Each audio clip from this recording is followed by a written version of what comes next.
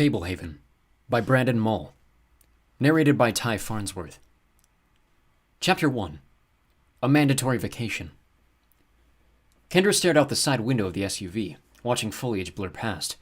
When the flurry of motion became too much, she looked up ahead and fixed her gaze on a particular tree, following it as it slowly approached, streaked past, and then gradually receded behind her.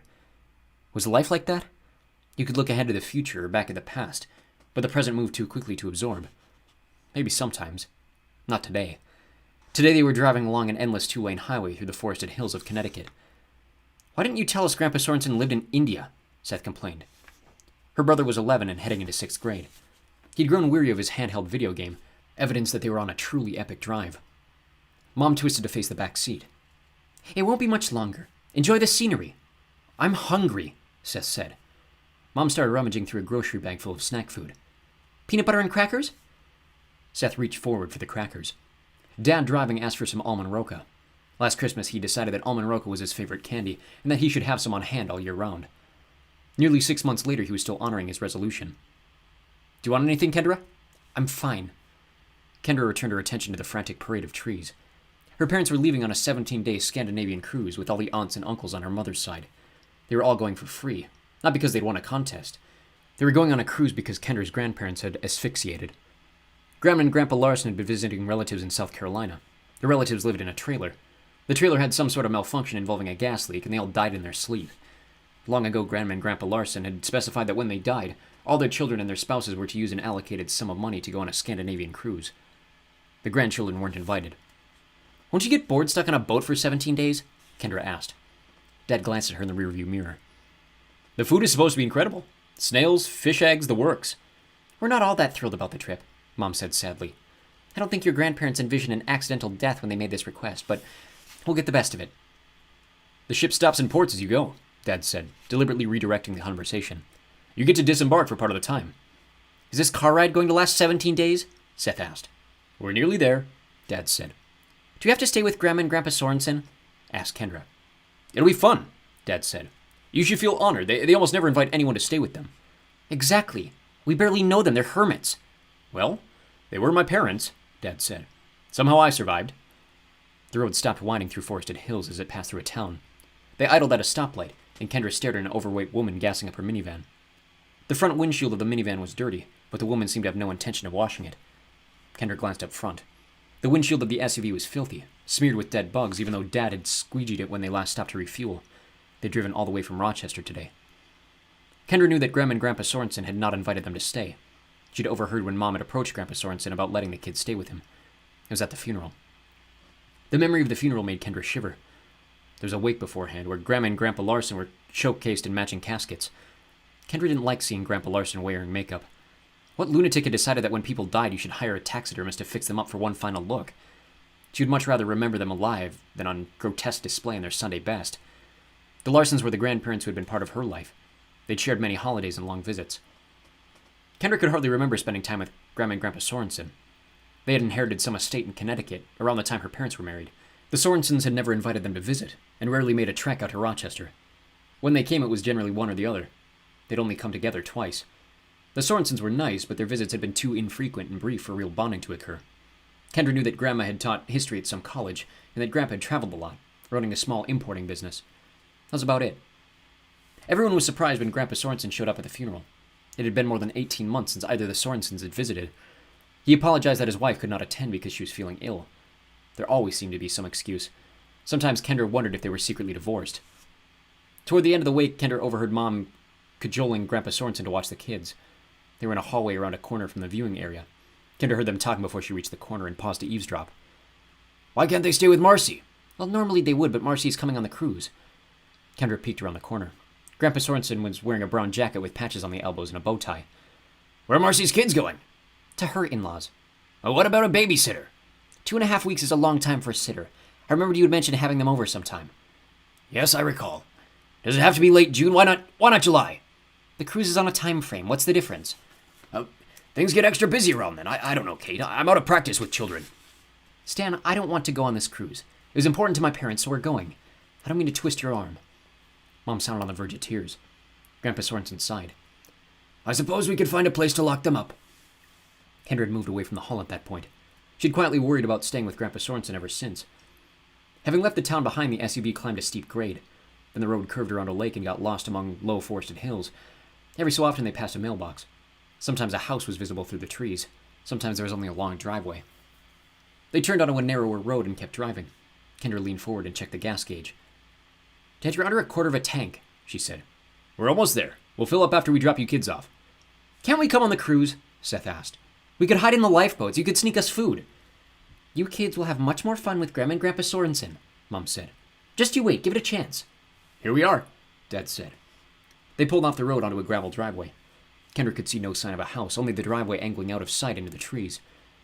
Tires crunching over the gravel, they passed several signs advertising that they were on private property. Other signs warded off trespassers. They came to a low metal gate that hung open but could be shut to prevent access. "This is the longest driveway in the world," Seth complained. The farther they advanced, the less conventional the signs became.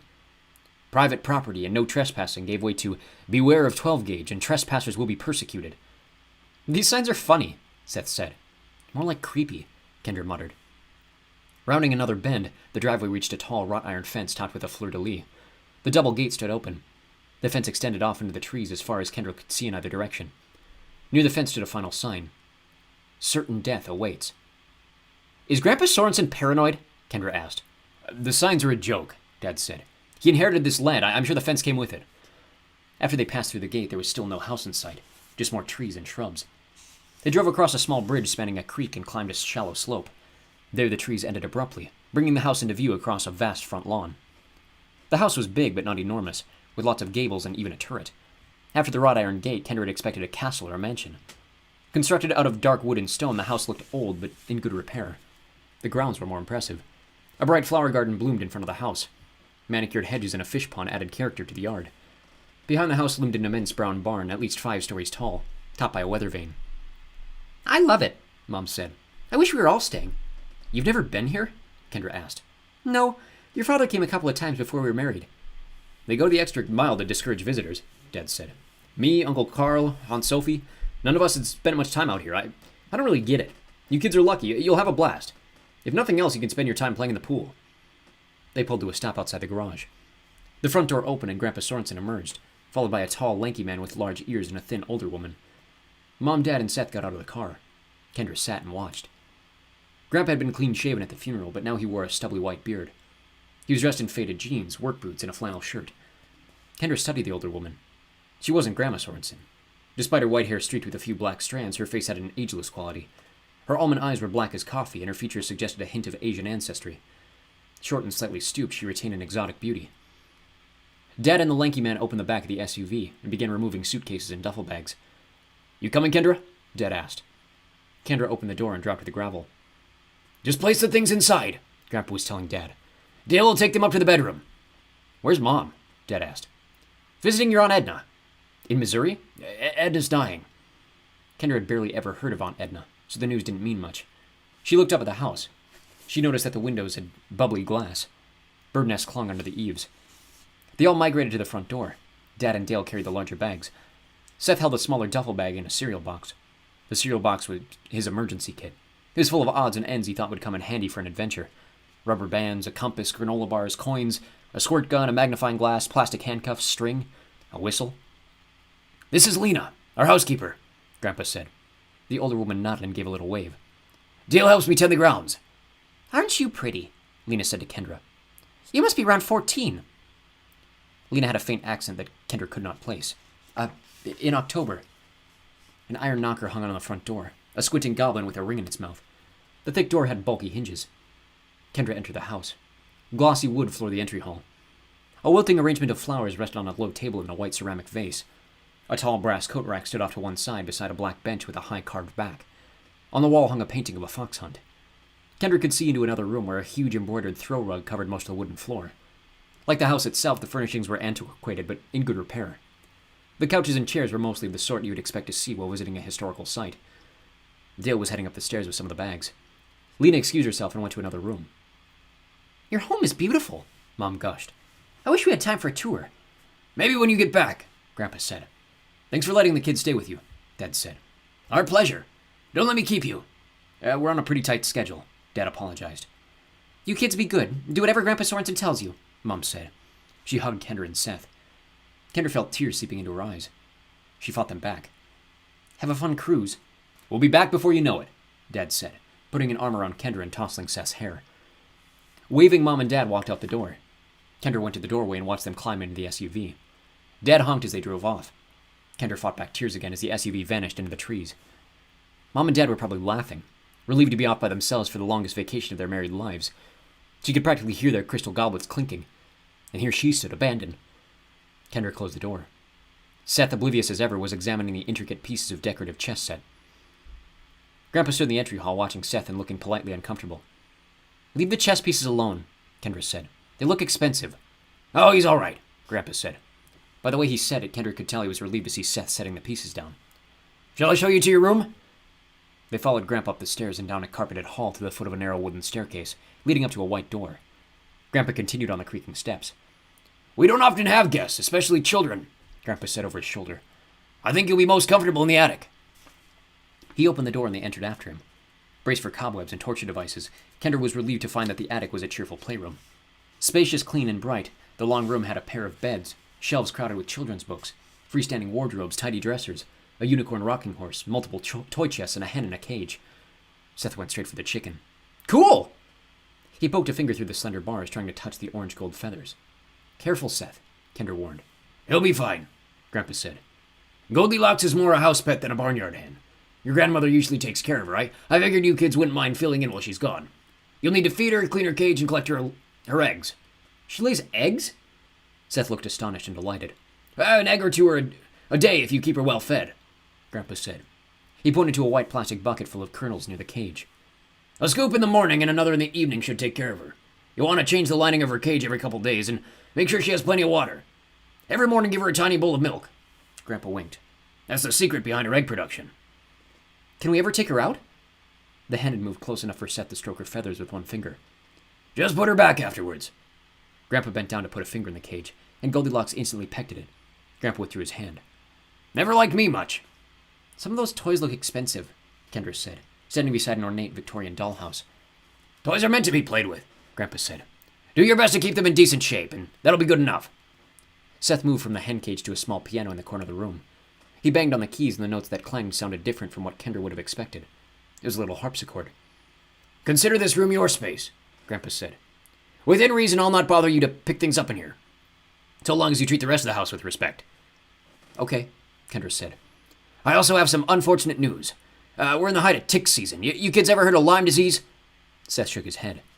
I think so, Kendra said. It was originally discovered in the town of Lyme, Connecticut, not too far from here. You catch it from tick bites. The woods are full of ticks this year. What does it do? Seth asked. Grandpa paused for a solemn moment. Starts out as a rash. Before long it can lead to arthritis, paralysis, and heart failure. Besides, disease or no, you don't want ticks burrowing into your skin and drinking your blood. You try to pull them off and the head detaches. Hard to get out. That's disgusting, Kendra exclaimed. Grandpa nodded grimly. They're so small you can hardly see them, at least until they fill up on blood. Then they swell to the size of a grape. Anyhow, point is you kids are not allowed to enter the woods under any circumstances. Stay on the lawn. Break that rule and your outdoor privileges will be revoked. We understand one another? Kendra and Seth nodded. You also need to keep out of the barn. Too many ladders and rusty old pieces of farm equipment. Same rules apply to the barn as apply to the woods. Set foot in there, you'll spend the rest of your stay in this room. Okay, Seth said, crossing the room to where a little easel stood on a paint-spattered tarp. A blank canvas rested on the easel. Additional blank canvases leaned against the wall nearby, besides shelves stocked with jars of paint. Can I paint? I'm telling you twice you have the run of this room, Grandpa said. Just try not to destroy it. I've many chores to attend to, so I may not be around much. There should be plenty of toys and hobbies here to keep you busy. What about a TV? Seth asked. No TV or radio, Grandpa replied. Rules of the house. If you need anything, Lena's never far. He indicated a purple cord hanging against the wall near one of the beds. Tug the cord if you need her. In fact, Lena will be up with your supper in a few minutes. Won't we eat together? Kendra asked. Some days. Right now I need to visit the East Hayfield. Might not be back until late. How much land do you own? Asked Seth. Grandpa smiled. More than my share. Let's leave it at that. I'll see you kids in the morning. He turned to leave and then paused, reaching into his coat pocket. Turning back, he handed Kendra a tiny key ring holding 3 miniature keys of varying sizes. Each of these keys fits something in this room. See if you can figure out what each unlocks. Grandpa Sorensen walked out of the room, closing the door behind him. Kendra listened as he descended the stairs. She stood at the door waiting, and then gently tried the handle. It turned slowly. She eased the door open, peered down the empty stairway, and then closed it. At least he hadn't locked them in. Seth had opened a toy chest and was examining the contents. The toys were old-fashioned but in excellent condition. Soldiers, dolls, puzzles, stuffed animals, wooden blocks. Kendra wandered over to a telescope by a window. She peered into the eyepiece, positioned the telescope to look through a window pane, and began twisting the focus knobs. She could improve the focus, but couldn't get it quite right. She stopped fiddling with the knobs and examined the window. The panes were made of bubbly glass like those in the front of the house. The images were being distorted before they reached the telescope. Unfastening a latch, Kendra pushed the window open. She had a good view of the forest east of the house, illuminated by the golden hues of the setting sun. Moving the telescope closer to the window, she spent some time mastering the knobs, bringing the leaves on the trees below into crisp focus. "Let me see," Seth said. He was standing beside her. "Pick up those toys first." A mess of toys lay piled near the open chest. "Grandpa said we can do whatever we want in here." "Yeah, without making it a disaster. You're already wrecking the place." "I'm playing. This is a playroom. Remember how Mom and Dad said we need to pick up after ourselves? Remember how Mom and Dad aren't here? I'll tell. How? Stick a note in a bottle? You won't even remember it by the time they get back." Kendra noticed a calendar on the wall. "I'll write it on the calendar." "Good. And I'll look through the telescope while you do that. This is the one thing in this room I was doing. Why don't you find something else?" "I didn't notice the telescope. Why don't you share? Don't Mom and Dad also tell us to share?" "Fine," Kendra said. "It's all yours, but I'm closing the window. Bugs are coming in." "Whatever." She shut the window. Seth looked into the eyepiece and started twisting the focus knobs. Kendra took a closer look at the calendar. It was from 1953. Each month was accompanied by an illustration of a fairyland palace. She turned the calendar to June. Today was June 11th.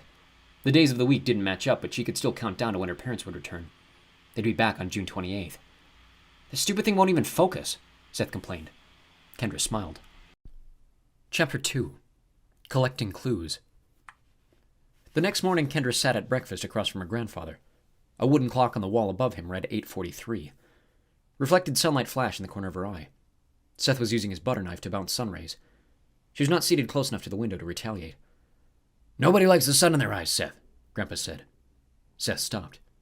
"Where's Dale?" he asked. "Dale and I got up a few hours ago. He's out working. I'm just here to keep you company on your first morning." Lena set a bowl in front of Seth and another in front of Kendra. "What's this?" Seth asked.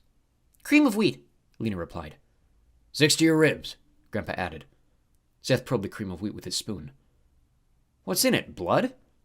"Berries from the garden and homemade raspberry preserves," Lena said, placing a platter on the table containing toast butter, a pitcher of milk, a bowl of sugar, and a bowl of jam. Kendra sampled the cream of wheat. It was delicious. The berries and raspberry preserves sweetened into perfection. "This is good," Seth said. "Just think, Dad is eating snails." "You kids remember the rules about the woods," Grandpa said. "And to stay out of the barn," Kendra said. "Good girl. There's a swimming pool out back that we got ready for you. All the chemicals are balanced and whatnot. There are gardens to explore. You can always play in your room. Just respect the rules and we'll get along fine."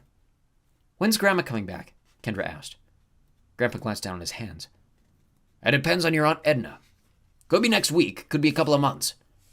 "Good thing Grandma got over her illness," Kendra said. "Illness?" "The one that was keeping her from the funeral." Right. Yeah. She was still a little under the weather when she left for Missouri." Grandpa was acting a little peculiar. Kendra wondered if he was uncomfortable around children. "I'm sad we missed her," Kendra said. "She's sorry, too. Well, I better be off." Grandpa hadn't eaten anything.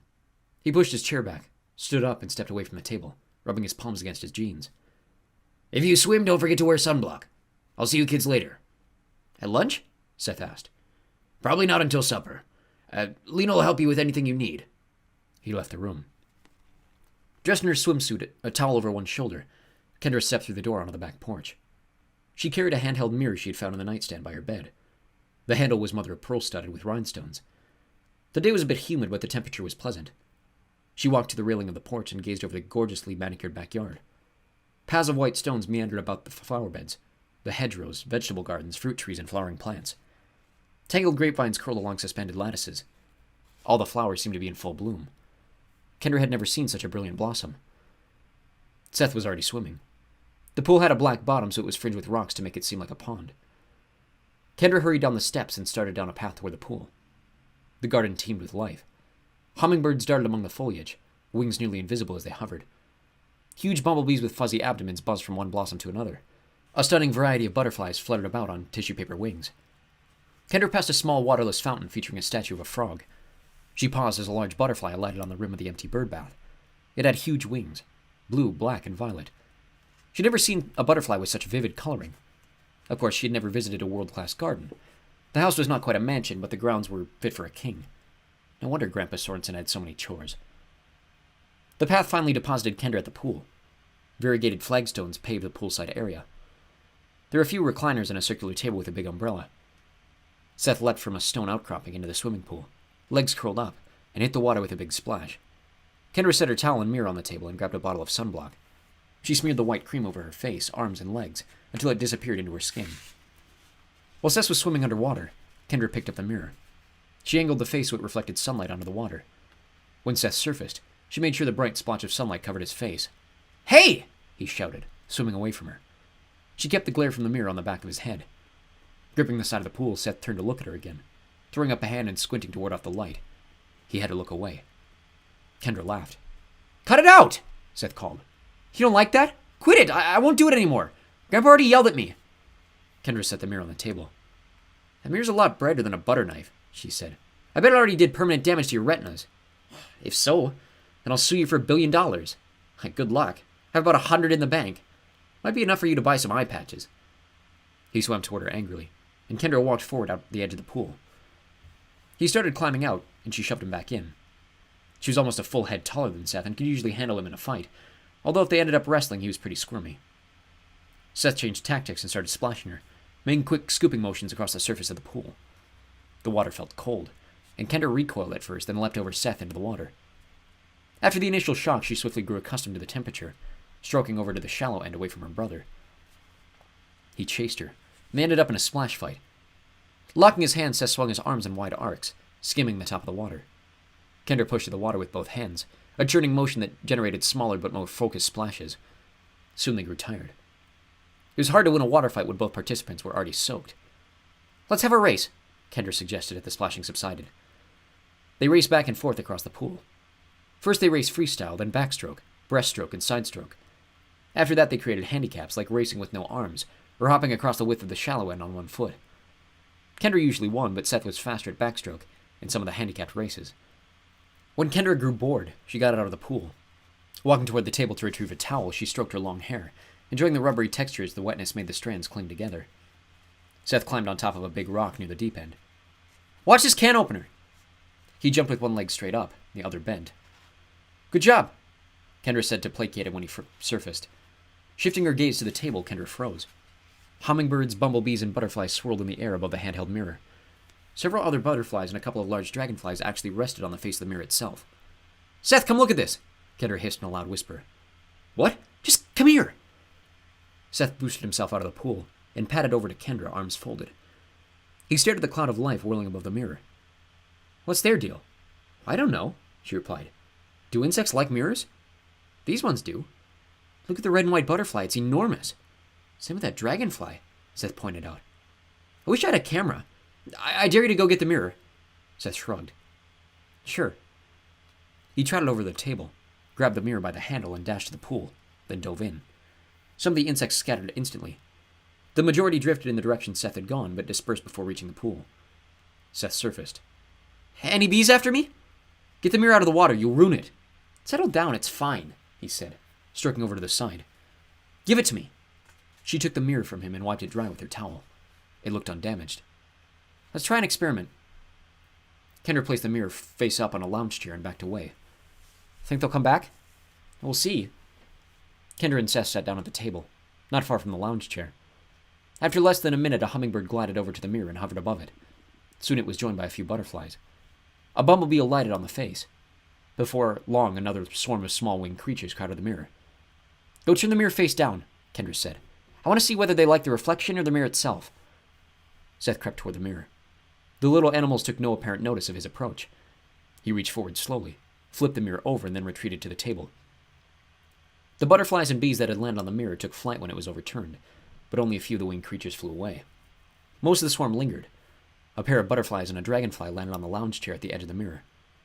Taking flight, they flipped the mirror over, nearly sliding it off the chair in the process. With the reflective surface showing again, the swarm pressed close. Several of the creatures landed on the face. "Did you see that?" Kendra asked. "It was weird," Seth said. "How could they be strong enough to lift it?" "Well, there were a few of them. Want me to flip it again?" "No, I'm scared the mirror will fall off and break." "Okay." He draped the towel over his shoulder. "I'm going to go change. Would you take the mirror?" "Fine, but I'm running. I don't want to get stung." Seth moved toward the mirror slowly, snatched it, and ran off in the garden toward the house. Part of the swarm gave lazy pursuit before scattering. Kendra wrapped the towel about her waist, picked up the sunblock Seth left behind, and started toward the house. When Kendra reached the attic playroom, Seth was dressed in jeans and a long-sleeved camouflage shirt. He picked up the cereal box that served as his emergency survival kit and headed for the door. "Where are you going?" "None of your business, unless you want to come." "How will I know whether I want to come if you don't tell me where you're going?" Seth gave her a measuring stare. "Promise to keep it a secret?" "Let me guess. Into the woods?" "Want to come?" "You'll get Lyme disease," Kendra warned. "Whatever. Ticks are everywhere, same with poison ivy. If people let that stop them, nobody would ever go anywhere." "But Grandpa Sorensen doesn't want us in the woods," she protested. "Grandpa isn't going to be around all day. Nobody'll know unless you blab." "Don't do this. Grandpa's been nice to us. We should obey him." "You're about as brave as a bucket of sand. What's so brave about disobeying Grandpa? So you're not coming?" Kendra hesitated. "No." "Will you tell on me? If they ask where you are, I won't be long." Seth walked out the door. She heard him tromp down the stairs. Kendra crossed to the nightstand. The handheld mirror rested on it beside the ring with the 3 tiny keys. She spent a long time the night before trying to find what the keys fit. The biggest key opened a jewelry box in the dresser that was full of costume jewelry. Fake diamond necklaces, pearl earrings, emerald pendants, sapphire rings, and ruby bracelets. She'd not yet discovered what the other 2 opened. She picked up the keys. They were all small. The smallest was no longer than a thumbtack. Where could she find such a minuscule keyhole? The night before, she had spent most of her time on drawers and toy chests. Some of the drawers had keyholes, but they were already unlocked, and the keys didn't fit. Same with the toy chests. The Victorian dollhouse caught her attention. What better place to find tiny keyholes than inside a little house? She unlatched the clasp and opened it, revealing 2 floors and several rooms full of miniature furniture. 5 doll people lived in the house. A father, a mother, a son, a daughter, and a baby.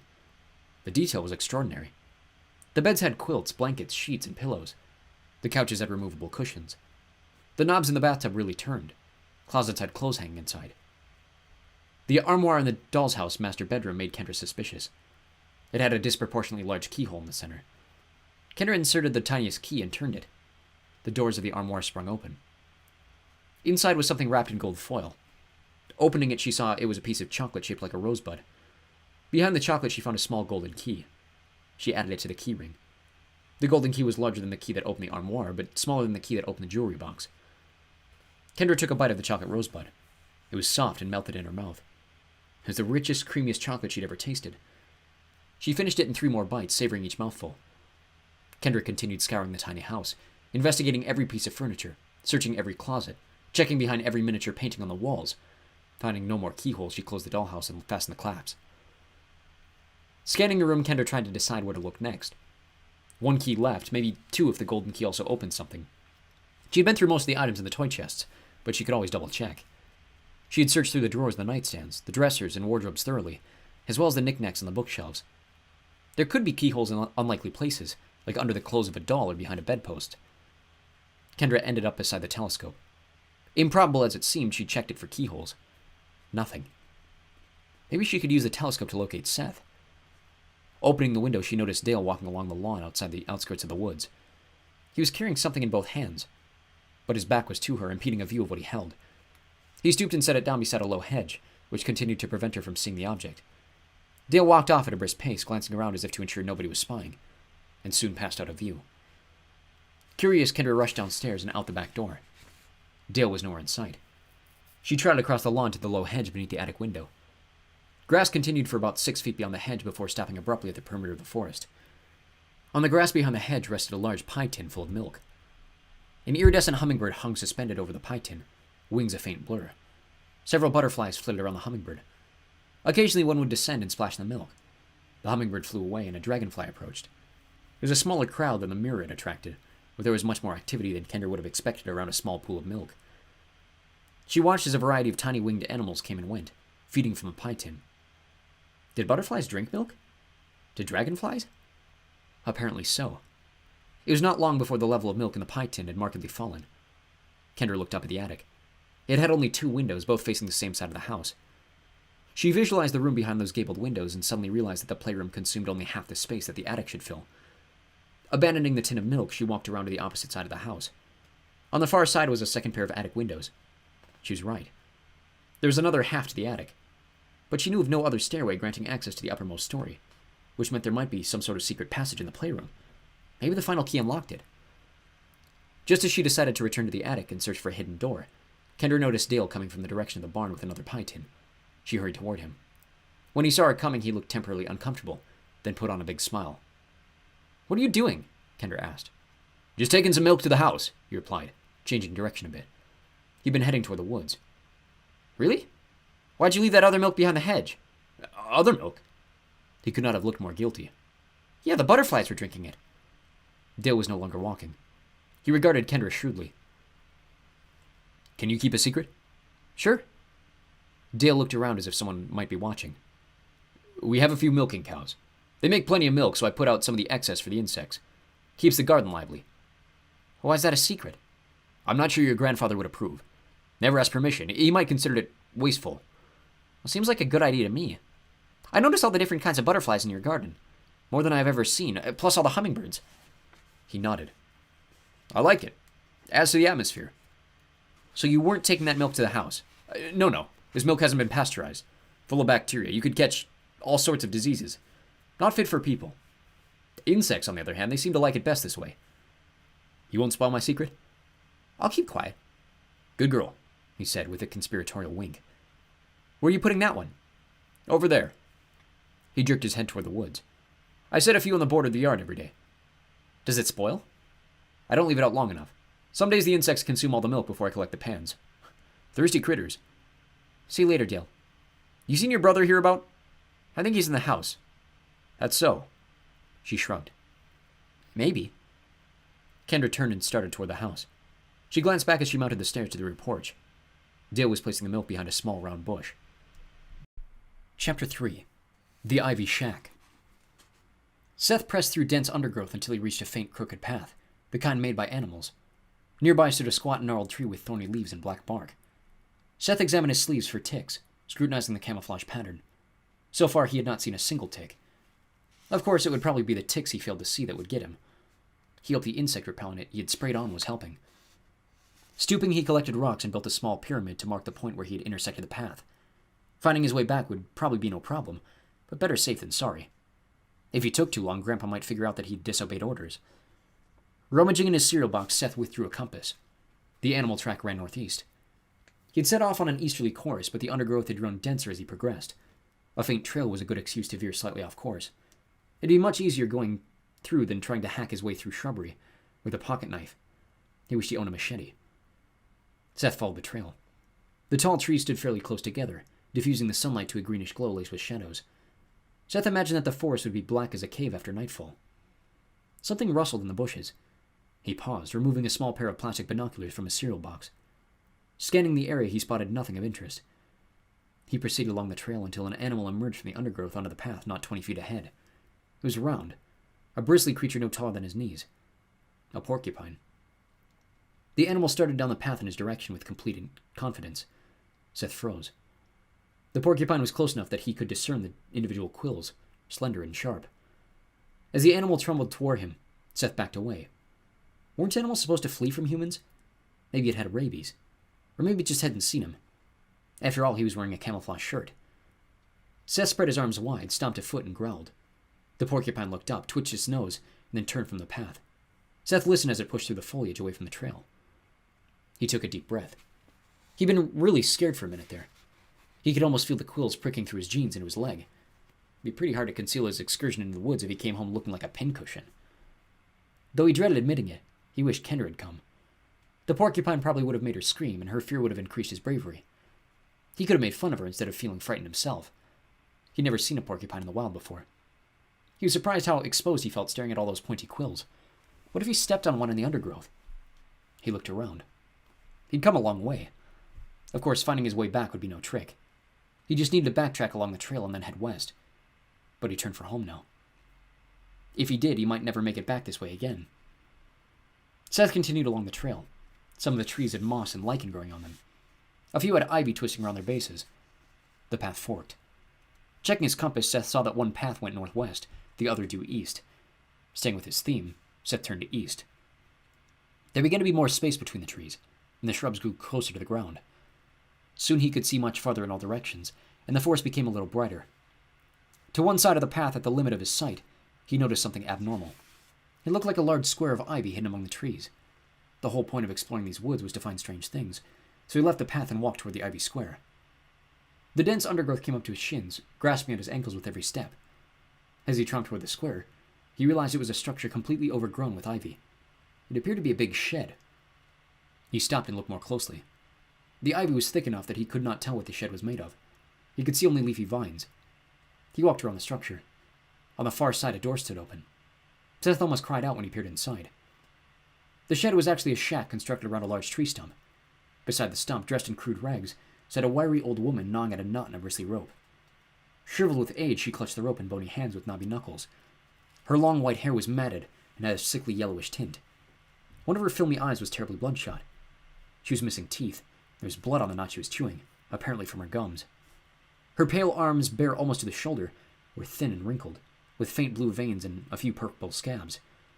When the woman saw Seth, she dropped the rope immediately, wiping pink saliva from the corners of her meager lips. Supporting herself against the stump, she stood up. He noticed her long feet, the color of ivory, peppered with insect bites.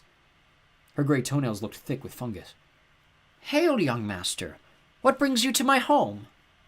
Her voice was incongruently melodious and smooth. For a moment, Seth could only stare.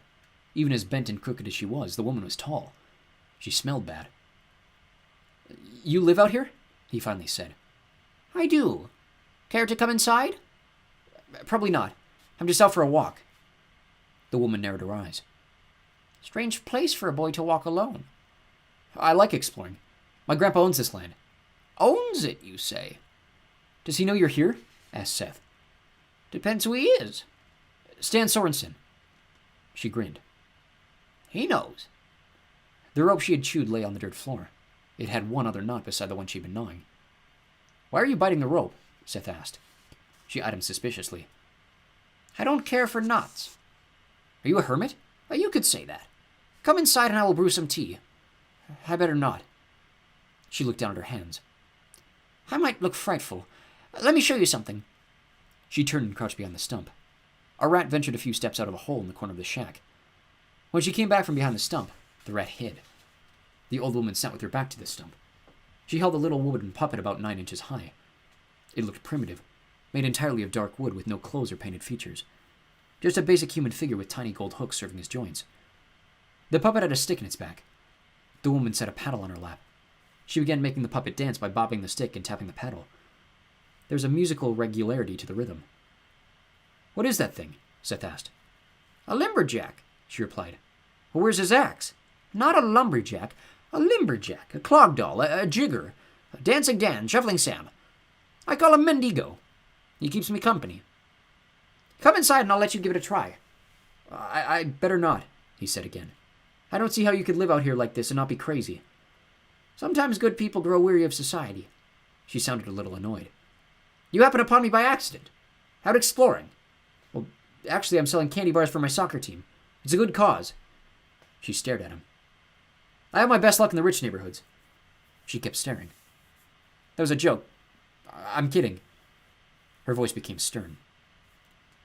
"You are an impudent young man, and you live with a tree stump." She gave him a measuring glare. "Very well, my arrogant young adventurer. Why not test your courage? Every explorer deserves a chance to prove his mettle." The old woman withdrew into the shack and crouched behind the stump again. She returned to the doorway holding a crude, narrow box made of splintered wood, wire, and long jutting nails. "What's that?" "Place your hand inside the box to prove your valor and earn a reward." "I'd rather play with the creepy puppet." "Just reach inside the box and touch the back of the box." She shook it, and it rattled a bit. The box was long enough that he would have to reach into his elbow in order to touch the back. "Are you a witch?" "A man with a brave tongue should support his words with courageous actions." "It seems like something a witch would do." "Stand by your loose words, young man, or you may not have a pleasant journey home." Seth backed away, watching her closely. I better get going. Have fun eating your rope. She clucked her tongue. Such insolence! Her voice remained soothing and calm, but now held a menacing undertone. Why not step inside and have some tea? Next time. Seth moved around the shack, not taking his eyes from the ragged woman in the doorway. She made no move to pursue him. Before he moved out of her sight, the woman raised an arthritic hand with middle fingers crossed, and the others bent awkwardly. Eyes half shut, she appeared to be murmuring something. Then she was out of view. On the far side of the shack, Seth plunged through the tangled undergrowth back to the path, glancing over his shoulder all the way. The woman was not chasing him. Just looking back at the ivory-colored shack made him shiver. The old hag looked so wretched and smelled so foul. There was no way he was sticking his hand in her weird box. After she had offered the challenge, all he could think about was learning in school how shark teeth angled inward so fish could swim in but not out. He imagined the homemade box was probably full of nails, or broken glass set at a cruel angle for a similar purpose. Even though the woman was not following him, Seth felt unsafe. Compass in hand, he hurried along the path toward home. Without warning, something struck him on the ear, barely hard enough to sting. A pebble the size of a thimble dropped to the path at his feet. Seth whirled. Somebody had thrown the little stone at him, but he saw nobody. Could the old woman be stealthily following him? She probably knew the woods really well. Another small object bounced off the back of his neck. It was not as hard or heavy as a stone. Turning, he saw another acorn whistling toward him, and he ducked. The acorns and the pebbles had come at him from opposite sides of the path. What was going on? From above came the sound of wood splintering, and a huge limb fell across the path behind him. A few leaves and twigs swishing against him as it passed. If Seth had been standing 2 or 3 yards back along the path, a branch thicker than his leg would have clubbed him on the head. One look at the heavy limb, and Seth took off down the path at a full sprint. He seemed to hear rustling sounds coming from the shrubbery on either side of the scant trail, but did not slow down to investigate. Something caught a firm hold on his ankle, sending him tumbling to the ground. Sprawled on his belly, a cut in one hand, dirt in his mouth, he heard something rustling through the foliage behind him, and a strange sound that was either laughter or running water. A dry branch snapped like a gunshot. Not looking back for fear of what he might see, Seth scrambled to his feet and dashed along the path. Whatever had tripped him had not been a root or a stone. It had felt like a strong cord stretched across the trail. A tripwire. He had noticed no such trap previously on the path, but there was no way the old woman could have done it, even if she had started running the moment he'd passed out of her view. Seth raced past the place where the trail forked and sprinted back the way he'd come. He scanned the trail ahead for wires or other traps. His breathing became labored, but he did not slow down. The air felt hotter and more humid than it had all day. Sweat began to dampen his forehead and drip down the sides of his face. Seth remained alert for the little pyramid of rocks that would mark where he should leave the path. When he reached a gnarled little tree with black bark and thorny leaves, he halted. He remembered the tree. He noticed it when he intersected the path. Using the tree as a reference, he found the spot where he had built the pyramid of rocks, but the rocks were gone. Leaves crunched behind him off to one side of the trail. Seth glanced at his compass to confirm that he was heading west and ran to the woods. He'd walked this way at a leisurely pace, examining toadstools and unusual rocks as he went. Now he tore through the forest at full speed, undergrowth clawing at his legs, branches whipping against his face and chest. Finally, panting, the energy of his panic wearing thin, he glimpsed the house up ahead through the trees. The sounds of pursuit had dwindled to nothing. As he stepped out into the yard under the sun, Seth wondered how much of what he'd heard had actually been something chasing him, and how much had been invented by his flustered imagination. The wall opposite the windows in the playroom held several rows of bookshelves. The door to the stairs was built into that wall, and one of the bulky freestanding wardrobes was backed up against it. Kendra held a blue book with golden letters. The title was Journal of Secrets. The book was held shut by 3 sturdy clasps, each with a keyhole. The remaining key Grandpa Sorensen had given her fit none of the keyholes, but the gold key she had found in the dollhouse armoire fit the bottom one, so one of the clamps was unlocked. She had found the book while searching the bookshelves for a trigger to a secret passage. Using a stool, Kendra had reached even the highest shelves, but so far the search had been in vain. There's no sign of a secret door. When she noticed a locked book with an intriguing title, she'd quit the search in order to test her keys. With the bottom clasp unlocked, Kendra tried to pry up the corner of the book and get a peek, but the cover was solid and the binding firm. She needed to find the other keys. She heard somebody stampeding up the stairs and knew it could only be one person. Hurriedly, she shoved the book and pocketed the keys. She didn't want her nosy brother interfering with her puzzle. Seth charged through the door and slammed it behind him. He was flushed and breathing hard. Dirt smeared the knees of his jeans. His face was smudged with sweat and grime. You should have come, he sighed, flopping onto his bed. You're getting the bedspread filthy. It was freaky, he said. It was so cool. What happened? I found this path in the woods and met this weird old lady who lived in a shack. I think she's a witch. A real one. Whatever. He rolled over and looked at her. I'm serious. You should have seen her. She was a mess. So are you. No, like all scabby and gross. She was biting an old rope. She tried to make me stick my hand in some box. Did you? No way. I took off. But she chased me or something. She threw rocks at me and knocked down this big branch. It could have killed me. You must be pretty bored. I'm not lying. I'll ask Grandpa Sorensen if he has any homeless people living in his woods, Kendra said.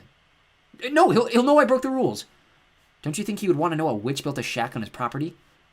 She acted like she knew him. I went pretty far. Maybe I was off his property. I doubt it. I think he owns everything for a long ways. Seth leaned back, lacing his fingers behind his head. You should come visit her with me. I could find my way back. Are you nuts? She tried to kill you. We should spy on her, find out what she's up to. If there really is a weird old lady living in the woods, you should tell Grandpa so we can call the police. Seth sat up. Okay, never mind, I made it up. Feel better? Kendra narrowed her eyes. I found something else cool, Seth said. Have you seen the treehouse? No. Want me to show you? Is it in the yard? Yeah, on the edge. Okay. Kendra followed Seth outside across the lawn. Sure enough, in the corner of the yard opposite the barn, there was a light blue playhouse up in a thick tree. It was situated on the back side of the tree, making it hard to see for most of the yard. The paint was peeling a little, but the little house had shingles on the roof and curtains in the window. Boards had been nailed into the tree to form a ladder. Seth went up first. The rungs led up to a trap door, which he pushed open. Kendra climbed up after him. Inside, the treehouse felt bigger than it looked from the ground. There was a little table with 4 chairs. The pieces to a jigsaw puzzle were spread out on the table. Only a couple had been fit together. See? Not bad, Seth said. I started that puzzle. It's beautiful. You must be gifted. I didn't work on it long. Did you even find the corners? No. It's the first thing you do. She sat down and started looking for corner pieces. Seth took a seat and helped. You never liked puzzles, Kendra said. It was more fun doing them in a treehouse. If you say so. Seth found a corner piece and set it aside. Think Grandpa will let me move in here? You're a weirdo. I'd only need a sleeping bag, he said. You'd get freaked out once it was late. No way. The witch might come to get you. Instead of responding, he started looking more intently for the other corner pieces. Kendra could tell the comment had gotten to him. She decided not to tease him any further. The fact that he seemed scared of the lady he had met in the woods legitimized his story a lot. Seth had never scared easily. This was the kid who had jumped off the roof under the misguided assumption that a garbage bag would work like a parachute. The kid who had put the head of a live snake in his mouth on a dare. They found the corners and finished most of the perimeter of the puzzle by the time they heard Lena calling them for dinner. Chapter 4. The Hidden Pond. Rain pattered endlessly against the roof. Kendra had never heard such a noisy downpour. Then again, she had never been in an attic during a rainstorm. There was something relaxing about the steady drumming, so constant that it almost became inaudible without ever decreasing in volume. Standing at the window beside the telescope, she watched the deluge. The rain fell straight and hard. There was no wind, just layer upon layer of streaking droplets, blurring into a gray haze in the distance. The gutter below her was about to overflow. Seth sat on a stool in the corner, painting. Lena had been creating paint-by-numbers canvases for him, sketching them with expert speed, customizing each image to his specifications. The current project was a dragon battling a knight on horseback amid a fuming wasteland. Lena had outlined the images in considerable detail, including subtleties of light and shade so that the finished products looked quite accomplished. She had taught Seth how to mix paint and given him samples of which hue corresponded to each number. For the current painting, she had incorporated more than 90 different shades. Kendra had rarely seen Seth demonstrate as much diligence as he did on the paintings.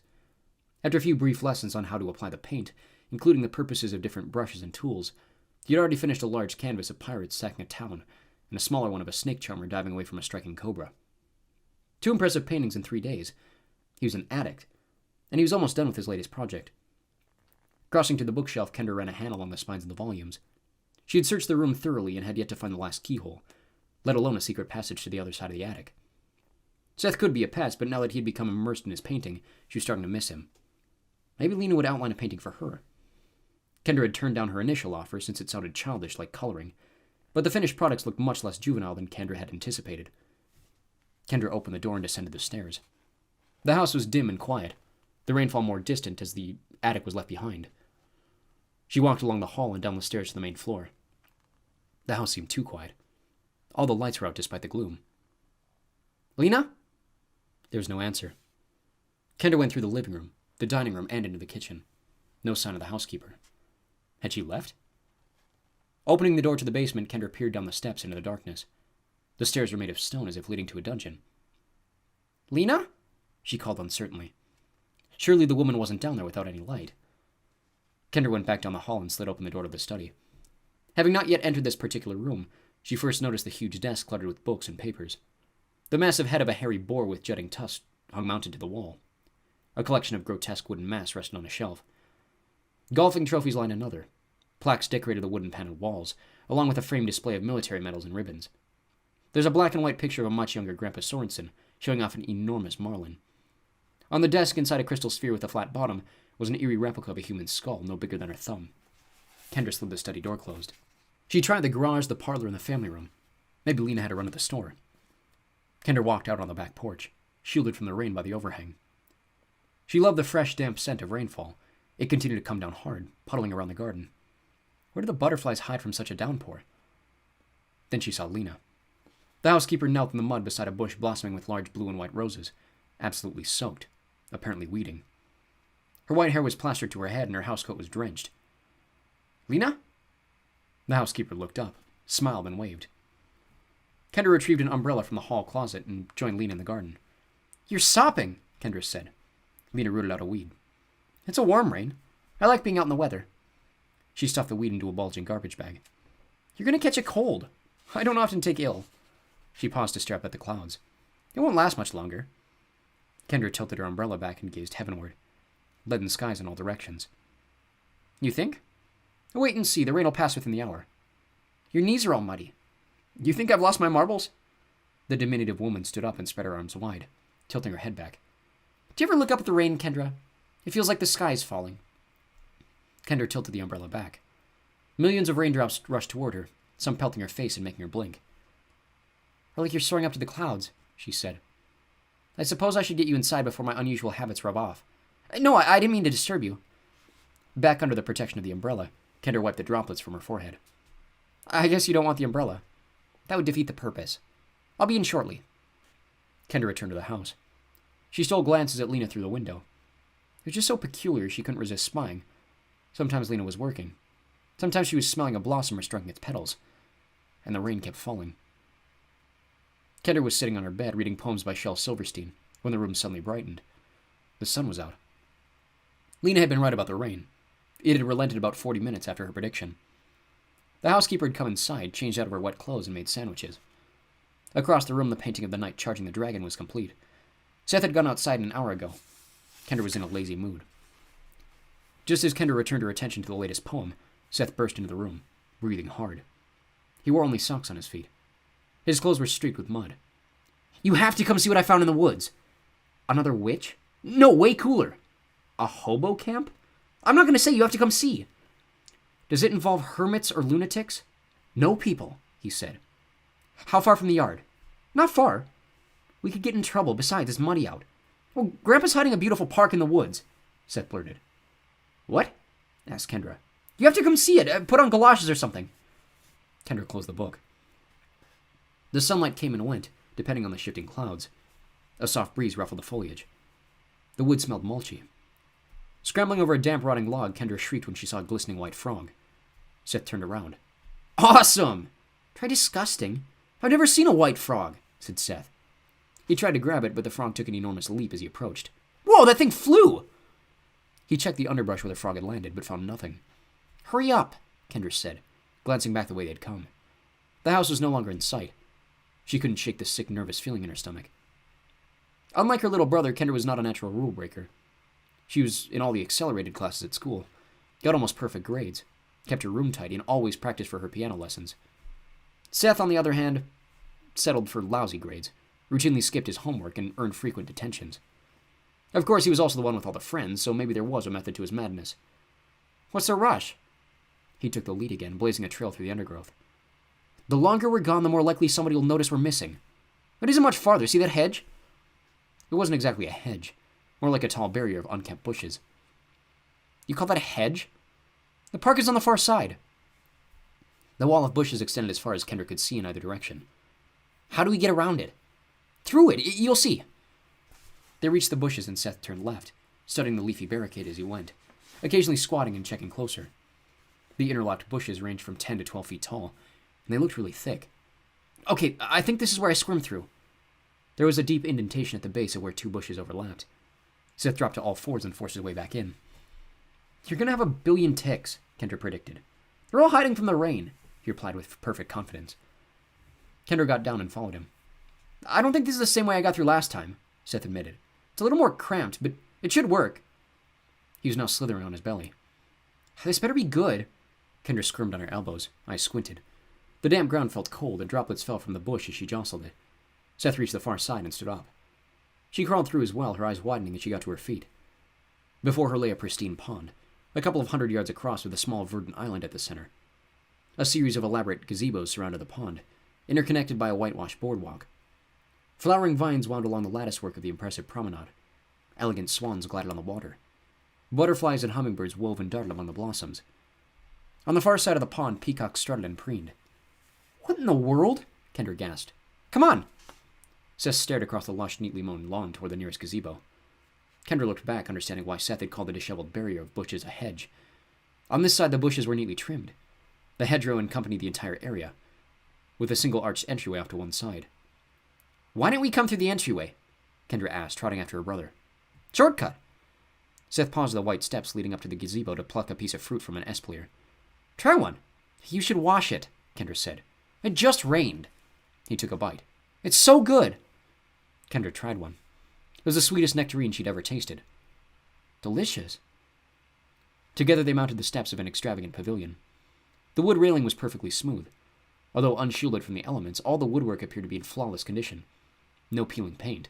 No cracks. No splinters. The gazebo was furnished with white wicker love seats and chairs. In some place, the ubiquitous vines had been woven into living wreaths and other fanciful patterns. A bright parrot sat on a high perch staring down at them. Look at the parrot! Kendra exclaimed. Last time I saw some monkeys, Seth said. Little guys with long arms. They were swinging all over the place.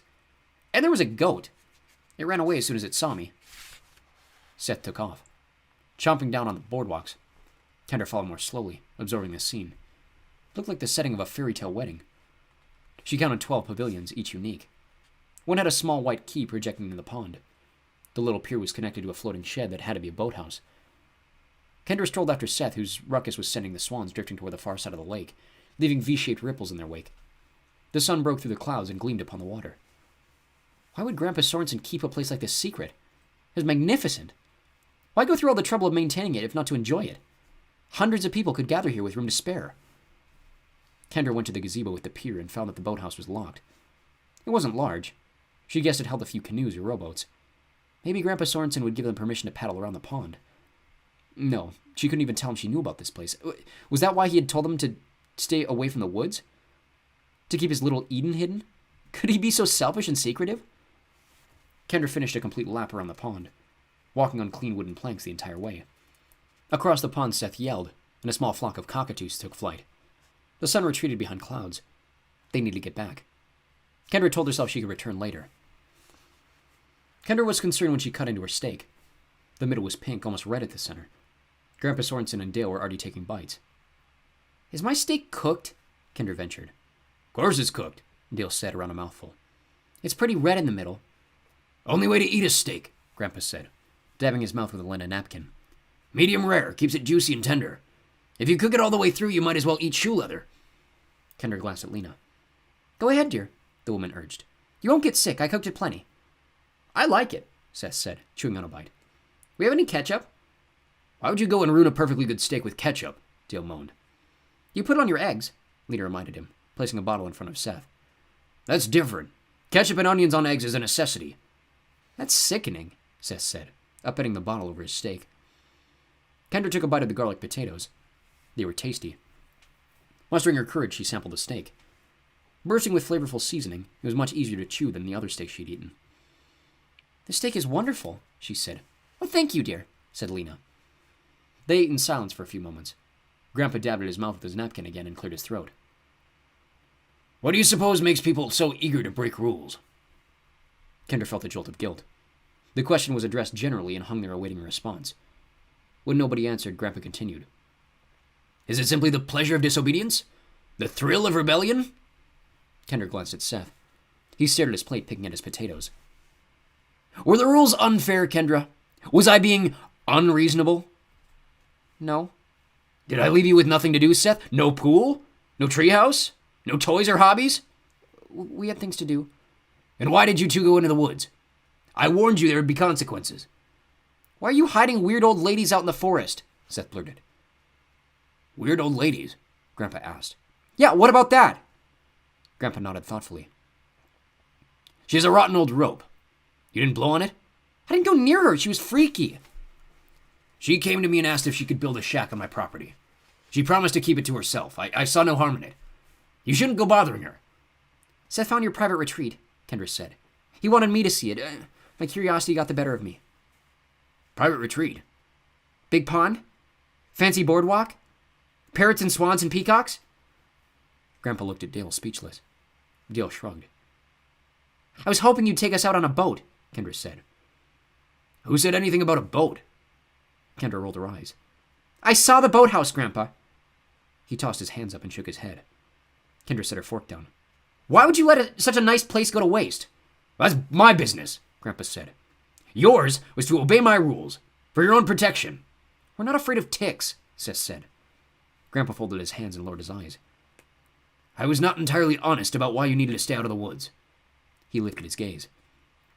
On my land, I provide refuge for some dangerous animals, many of them endangered. That includes poisonous snakes, toads, spiders, and scorpions, along with bigger game. Wolves, apes, panthers. I use chemicals and other controls to keep them away from the yard, but the woods are extremely hazardous, particularly the island in the center of the lake. It's deliberately infested with inland taipans, also called fierce snakes, the deadliest serpent known to man. Why didn't you warn us? Kendra asked. My preserve is a secret. I have all the necessary licenses, but if my neighbors complained, those could be revoked. You must not tell a soul, not even your parents. We saw a white frog, Seth said breathlessly. Was that poisonous? Grandpa nodded. Quite lethal. In Central America, the indigenous people used to use them to fashion poison darts. Seth tried to catch it. Had he succeeded, Grandpa said gravely, he'd be dead. Seth swallowed. I'll never go into the woods again. Yeah, I trust you won't, Grandpa said. All the same, a rule is of no value unless the punishment is enforced. You'll have to stay in your room for the rest of your stay. What? Seth said. But you lied to us. Being afraid of ticks is a lame reason to stay out of the woods. I just thought you were treating us like babies. You should have brought those concerns to me, Grandpa said. Was I unclear about the rules or the consequences? You were unclear about the reasons, Seth said. That is my right. I'm your grandfather. And this is my property. Yeah, but I'm your grandson. You should tell me the truth. You're not setting a very good example. Kendra tried not to laugh. Seth was in lawyer mode. He always tried to maneuver out of trouble with their parents. Sometimes he made some pretty good points. What do you think, Kendra? Grandpa asked. She had not expected him to solicit her opinion. She tried to collect her thoughts. Well, I agree that you didn't tell us the whole truth. No way would I have gone into the woods if I knew there would be dangerous animals. Me neither, Seth said. I made two simple rules. You understood them, and you broke them. Just because I chose not to share all my reasons for making the rules, you think you should escape punishment? Yes, Seth said. Just this once. That doesn't sound fair to me, Grandpa said. Unless the punishments are enforced, rules lose all their power. But we won't do it again, Seth said. We promise. Don't lock us up in the house for 2 weeks. Don't blame me, Grandpa said. You locked yourself up by disregarding the rules. Kendra, what do you think would be fair? Maybe you should give us a reduced punishment as a warning, then the full punishment if we mess up again. Reduced punishment, Grandpa mused. So you still pay a price for your disobedience, but you get one more chance. I might be able to live with that. Seth? It's better than the whole punishment. Well, that settles it. I'll reduce your sentence to a single day. You'll spend tomorrow confined in the attic, you can come down for meals, and you can use the bathroom. But that's all. Break any of my rules again, and you will not leave the attic until your parents come for you. For your own safety. Understood? Yes, sir, Kendra agreed. Seth nodded his agreement. Chapter 5. Journal of Secrets. Do you ever notice the keyhole on the belly of the unicorn? Seth asked. He was lying on the floor beside the fanciful rocking horse, hands laced behind his head. Kendra looked up from her painting. She'd asked Lena to create a paint by numbers to help her endure her incarceration. Kendra had wanted to paint the pavilions around the pond, and Lena had quickly sketched a scene with startling accuracy, as if the housekeeper had the place memorized. Seth declined to have another canvas prepped. Stuck in the attic or not, he was sick of painting. Keyhole? Weren't you looking for keyholes? Kendra got off her stool and crouched beside her brother. Sure enough, there was a tiny keyhole on the underside of the unicorn. She retrieved her keys from the nightstand drawer. The third key Grandpa Sorensen had given her did the trick. A small hatch swung open. Out fell several rose-shaped chocolates wrapped in gold foil, identical to the one she had found in the miniature armoire. What are those? Seth asked. Soap, Kendra said. Kendra reached up the hatch and felt around inside the hollow rocking horse. She found a few more rosebud chocolates and a tiny golden key like the one from the armoire. The second key to the locked journal. They look like candy, Seth said, snatching one of the 10 chocolates. Have one, they're perfumed. You'll smell pretty. He unwrapped it. A funny color for soap. Smells a lot like chocolate. He popped the whole thing in his mouth. His eyebrows shot up. Holy cow, this is good! Since you found the keyhole, how about we split them 50-50? She was a little worried he would eat all of them otherwise. Sounds fair, he said, grabbing 4 more. Kendra placed her 5 chocolates in the nightstand drawer and retrieved the locked book. As she expected, the second gold key unlocked another clasp. Where could the third one be? She slapped her forehead. The first 2 had been hidden inside things other keys had opened. The other one must be in the jewelry box. Opening the jewelry box, she rummaged through the compartments of glittering pendants, brooches, and rings. Sure enough, disguised on a charm bracelet, she found a tiny golden key matching the other 2. Kendra eagerly crossed the room and inserted the key into the final lock of the Journal of Secrets. The final clasp unlatched and she opened the book. The first page was blank. So was the second. She thumbed quickly through the pages. The whole book was blank. Just an empty journal. Was Grandpa Sorensen trying to encourage her to keep a diary? But the whole game with the keys had been so sneaky. Maybe there was a trick to this as well. A hidden message. Disappearing ink or something. What was the trick with disappearing ink? Spray it with lemon juice and hold it up to a light? Something like that. And there was another trick where you rubbed gently with a pencil and a message appeared. Or maybe something even more devious. Kendra surveyed the journal more carefully, hunting for clues. She held a few pages up against the window to see if the light would betray hidden watermarks or other mysterious evidence. What are you doing? Seth asked. He had only 1 chocolate rosebud left. She would need to hide her chocolates someplace more secure than the nightstand drawer. She held up the final page. The light revealed nothing. Practicing for my audition in the insane asylum. I bet you'll win first prize, he teased. Unless they say your face, she retorted. Seth went over and scooped some kernels for Goldilocks. She laid another egg. He opened the cage to retrieve it and stroked her soft feathers. Kendra plopped down on the bed, leafing through the last pages. Suddenly she stopped. There was writing on one of the final pages. Not really hidden, just tucked away in an unlikely spot.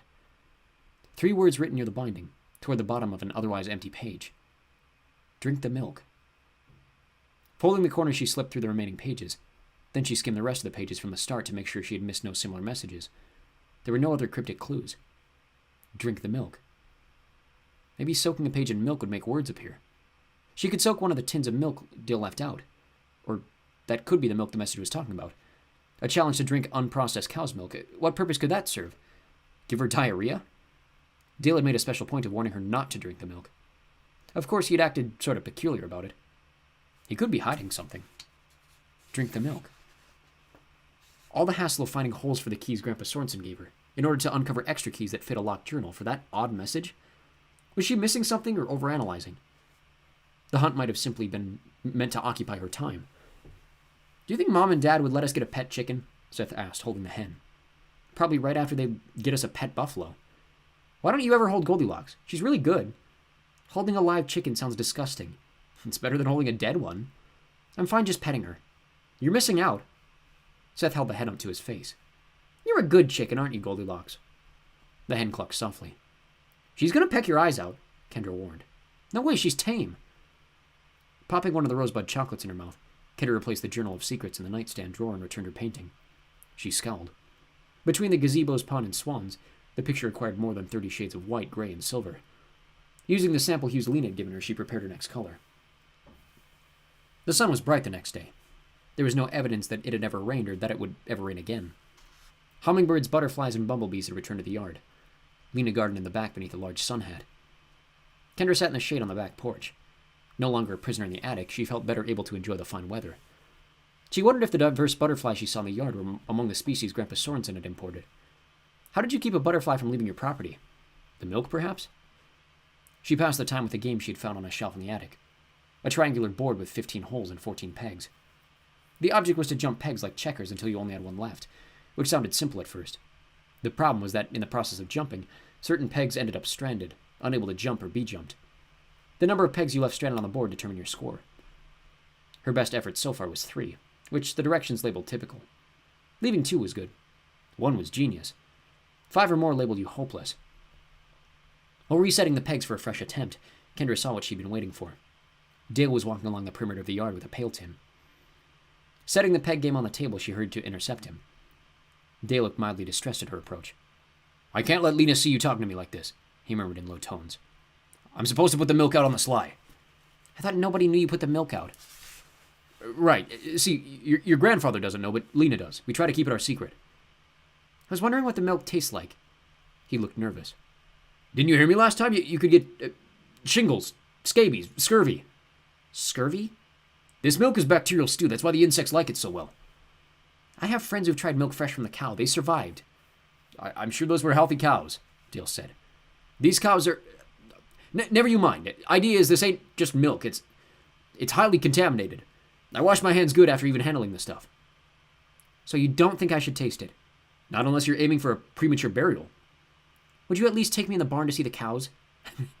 See the cows? That'd be breaking your grandfather's rules." "I thought the point was we might get hurt," Kendra said. "I'll be fine if you're with me." "Your grandfather's rules are your grandfather's rules. He has his reasons. I'm not about to go breaking them. Or bending them either." "No? Well, maybe if you let me see the cows, I'll keep your secret about putting out the milk." Now see, that's blackmail. I'll not stand for blackmail." "I wonder what Grandpa will say when I tell him at dinner tonight." "He'll say you ought to mind your own affairs. Now, with your leave, I have chores to do." She watched him walk away with the tin of milk. He surely acted defensive and strange. There was definitely some mystery surrounding the milk, but all the talk about bacteria made her reluctant to try it. She needed a guinea pig. Seth tried to flip off the boulder into the pool, but landed on his back. He could never quite make it all the way around. He surfaced and stroked to the side to try again. "Nice back flop," Kendra said, standing beside the pool. "That was one for the blooper reel." Seth climbed out of the water. "I'd like to see you do a better one. Where have you been?" "I found out a secret." "What?" "I can't explain, but I can show you." "Good as the lake?" "Not quite. Hurry up." Putting a towel over his shoulders, Seth strapped into his sandals. Kendra led him away from the pool through the garden to some flowering shrubs on the outskirts of the yard. Behind the plants lay a large pie tin full of milk, where a crowd of hummingbirds were feeding. "They drink milk?" he asked. "Yeah, but that isn't the point. Taste it." "Why?"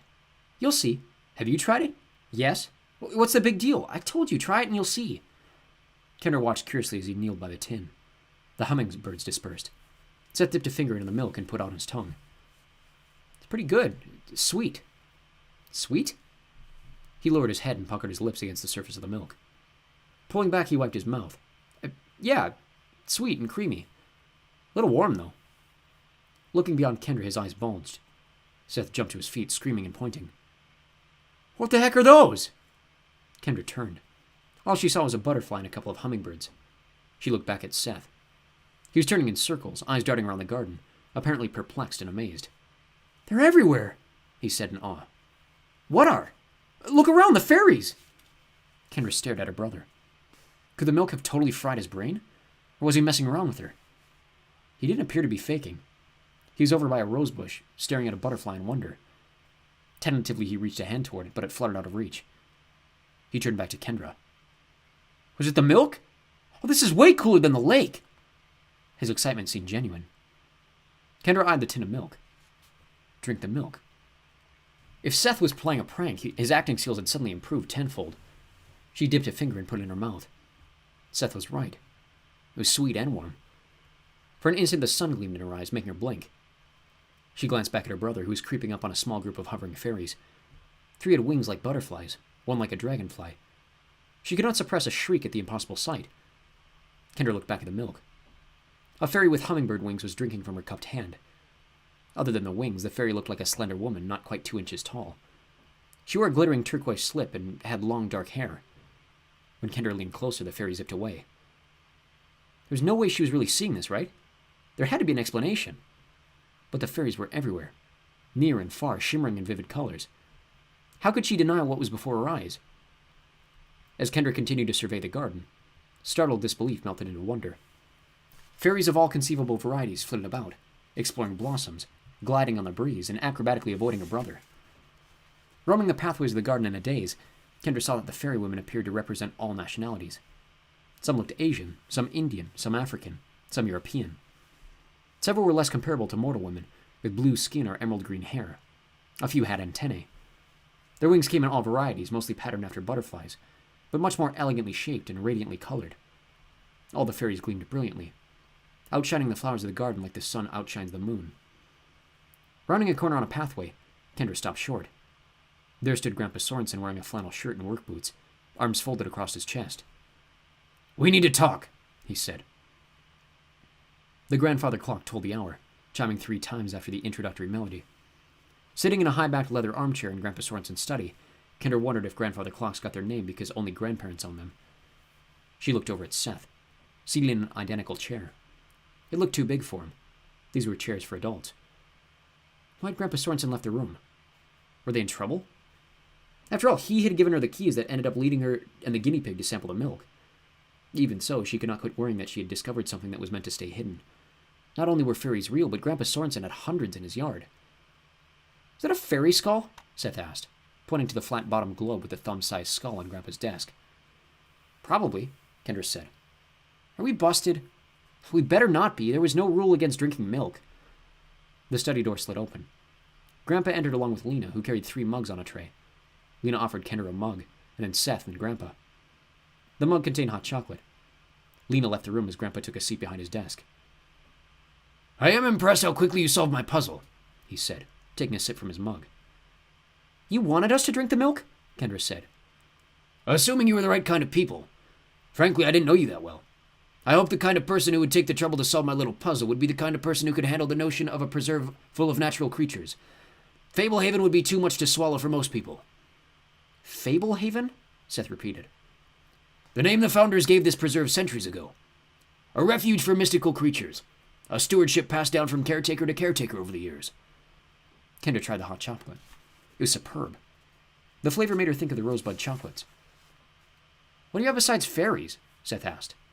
"Many beings, great and small, which is the true reason the woods are off limits. There are creatures out there much more perilous than venomous snakes or wild apes. Only certain orders of magical life forms are generally permitted in the yard.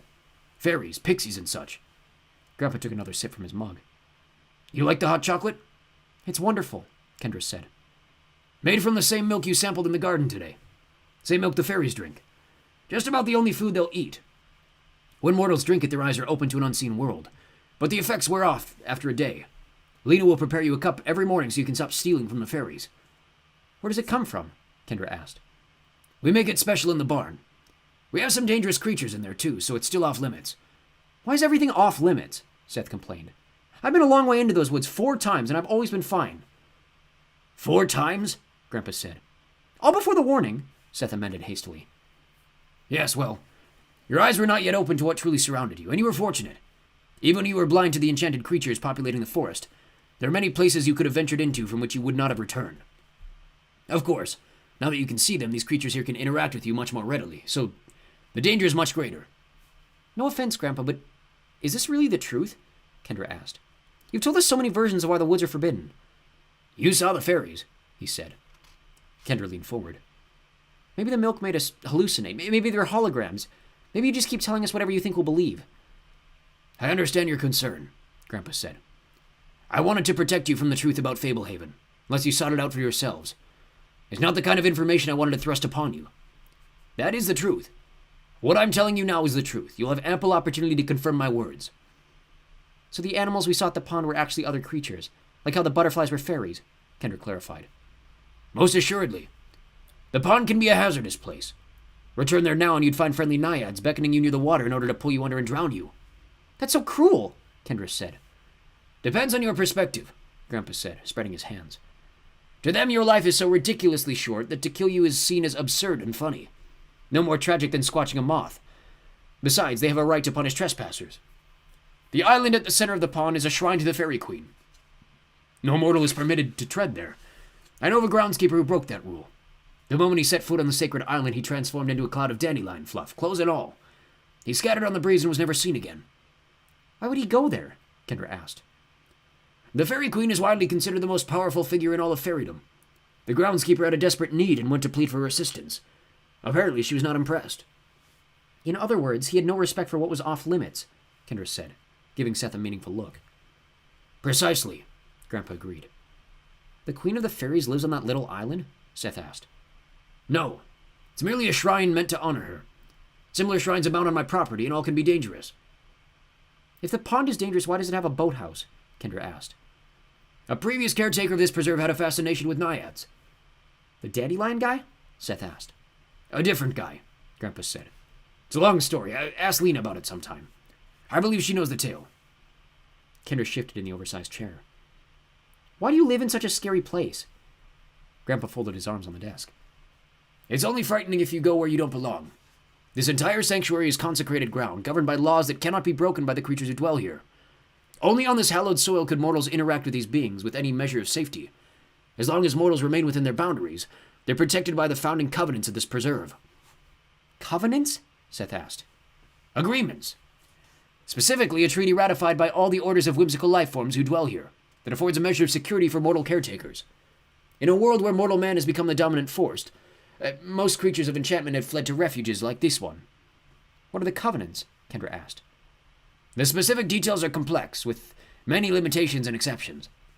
Speaking broadly, they're based on the law of the harvest, the law of retribution. If you don't bother the creatures, they'll not bother you. That's what affords you so much protection when you're unable to see them. You can interact with them, so they generally behave likewise. But now we can see them, Seth said. Which is why you must use caution. The fundamental premises of the law are mischief for mischief, magic for magic, violence for violence. They will not initiate trouble unless you break the rules. You have to open the door. If you harass them, you open the door for them to harass you. Hurt them, they can hurt you. Use magic on them, they will use magic on you. Use magic? Seth said eagerly. Mortals were never meant to use magic, Grandpa said. We are non-magical beings, but I have learned a few practical principles that help me manage things. Nothing you would find very remarkable. Can you turn Kendra into a toad? No, but there are beings out there who could. And I would not be able to change her back, which is why I need to finish this thought. Breaking the rules can include trespassing where you're not allowed. There are geographic boundaries set where certain creatures are allowed and certain creatures, including mortals, are not permitted. The boundaries function as a way to contain the darker creatures without causing an uproar. If you go where you do not belong, you could open the door to vicious retribution from powerful enemies. So only good creatures can enter the yard, Kendra said. Grandpa became very serious. None of these creatures are good. Not the way we think of good. None are safe. Much of morality is peculiar to morality. The best creatures here are merely not evil. The fairies aren't safe? Seth asked. They aren't out to harm anyone, or I wouldn't allow them in the yard. I suppose they're capable of good deeds, but they wouldn't normally do them for what we would consider the right reasons. Take brownies, for instance. Brownies don't fix things to help people. They fix things because they enjoy fixing things. Do the fairies talk? Kendra asked. Not much to humans. They have a language all their own, although they rarely speak to each other except to trade insults. Most never condescend to use human speech. They consider everything beneath them. Fairies are vain, selfish creatures. You may have noticed I drained all the fountains in the bird baths outside. When they're full, the fairies assemble to stare at their reflections all day. Is Kendra a fairy? Seth asked. Grandpa bit his lip and stared at the floor, obviously trying to choke back a laugh. We had a mirror outside once and they flocked around it, Kendra said, studiously ignoring both the comment and the reaction. I wondered what the heck was going on. Grandpa regained his composure. Exactly the sort of display I was trying to avoid by draining the bird baths. Fairies are remarkably conceited. Outside of a sanctuary like this one, they won't even let mortals glimpse them. Since they consider looking at themselves the ultimate delight, they deny the pleasure to others. Most of the nymphs have the same mentality. Why don't they care here? Kendra asked. Oh, they still care, but they can't hide when you drink their milk. So they have reluctantly grown accustomed to mortals seeing them. I have to laugh sometimes. The fairies pretend not to care what mortals think about them. But try giving one a compliment, she'll blush and the others will crowd in for their turn. You'd think they'd be embarrassed. I think they're pretty, Seth said. Oh, they're gorgeous, Grandpa agreed. And they can be useful. They handle most of my gardening, but good? Safe? Not so much. Kendra swallowed the last of her hot chocolate. So if we don't go into the woods or the barn, and don't bother the fairies, will we be fine? Yes. This house and the yard around it is the most protected location in Fablehaven. Only the gentlest creatures are allowed here. Of course, there are a few nights a year when all the creatures run amok, and one of those is coming up, but I'll tell you more about it when the time comes. Seth scooted forward in his chair. I want to hear about the evil creatures. What's out there? For the sake of your ability to sleep at night, I'm going to keep that to myself. I met that weird old lady. Was she really something else? Grandpa gripped the edge of the desk. That encounter is a frightening example of why the woods are forbidden. It could have been disastrous. You ventured toward a very hazardous area. Is she a witch? Seth asked. She is. Her name is Muriel Taggart. How come I could see her? Witches are mortal. Then why don't you get rid of her? Seth suggested. Well, the shack is not her home, it's her prison. She personifies the reasons why exploring the woods is unwise. Her husband was a caretaker here more than 160 years ago. She was an intelligent, lovely woman. But she became a frequent visitor to some of the darker portions of the forest, where she consorted with unsavory beings. They tutored her. Before long, she became enamored with the power of witchcraft, and they acquired considerable influence over her. She became unstable. Her husband tried to help her, but she was already too demented. When she tried to aid some of the foul denizens of the woods in a treacherous act of rebellion, her husband called in assistance and had her imprisoned. She's been trapped in the shack ever since, held captives by the knots in the rope you saw. Let her story serve as another warning. You have no business in those woods. I get it, Seth said. He looked solemn. Enough jabbering about rules and monsters, Grandpa said, standing up. I have chores, and you have a new world to explore. The day is fading. Go make the most of it. But stay in the yard. What do you do all day? Kendra inquired, walking out of the study beside Grandpa. Oh, I have many chores to keep this place in order. Fablehaven is home to many extraordinary wonders and delights, but it requires a great deal of maintenance. You might be able to accompany me some of the time, now that you know the true nature of this place. Mundane work, mostly. I expect you'd have more fun playing in the garden. Kendra laid a hand on Grandpa's arm. I want to see as much as I can. Chapter 6. Maddox. Kendra snapped awake with her sheets tented over her head. She was supposed to be excited about something. It felt like Christmas morning, or a day she was going to take off school so her family could visit an amusement park. No, she was at Grandpa Sorensen's. The fairies. She pushed off the sheets. Seth lay in a contorted position, hair wildly disheveled, mouth open, legs tangled in his covers, still out cold. They had stayed up late discussing the events of the day, almost like friends rather than siblings. Kendra rolled out of bed and padded over to the window. The sun was peeking over the eastern horizon, streaming gilded highlights across the treetops. She grabbed some clothes, went down to the bathroom, took off her nightshirt, and got dressed for the day. Downstairs, the kitchen was empty. Kendra found Lena out on the porch, balancing atop a stool. Lena was hanging wind chimes. She had already hung several along the length of the porch. A butterfly flitted around one of the chimes, playing a sweet, simple melody. Good morning, Lena said. You're up early. I'm still so excited from yesterday. Kendra looked out at the garden. The butterflies, bumblebees, and hummingbirds were already going about their business. Grandpa was right. Many clustered around the newly refilled bird baths and fountains, admiring their reflections. Just a bunch of bugs again, Lena said. Can I have some hot chocolate? Let me hang these last chimes, she said, moving the stool and climbing fiercely on top of it. She was so old. She felt she would probably die. Be careful, Kendra said. Lena waved a dismissive hand. The day I'm too old to climb on a stool will be the day I throw myself off the roof. She hung the final chime. We had to take these down for you kids. Might have made you suspicious to see hummingbirds playing music. Kendra followed Lena back into the house. Years ago, there used to be a church within earshot that would play melodies on the bells, Lena said. It was so funny to watch the fairies imitate the music. They still play those old songs sometimes. Lena opened the refrigerator, removing an old-fashioned milk bottle. Kendra sat at the table. Lena poured some milk into a pot on the stove and began adding ingredients. Kendra noticed that she was not just scooping in chocolate powder. She was stirring in contents from multiple containers. Grandpa said to ask you about the story of the guy who built the boathouse, Kendra said. Lena paused in her stirring. Did he? I suppose I am more familiar with that story than most. She resumed stirring. What did he tell you? Well, he said the guy had an obsession with naiads. What is a naiad, anyhow? A water nymph. What else did he say? Just that you know the story. Well, the man was named Patton Burgess, said Lena. He became caretaker of this property in 1878, inheriting the position from his maternal grandfather. He was a young man at the time, quite good-looking. Wore a mustache. There are pictures upstairs. The pond was his favorite place on the property. Mine, too. He would go and gaze at the naiads for hours. They would try to tease him down to the water's edge, as was their custom, in order to drown him. He would draw near, sometimes even pretending he meant to jump in, but then he'd always stay tantalizingly out of reach. Lena sampled the hot chocolate and stirred some more. Unlike most visitors who seem to regard the naiads as interchangeable, he paid special attention to a particular nymph, asking for her by name. He began to pay little heed to the other naiads. On the days when his favorite would not show herself, he left early. Lena poured the milk from the pot into a pair of mugs. He became fixated on her. When he built the boathouse, the nymphs wondered what he could be doing. He constructed a broad, sturdy rowboat so he could go out onto the water and be closer to the object of his fascination. Lena brought the mugs to the table and sat down. The naiads tried to upset his craft every time he set forth, but it was too cleverly constructed. They succeeded only in pushing it around the pool. Kendra took a sip. The hot chocolate was perfection, barely cool enough to sip comfortably. Pat began trying to coax his favorite naiad to leave the water, to come walk with him on the land. She responded by urging him to join her in the pond, for to leave the water would mean to enter mortality. The tug-of-war went on for more than 3 years. He would serenade her on his violin, read her poetry, make her promises about the joys of their life together that it would hold. He showed such sincerity and such perseverance that on occasion she would gaze into his kind eyes and falter. Lena sipped the hot chocolate. One day in March, Patton got careless. He leaned too close to the gunwale, and a naiad caught hold of his sleeve as he conversed with his favorite. A strong man, he resisted her, but the struggle pulled him to one side of the boat, upsetting his typical equilibrium.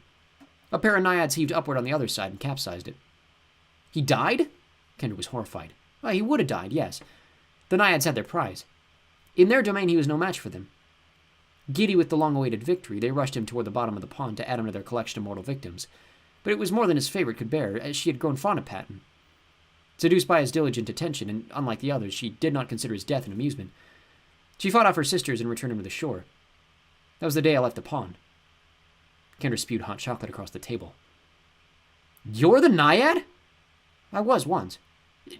You became mortal?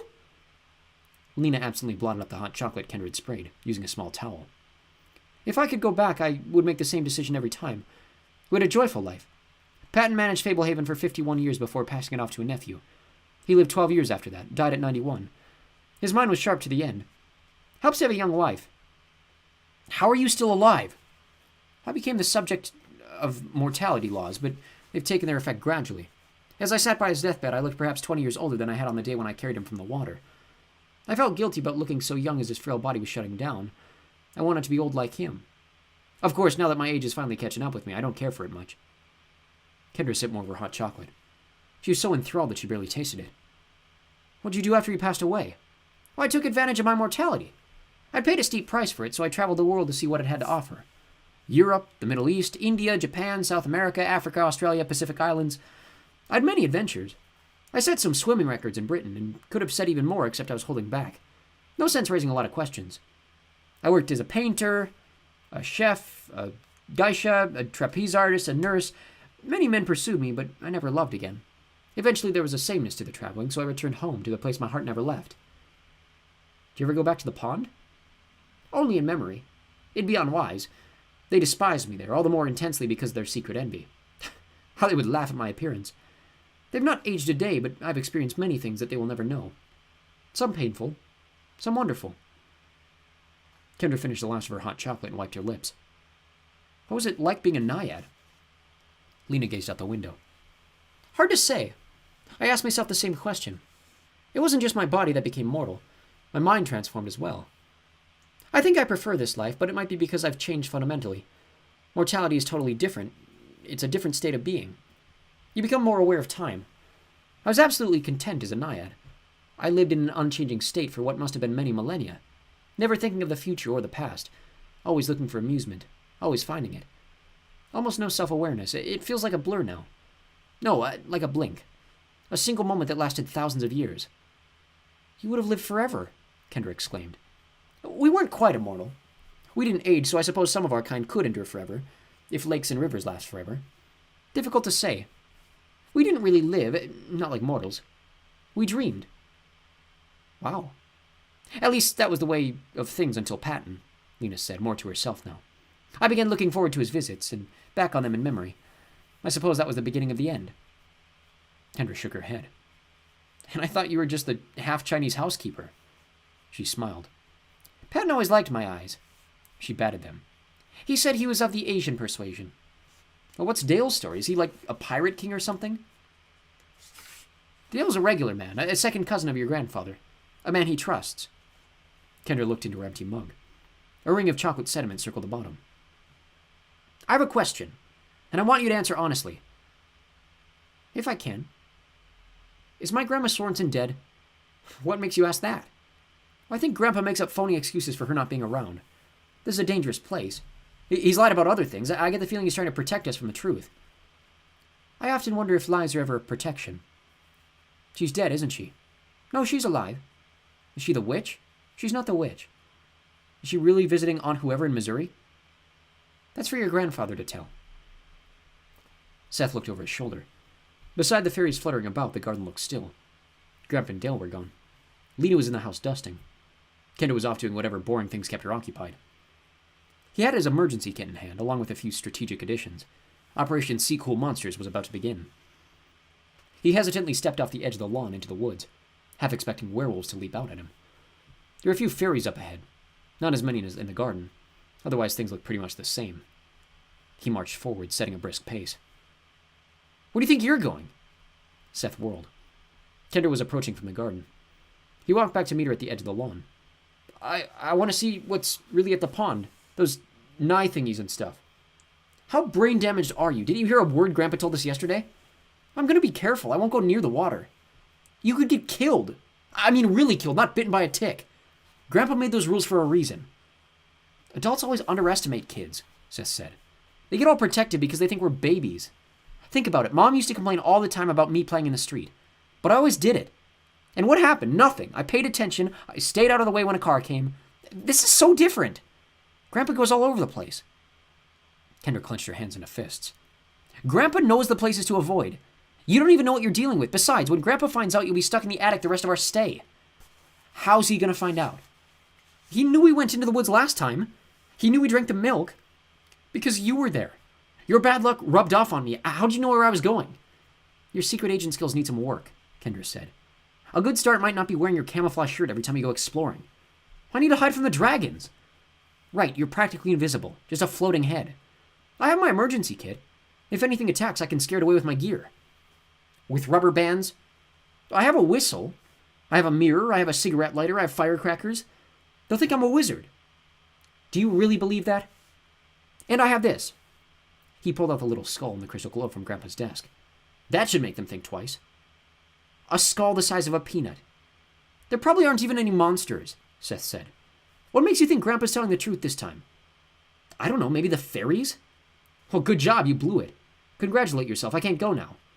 I'm gonna blow it every time, not to be a jerk, but because you could really get hurt. Seth kicked a stone, sending it skidding into the woods. What am I supposed to do now? How about exploring the enormous garden full of fairies? I already did, I can't catch them. Not to catch them, to look at magical creatures that nobody else even knows exist. Come on. He reluctantly joined her. Oh, look, another fairy, he mumbled. Now I've seen 1,000,000. Don't forget to put the skull back. When they responded to a call for dinner, a stranger sat at the table along with Grandpa and Dale. The stranger stood when they entered. He was taller than Grandpa and much broader, with curly brown hair. The layers of furry skins he wore made him look like a mountain man. He was missing the bottom of one earlobe. Kids, this is Maddox Fisk, Grandpa said. Maddox, meet my grandchildren, Kendra and Seth. Kendra shook the man's callous, thick-fingered hand. Do you work here too? Seth asked. Maddox is a fairy broker, Grandpa said. Among other things, Maddox added. Call fairies my specialty. You sell fairies? Kendra asked, taking a seat. Trap them, buy them, trade them, sell them, all the above. How do you trap them? Seth asked. A man has to keep his trade secrets private, Maddox said, taking a bite of pork roast. Let me tell you, apprehending a fairy is no easy task. Slippery critters. The trick usually involves appealing to their vanity. Even then, takes quite a bit of know-how. Could you use an apprentice? Seth inquired. Hold that thought about 6 years, Maddox winked at Kendra. Who buys fairies? Kendra asked. Folks who run preserves like your granddad. A few private collectors, other brokers. Are there lots of preserves? Seth asked. Dozens, Maddox replied. They're on all 7 continents. Even Antarctica? Kendra asked. 2 in Antarctica, although one's underground. Harsh environment. Perfect for a certain species, though. Kendra swallowed a bite of pork. What keeps people from discovering the sanctuaries? There's been a worldwide network of dedicated people keeping the preserve secret for thousands of years, Grandpa said. They're backed by ancient fortunes, held in trust. Bribes get paid, locations are changed when necessary. Helps that most folks are unable to see the little critters, Maddox said. With the right licenses, you can get butterflies through customs. When you can't, there are other ways to cross borders. The preserves are the final refuge for many ancient and wonderful species, Grandpa said. The goal is to prevent these wondrous beings from passing out of existence. Amen, Maddox said. You have a good haul this season? Dale asked. As far as trapping goes, pickings are getting slimmer every year. I made a few exciting finds in the wild. One you won't believe. I picked up several rare specimens from preserves in Southeast Asia and Indonesia. I'm sure we can do some trading. I'll tell you more when we adjourn to the study. You kids would be welcome to join us, Grandpa said. All right, Seth cheered. Kendra took another bite of the succulent pork roast. Everything Lena cooked was outstanding. Always perfectly seasoned, typically served with delicious gravies or sauces. Kendra had never had any complaints about her mom's cooking, but Lena was in a class all her own. Grandpa and Maddox discussed people Kendra did not know, other individuals involved in the secretive world of fairy aficionados. She wondered if Maddox would ask about Grandma, but it never came up. Maddox repeatedly mentioned the Evening Star. Grandpa seemed to focus on this news with particular interest. Rumors that the Evening Star was forming again. A woman who claimed the Evening Star tried to recruit her. Whispers of an attack by the Evening Star. Kendra could not resist interjecting. What's the Evening Star? Sounds like you're using it as a code word. Maddox glanced uncertainly at Grandpa. Grandpa gave him a nod. The Society of the Evening Star is an arcane organization that we all hoped had gone extinct decades ago, Maddox explained. Over the centuries, their relevance has waxed and waned. Seems like just when you think you've seen the last of them, you start hearing rumors again. They're dedicated to overthrowing preserves in order to use them for their own misguided purposes, Grandpa said. Members of the society consort with demons and practitioners of the black arts. Are they going to attack us? Seth asked. Not likely, Grandpa said. The preserves are protected by powerful magic, but I lend an ear to the news all the same. Rarely hurts to be cautious. Why the Evening Star? Kendra asked. It's such a pretty name. The Evening Star ushers in the night, Maddox said. They considered the statement in silence. Maddox wiped his lips with a napkin. Sorry, not a very cheery topic around the dinner table. After supper, Lena cleared the table and they all went to the study. On the way there, Maddox collected several cases and crates from the entry hall. Dale, Seth, and Kendra helped. The cases had perforations, evidently to allow the creatures inside to breathe, but Kendra was unable to see into them. All were locked. Grandpa settled in behind his large desk. Dale and Maddox claimed the oversized armchairs. Lena leaned against the windowsill, and Kendra and Seth found seats on the floor. First off, Maddox said, bending over and unlocking a large black crate.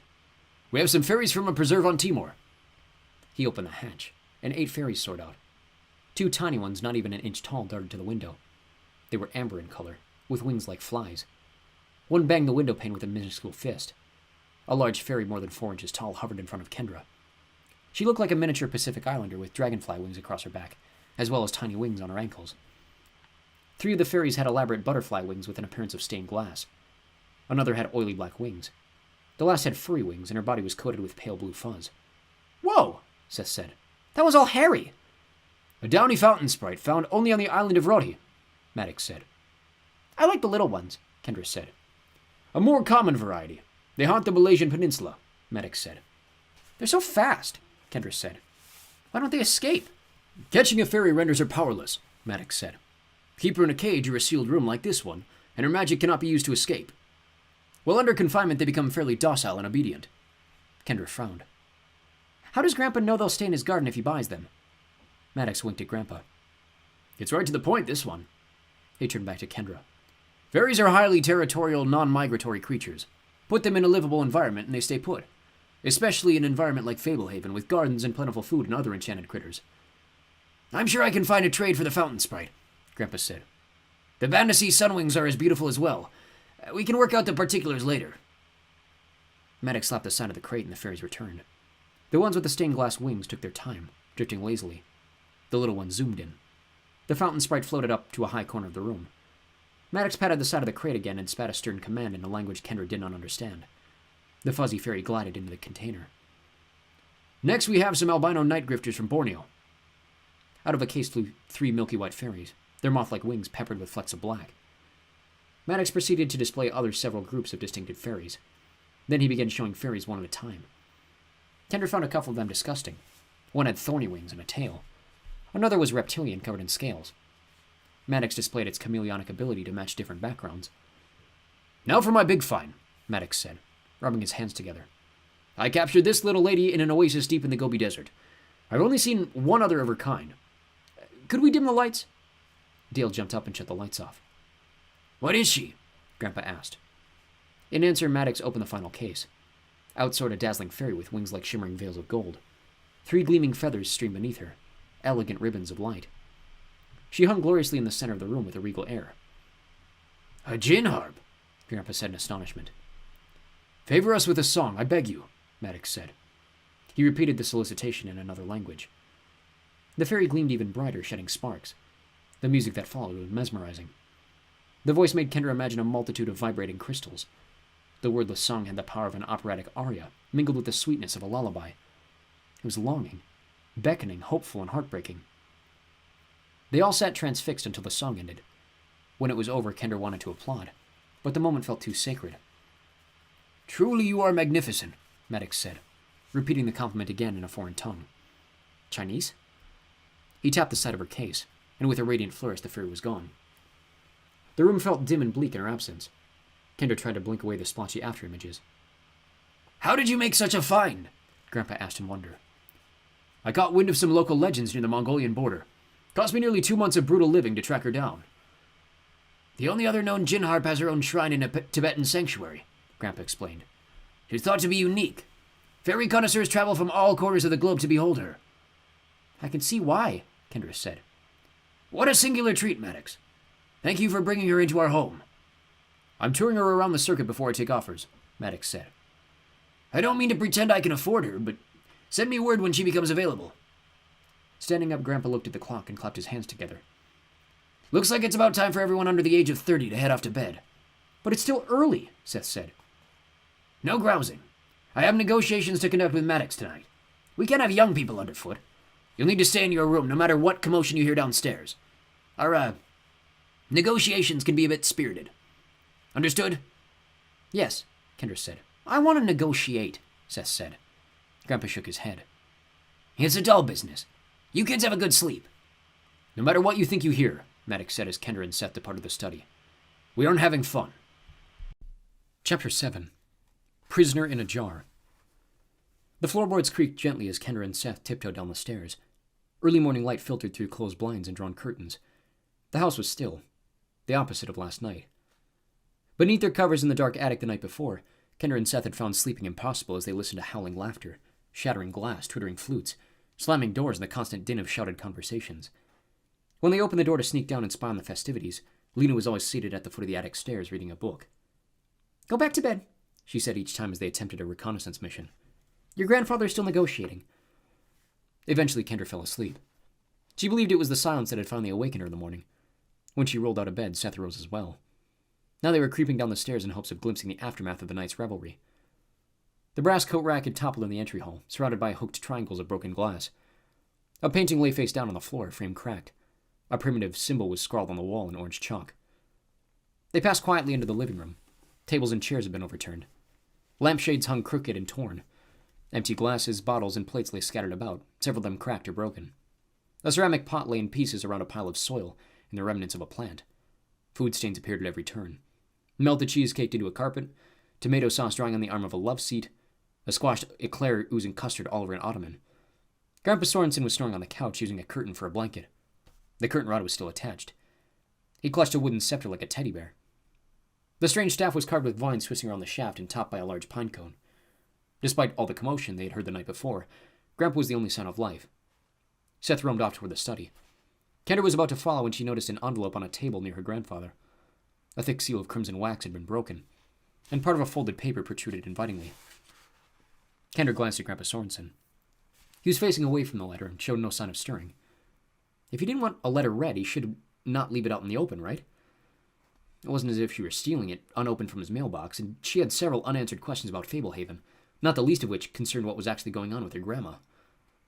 Kendra eased over to the table, a queasy feeling in her stomach. Maybe she should have Seth read it. Invading privacy wasn't really her forte. But it would be so simple. The letter was right in front of her, conveniently sticking out of the open envelope. Nobody would know. She tipped the envelope up and found there was no address or return address. The envelope was blank, hand-delivered. Had Maddox brought it? Probably. After a final glance to ensure Grandpa still looked comatose, Kendra slid the cream-colored paper out of the envelope and unfolded it. The message was written in bold script. Stanley, I trust this missive finds you in good health. It has come to our attention that the SES has been exhibiting unusual activity in the northeast of the United States. We remain uncertain whether they have pinpointed the location of Fablehaven, but one unconfirmed report suggests they are in communication with an individual or individuals on your preserve. Mounting evidence implies the secret is out. I need not remind you about the attempted infiltration of a certain preserve in the interior of Brazil last year, nor the significance of that preserve in connection with the significance of yours. As you well know, we have not detected such aggressive activity from the SES in decades. We are preparing to reassign additional resources to your vicinity. As always, secrecy and misdirection remain top priorities. Be vigilant. I continue to search diligently for a resolution to the situation with Ruth. Do not lose hope. With everlasting fidelity, S. Kendra reread the letter. Ruth was her grandma's name. What situation? SES had to be the Society of the Evening Star. What did the S at the end of the letter stand for? The entire message seemed a bit vague, probably deliberately. Look at this, Seth whispered from the kitchen. Kendra jumped, every muscle in her body tensing. Grandpa smacked his lips and shifted on the couch. Kendra stood temporarily immobilized by guilty panic. Seth wasn't looking at her. He was stooping over something in the kitchen. Grandpa became still again. Kendra folded the letter and slipped it back into the envelope, trying to situate it as she had found it. Moving stealthily, she joined Seth, who crouched over muddy hoofprints. Were they riding horses in here? He asked. It explained the racket, she murmured, trying to sound casual. Lena appeared in the doorway dressed in a bathrobe, hair awry. Look at you early risers, she said softly. You caught us before cleanup. Kendra stared at Lena, trying to keep her expression unreadable. The housekeeper showed no indication of having seen her spying at the letter. Seth pointed at the hoofprints. What the heck happened? The negotiations went well. Is Maddox still here? Seth asked hopefully. Lena shook her head. He left in a taxi about an hour ago.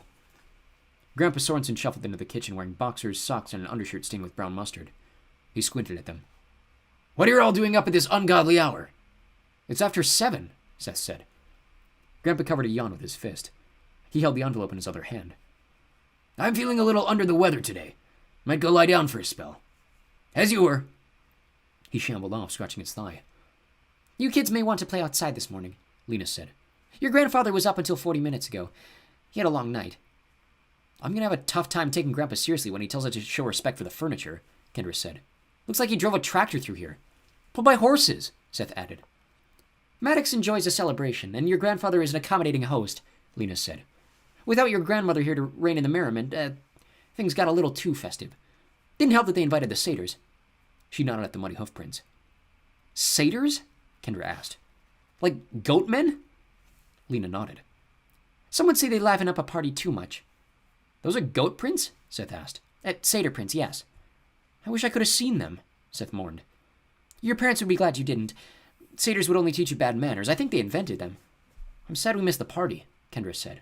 Don't be. It was not a party for young people. As caretaker, your grandfather would never drink, but I can't vouch for the satyrs. We'll have a proper party before you leave us. Will you invite satyrs?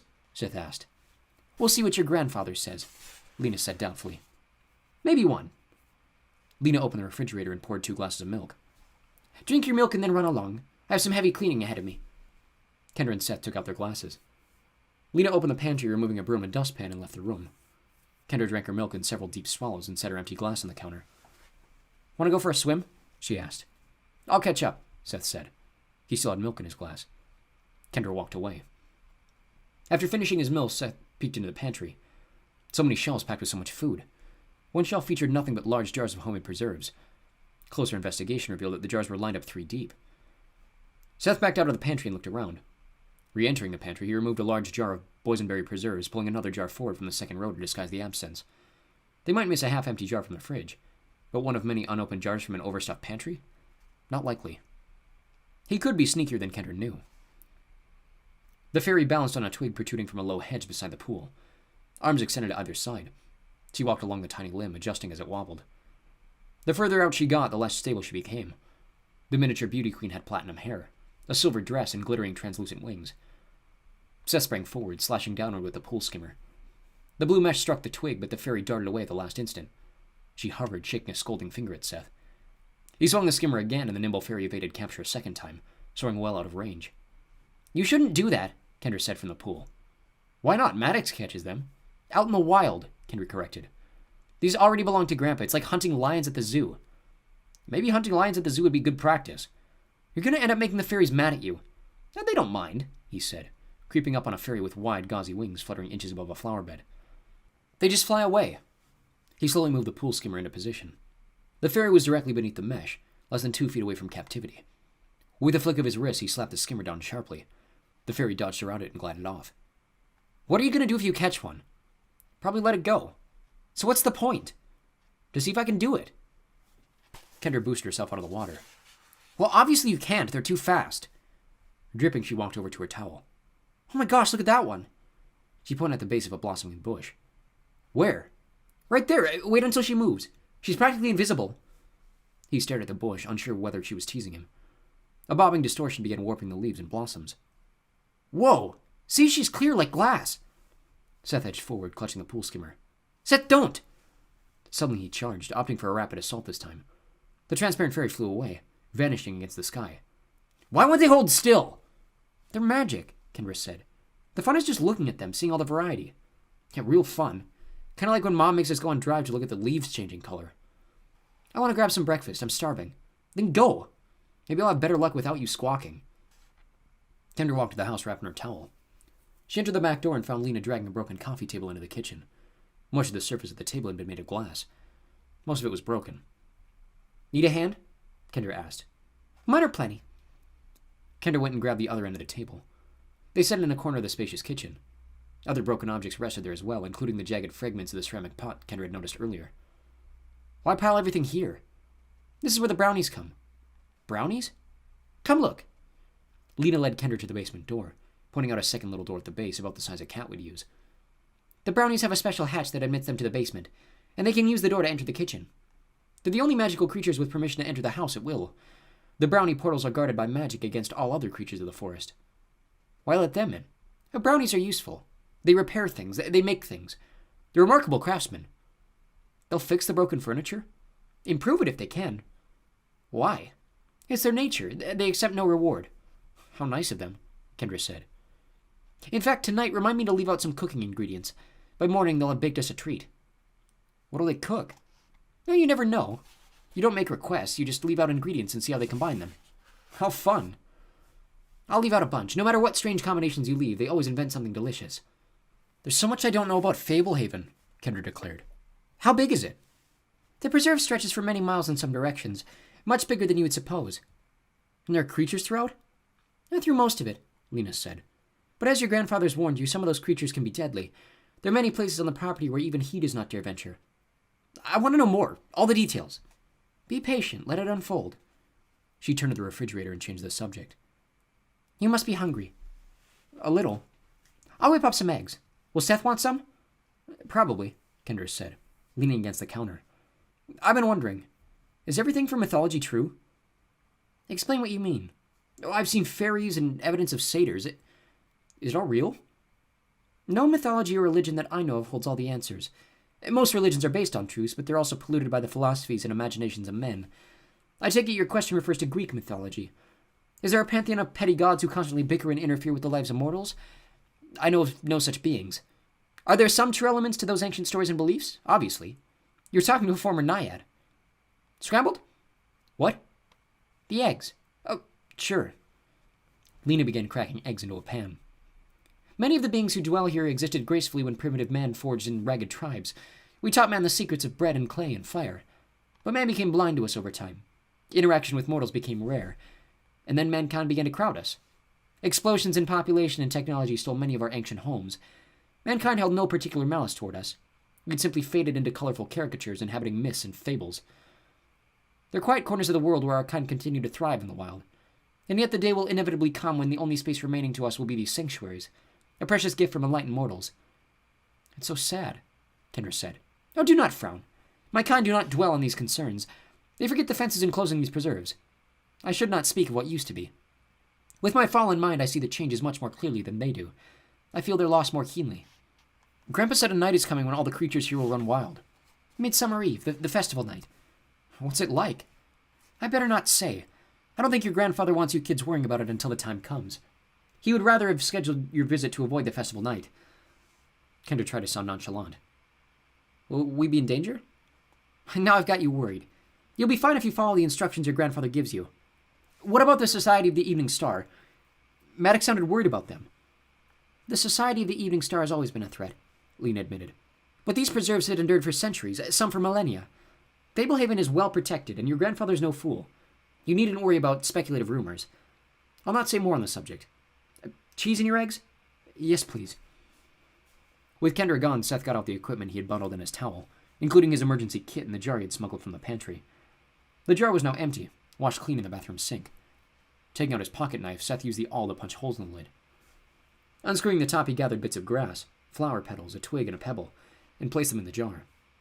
Then he wandered across the garden from the pool, leaving the skimmer behind. If skill failed, he would resort to cunning.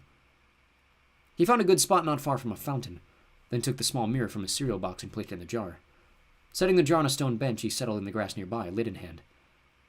It didn't take the fairies long. Several flitted around the mountain.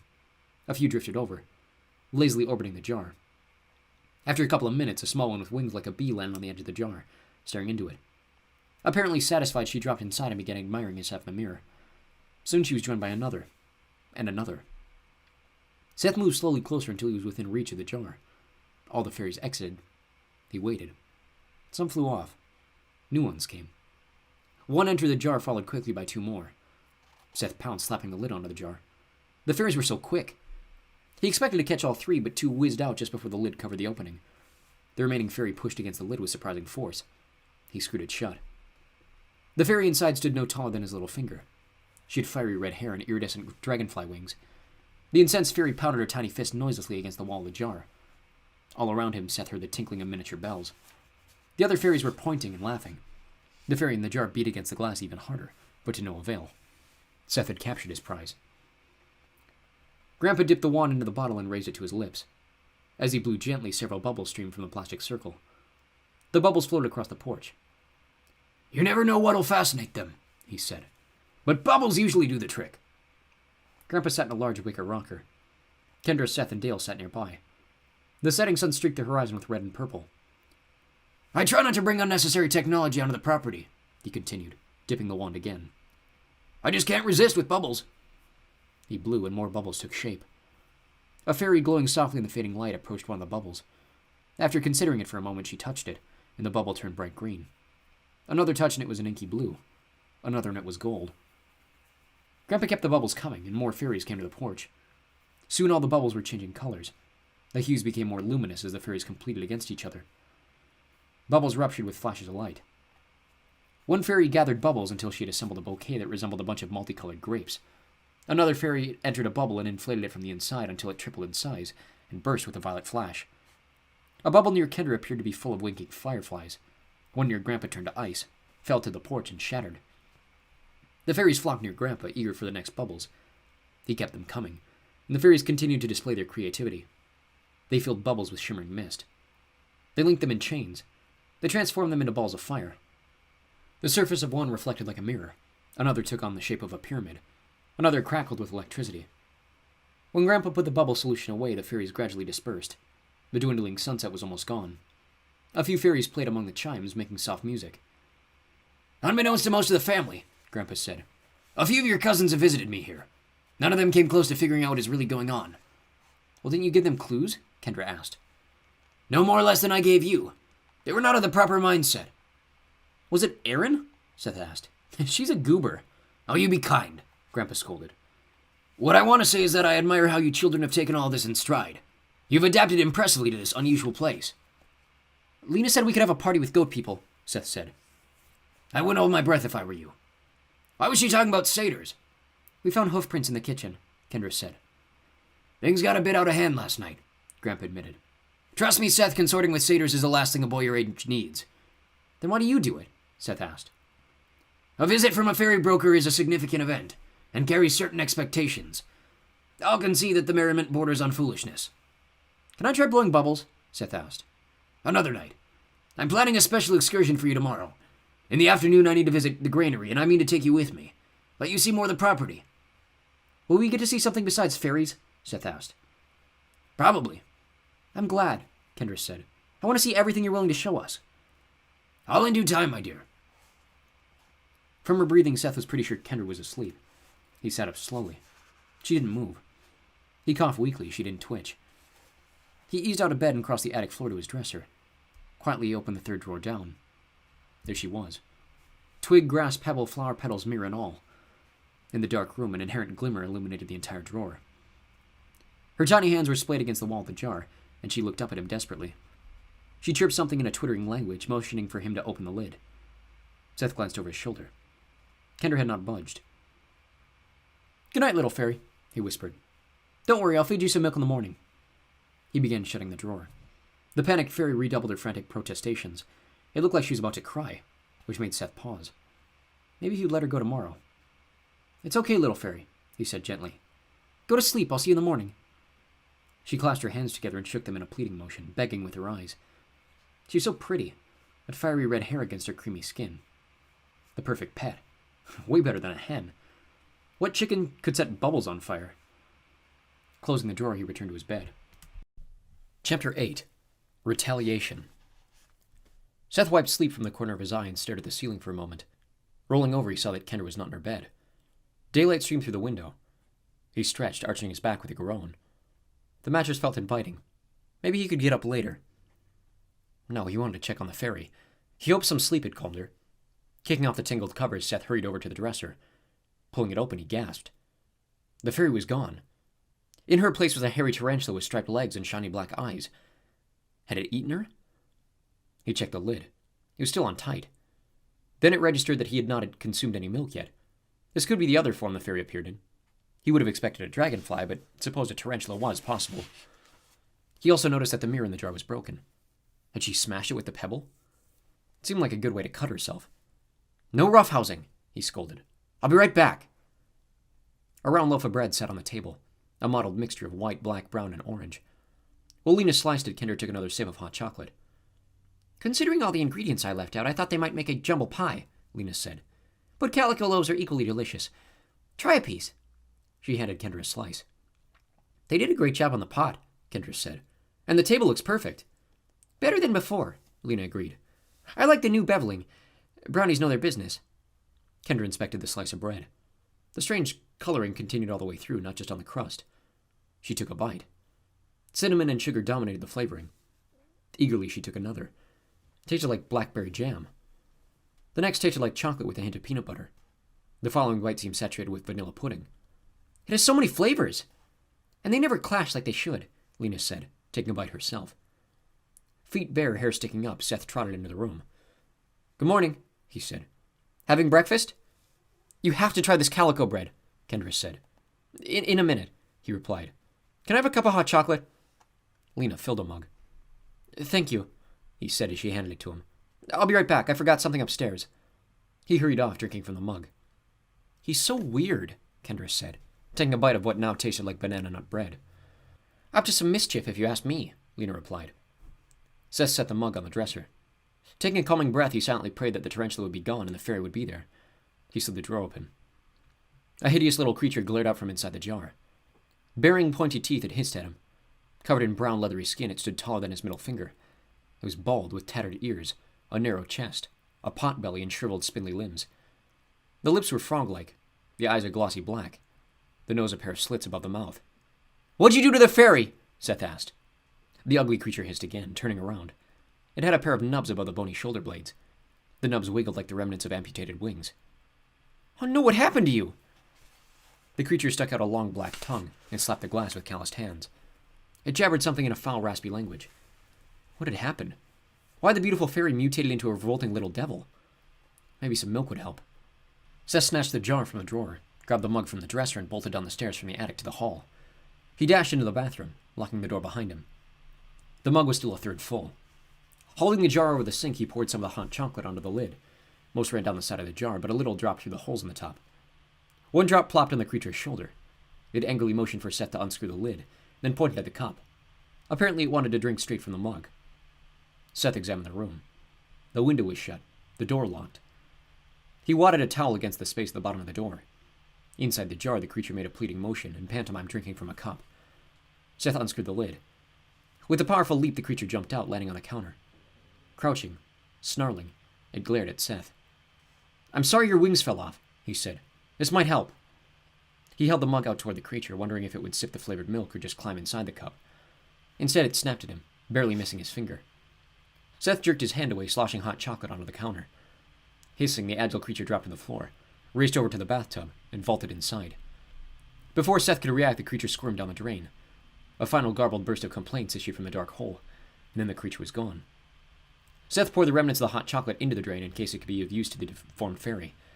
He looked back at the jar, empty now except for a few wilting flower petals. He wasn't sure what he had done wrong, but he doubted Maddox would be very proud.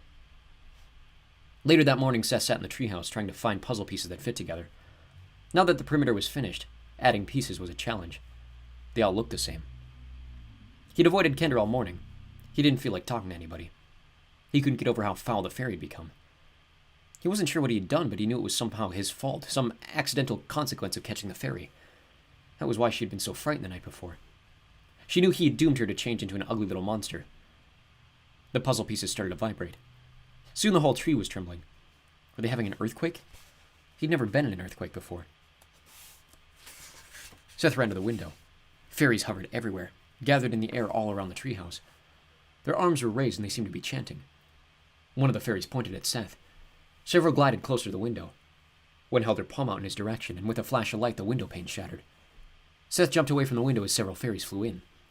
She ran to the hatch, but the treehouse lurched so violently that he fell to the floor. The shaking was becoming intense. The floor was no longer level. A chair tipped over. The door to the hatch had slammed shut. He crawled toward it. Something hot stung the back of his neck. Multicolored lights began flashing. Seth grabbed the door to the hatch, but it wouldn't open. He tugged hard. Something seared the back of his hand. Panicked, he returned to the window, struggling to keep his balance as the floor quaked beneath him. The flock of fairies continued to chant. He could hear their little voices. With a loud crack, the treehouse suddenly tilted sideways. The view out the window switched from the fairies to the rapidly approaching ground. Seth experienced a momentary sensation of weightlessness. Every object in the treehouse was floating as everything plummeted together. Puzzle pieces filled the air. And then the treehouse imploded. Kendra smeared sunblock across her arms, disliking the greasy feel of the lotion against her skin. She was tanner than when she'd first arrived, but the sun was hot today, and she didn't want to take any chances. Her shadow was a small puddle at her feet. It was almost noon. Lunch wasn't far off, and then Grandpa Sorensen would take them to the granary. Kendra quietly hoped she would see a unicorn. Suddenly she heard a tremendous crash from the corner of the yard. Then she heard Seth screaming.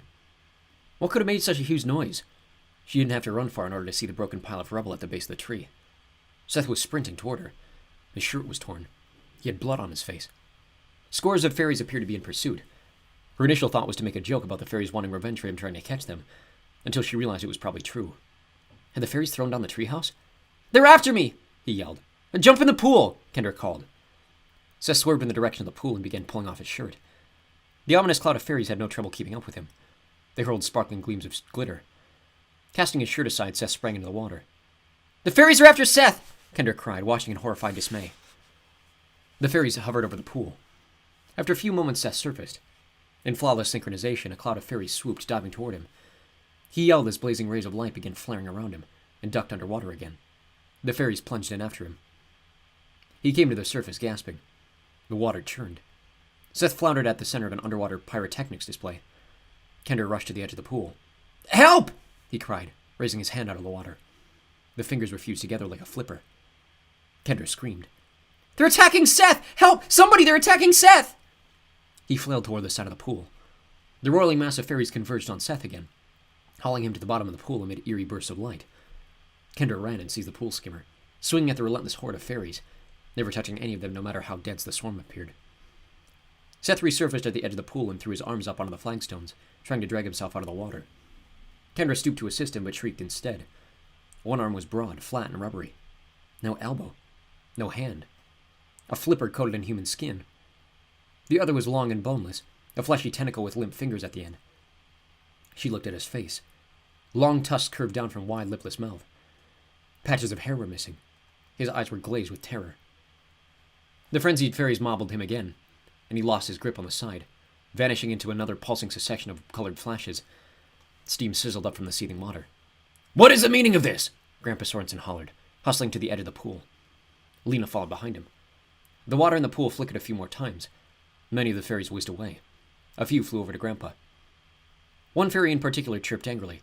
She had short blue hair and silvery wings. He did what? Grandpa said. An unrecognizable monstrosity heaved itself out of the water and lay panting on the flagstones. The deformed creature had no clothes. Lena crouched beside him, placing a hand on his side. He had no idea that would happen, Grandpa complained. It was innocent. The fairy twittered her disapproval. Kendra gaped at the freakish form of her brother. Most of his hair had fallen out, revealing a lumpy scalp stripped with moles. His face was broader and flatter, with sunken eyes and tusks the size of bananas protruding from his mouth. A misshapen hump swelled high above his shoulders. On his back below the hump, 4 blowholes puckered for air. His legs had united into a single crude tail. He slapped the ground with his flipper arm. The tentacle writhed like a snake. An unlucky coincidence, Grandpa said consolingly. Most unfortunate. Can't you have mercy on the boy? The fairy chirped vehemently. I'm sorry you feel that way. I feel terrible about what happened. I assure you the atrocity was unintentional. After a final outburst of squealing sounds, the fairy zoomed away. Are you okay? Kendra said, squatting beside Seth. He made a garbled moan, then a second, a more distressed complaint that sounded like a donkey gargling mouthwash. Hush, Seth, Grandpa said. You've lost the ability of speech. I'll fetch Dale, Lena said, hurrying off. What have they done to him? Kendra asked. An act of vengeance, Grandpa said grimly. For trying to catch fairies? For succeeding. He caught one? He did. So they turned him into a deformed walrus? I thought they couldn't use magic against us. He used potent magic to transform the captured fairy into an imp, unwittingly opened the door for magical retribution. Well, Seth doesn't know any magic. I'm sure it was accidental, Grandpa said. Can you understand me, Seth? Slap your flipper 3 times if you grasp what I'm saying. The flipper flapped against the flagstones 3 times. It was very foolish to catch a fairy, Seth, Grandpa said. I warned you they were unsafe, but I share some of the blame. I'm sure you were inspired by Maddox and wanted to begin a career as a fairy broker. Seth nodded awkwardly, his entire bloated torso bobbing up and down.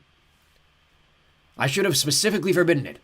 And I forget how curious and daring children can be, and how resourceful. I would never have supposed you were capable of actually trapping one. What magic did he use? Kendra asked, on the verge of hysterics.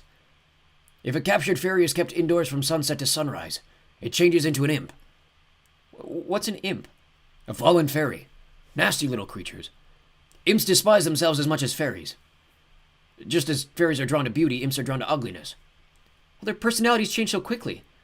Their personalities remain the same, Grandpa said. Shallow and self-absorbed. The change in appearance reveals the tragic side of that mindset. Vanity curdles into misery. They become spiteful and jealous, wallowing in wretchedness. Well, what about the fairies Maddox caught? Why don't they change? He avoids leaving the cages indoors overnight. The captured fairies spend at least part of every night outdoors. Just putting the container outside prevents them from becoming imps? Sometimes powerful magic is accomplished by simple means. Well, why did the other fairies attack Seth? Why would they care if they're so selfish? They care because they're selfish. Each fairy worries she could be next. I'm told Seth even left a mirror with the fairy so she could behold herself after she fell. The fairies considered that act particularly cruel. Grandpa answered every question with great calm, no matter how accusingly or angrily Kendra asked it. His peaceful demeanor was helping her calm down a bit. I'm sure it was an accident, she said. Seth nodded vigorously, blubber jiggling. I suspect no malice.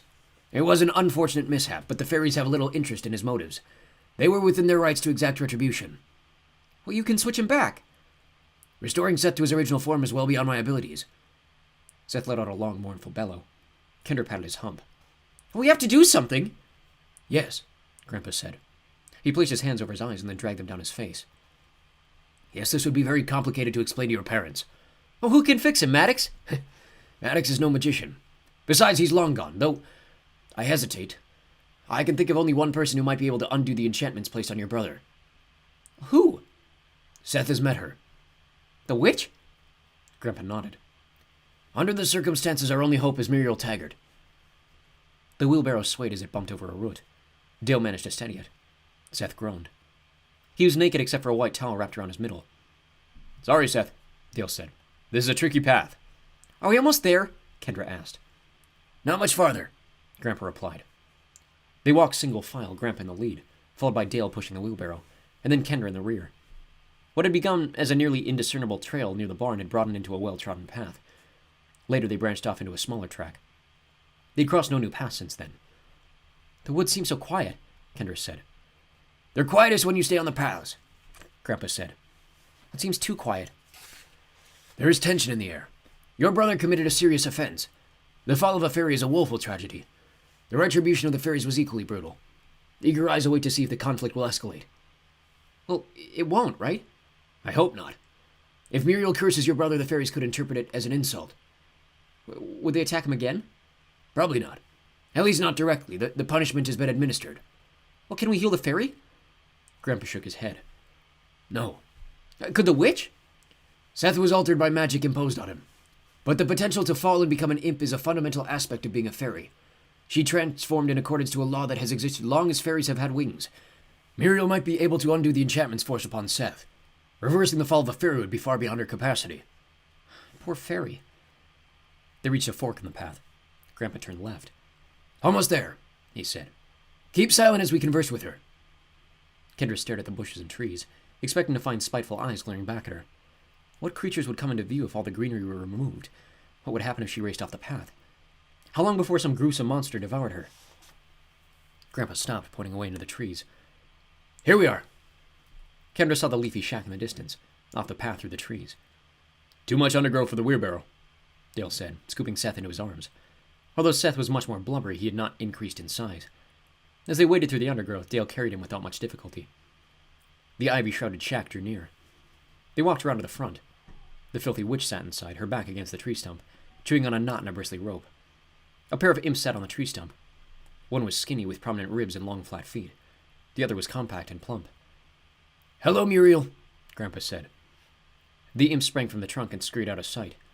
Muriel looked up, a slow grin revealing decayed teeth. Could that be Stan Sorensen? She rubbed her eyes theatrically and squinted at him. No, I must be dreaming. Stan Sorensen said he would never visit me again. I need your help, Grandpa said. And you brought company. I remember Dale. Who is this fine young lady? My granddaughter. She got none of your looks. Lucky for her. My name is Muriel, dear. Pleased to meet you. I'm Kendra. Yes, of course. You have that lovely pink nightgown with the bow on the bosom. Kendra shot a look at Grandpa.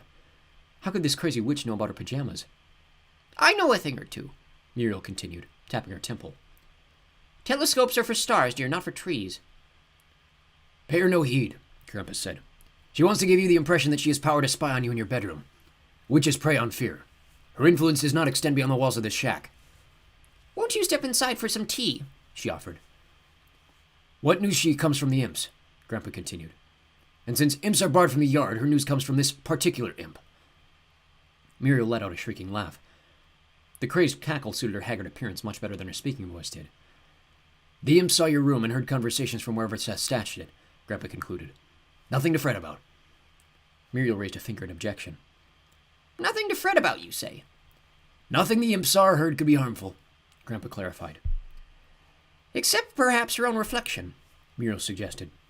Who is our final visitor, this poor, lumpy abomination? Could it be? She clapped her hands and giggled. Did our stalwart adventurer have a mishap? Did his clever tongue finally betray him? You know what happened, Grandpa said. I do, she cackled. I knew he was insolent, but never suspected such cruelty. Lock him in a shed, I say. For the sake of the fairies, lock him up tight. Can you restore him? Grandpa asked. Restore him? The witch exclaimed. After what he did? It was an accident, as you are well aware. Why not ask me to rescue a killer from the noose? A traitor from the shame? Can you do it? Shall I conjure up a medal for him to wear as well, a badge of honor for his crime? Can you? Muriel dropped the act. She regarded her visitors with a sly expression. You know the price. I can't loosen a knot, Grandpa said. Muriel tossed up her gnarled hands. You know I need the energy from the knot for the spell, she said. He has more than 70 separate hexes operating on him. You ought to untie 70 knots. What about... No dickering. One knot and your beastly grandson will be restored to his original form. Without the knot, I would never be able to counter the enchantment. This is fairy magic. You knew the price before you came. No dickering. Grandpa sagged. Show me the rope. Lead the boy at my threshold. Dale placed Seth at the front door. Standing in the doorway, Muriel held the rope out to Grandpa. There was 2 knots. Both had dried blood on them. One was still moist with saliva. Take your pick, she said. Of my own free will, I sever this knot, Grandpa said. Leaning forward, he blew gently on the higher of the 2 knots. It unraveled. The air trembled. On hot days, Kendra had seen the air shimmer in the distance. This was similar, but right in front of her. She felt pulsing vibrations, like she was standing in front of a powerful stereo speaker during a song with lots of bass. The ground seemed to be tipping. Muriel extended a hand over Seth. She mumbled an unintelligible incantation. His blubber rippled as if he were boiling inside. It looked like thousands of worms were under his skin, squirming to find a way out. Putrid vapor fumed up from his flesh. His fat appeared to be evaporating. His misshapen body convulsed. Kendra extended her arms and swayed as the ground teetered even more. There was a burst of darkness, an anti-flash, and Kendra stumbled, barely catching herself. The odd sensation ended. The air cleared and balance returned. Seth sat up. He looked exactly like his old self. No tusks, no flippers, no blowholes. Just an 11-year-old kid with a towel wrapped around his waist. He scrambled away from the shack and got to his feet. Satisfied? Muriel asked. How do you feel, Seth? Grandpa inquired. Seth patted his bare chest. I feel better. Muriel grinned. Thank you, you little adventurer. You did me a great service today. I am indebted. You shouldn't have done it, Grandpa, Seth said. Had to be done, He said. We best be going. Oh, stay a while, Muriel offered. No thanks. Grandpa said. Very well, spurn my hospitality. Kendra, nice to meet you. May you find less happiness than you deserve. Dale, you are as mute as your brother and nearly as pale. Seth, please have another mishap soon. Stan, you lack the wit of an orangutan. Bless your soul, do not be strangers. Kendra gave Seth socks, shoes, shorts, and a shirt. Once he put them on, they returned to the path. Can I ride in the wheelbarrow on the way back? Seth asked. You ought to push me, Dale grumbled. How did it feel being a walrus? Kendra asked. Is that what I was? A mutant humpback walrus with a deformed tail, she clarified. I wish we had a camera. It was weird breathing through my back, and it was hard to move. Nothing felt right. Might be safer not to converse so loudly, Grandpa said. I couldn't talk, Seth said more quietly. I felt like I still knew how, but the words came out all tangled. My mouth and tongue were different. What about Muriel? Kendra asked. If she unties that last knot, will she be free? She was originally bound by 13 knots, Grandpa said. She can loosen none on her own, though it doesn't seem to stop her from trying. But other mortals can undo the knots by asking a favor and blowing on them. Powerful magic holds the knot in place. When released, Muriel can channel that magic into granting the favor. So if you ever need her help again, I will look elsewhere, Grandpa said. I never wanted her to get down to a single knot. Freeing her is not an option. I'm sorry I ended up helping her, Seth said. Did you learn anything from the ordeal? Grandpa asked. Seth lowered his head. I feel really bad about the fairy. She didn't deserve what happened to her. Grandpa made no response, and Seth kept studying his shoes. I shouldn't have messed around with magical creatures, he finally admitted. Grandpa placed a hand on his shoulder. I know you meant no harm. Around here, what you don't know can hurt you, and others. If you have learned to be more careful and compassionate in the future, and to show greater respect for the inhabitants of this preserve, then at least some good came of all this. I learned something too, Kendra said. Humans and walruses should never mix. Chapter 9. Hugo. The triangular wooden board rested on Kendra's lap. She studied the pegs, planning her next jump. Beside her, Lena gently tilted back and forth on a rocker, watching the moon rise. From the porch, only a few fairies could be seen gliding around the garden. Fireflies twinkled among them in the silver moonlight. Not many fairies out tonight, Kendra said. It may be some time before the fairies return in force to our gardens, Lena said. Can't you explain everything to them? Lena chuckled. They would listen to your grandfather before they would ever heed me. Weren't you sort of one of them? That's the problem. Watch. Lena closed her eyes and began to sing softly. Her high, trilling voice gave life to a wistful melody. Several fairies darted over from the garden, hovering around her in a loose semicircle, interrupting the warbling tune with fervent chirping. Lena quit singing and said something in an unintelligible language. The fairies chirped back. Lena made a final remark and the fairies flew away. What were they saying? Kendra asked. They told me I should be ashamed to sing a naiadic tune, Lena replied. They detest reminders that I was once a nymph, especially if those reminders imply that I'm at peace with my decision. Well, they acted pretty upset. Much of their time is spent mocking mortals. Any time one of us crosses over into mortality, it makes the others wonder what they might be missing, especially if we appear content. They ridicule mercilessly. You don't let it get to you? Not really. They do know how to needle me, though. They tease me about growing old, my hair, my wrinkles. They ask how I'll enjoy being buried in a box. Lena frowned, gazing thoughtfully into the night. I felt my age today when you called for help. What do you mean? Kendra jumped a peg on the triangular wooden board. I tried to rush to your aid, but I ended up sprawled on the kitchen floor. Your grandfather reached your side before I did, and he's no athlete. That wasn't your fault. In my youth, I would have been there in a flash. I used to be handy in an emergency. Now I'd come hobbling to the rescue. You still get around great. Kendra was running out of moves. She'd already stranded a peg. Lena shook her head. I had not lost a minute on the trapeze or the tightrope. Once I played them with facile agility, the curse of mortality. You spend the first portion of your life learning, growing stronger, more capable.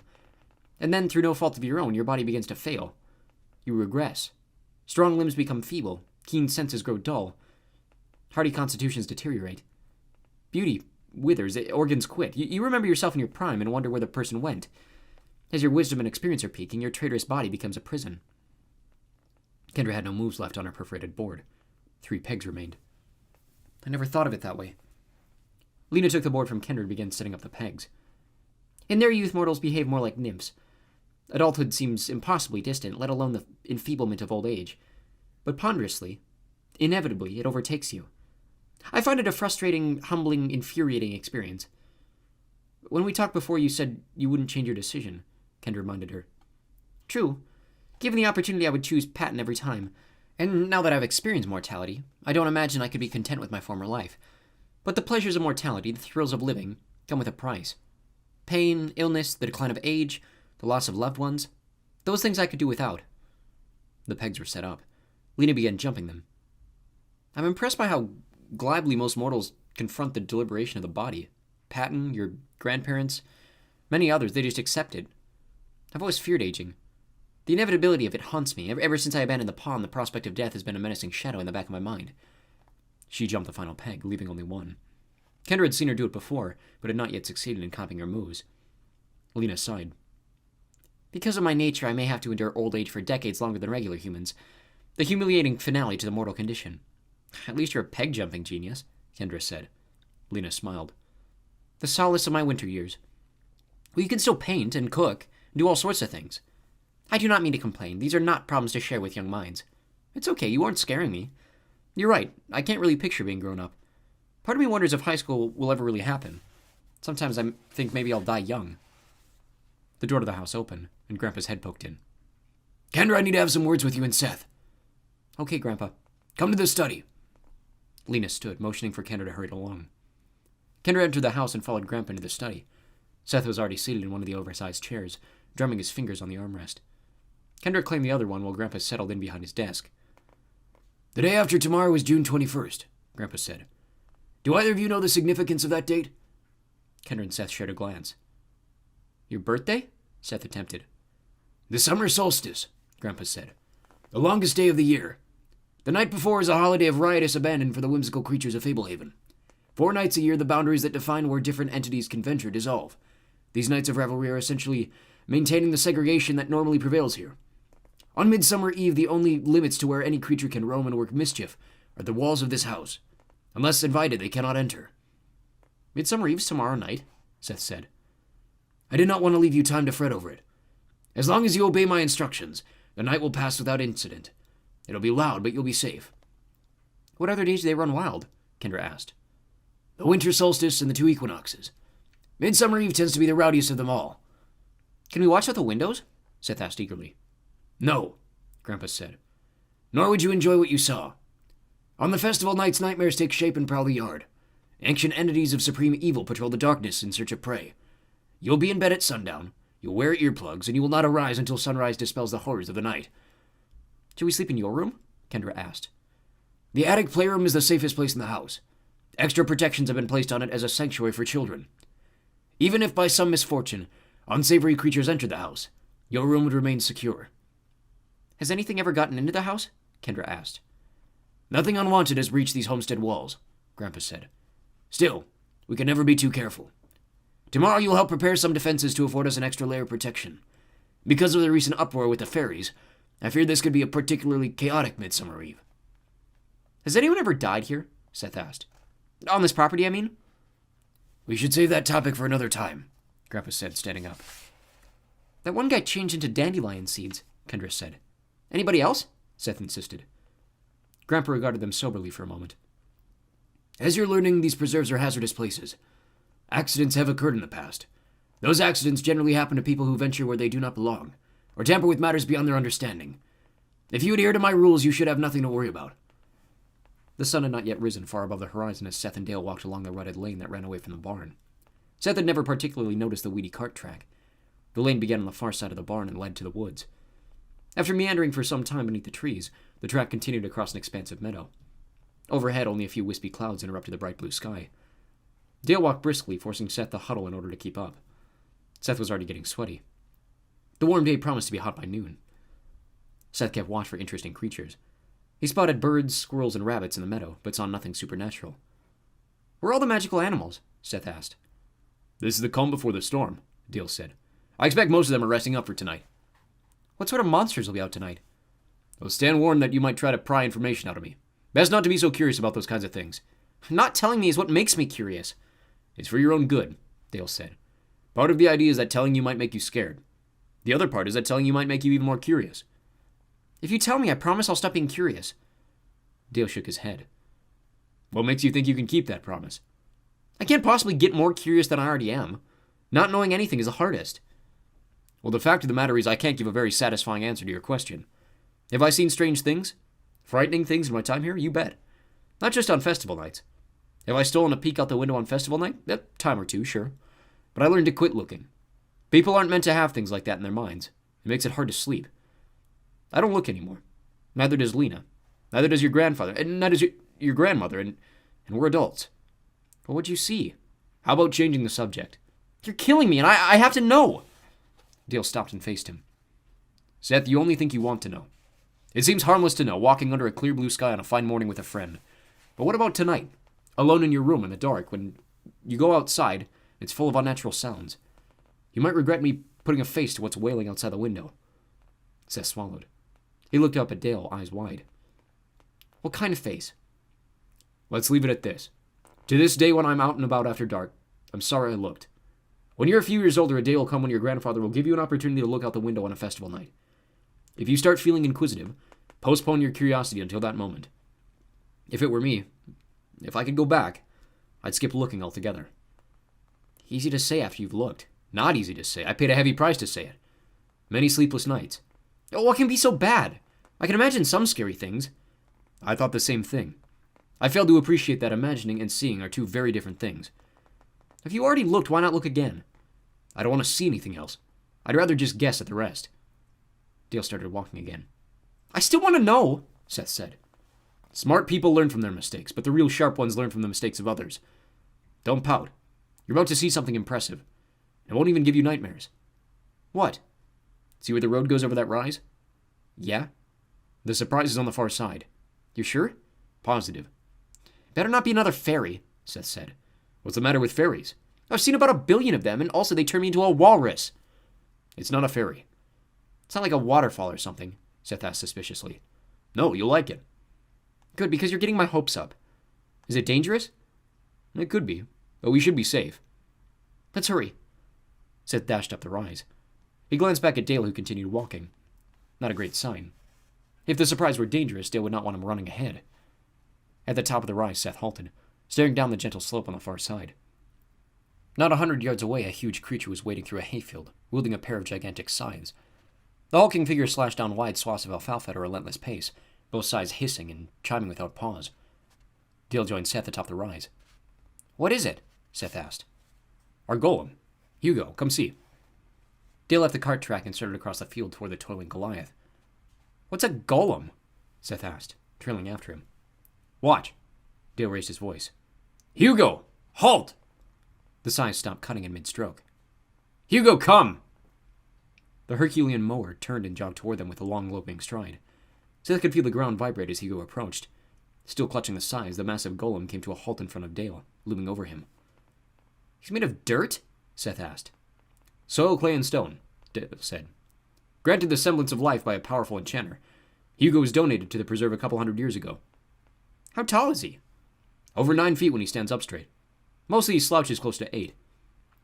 Seth gawked at the behemoth. In form, he looked more ape-like than human.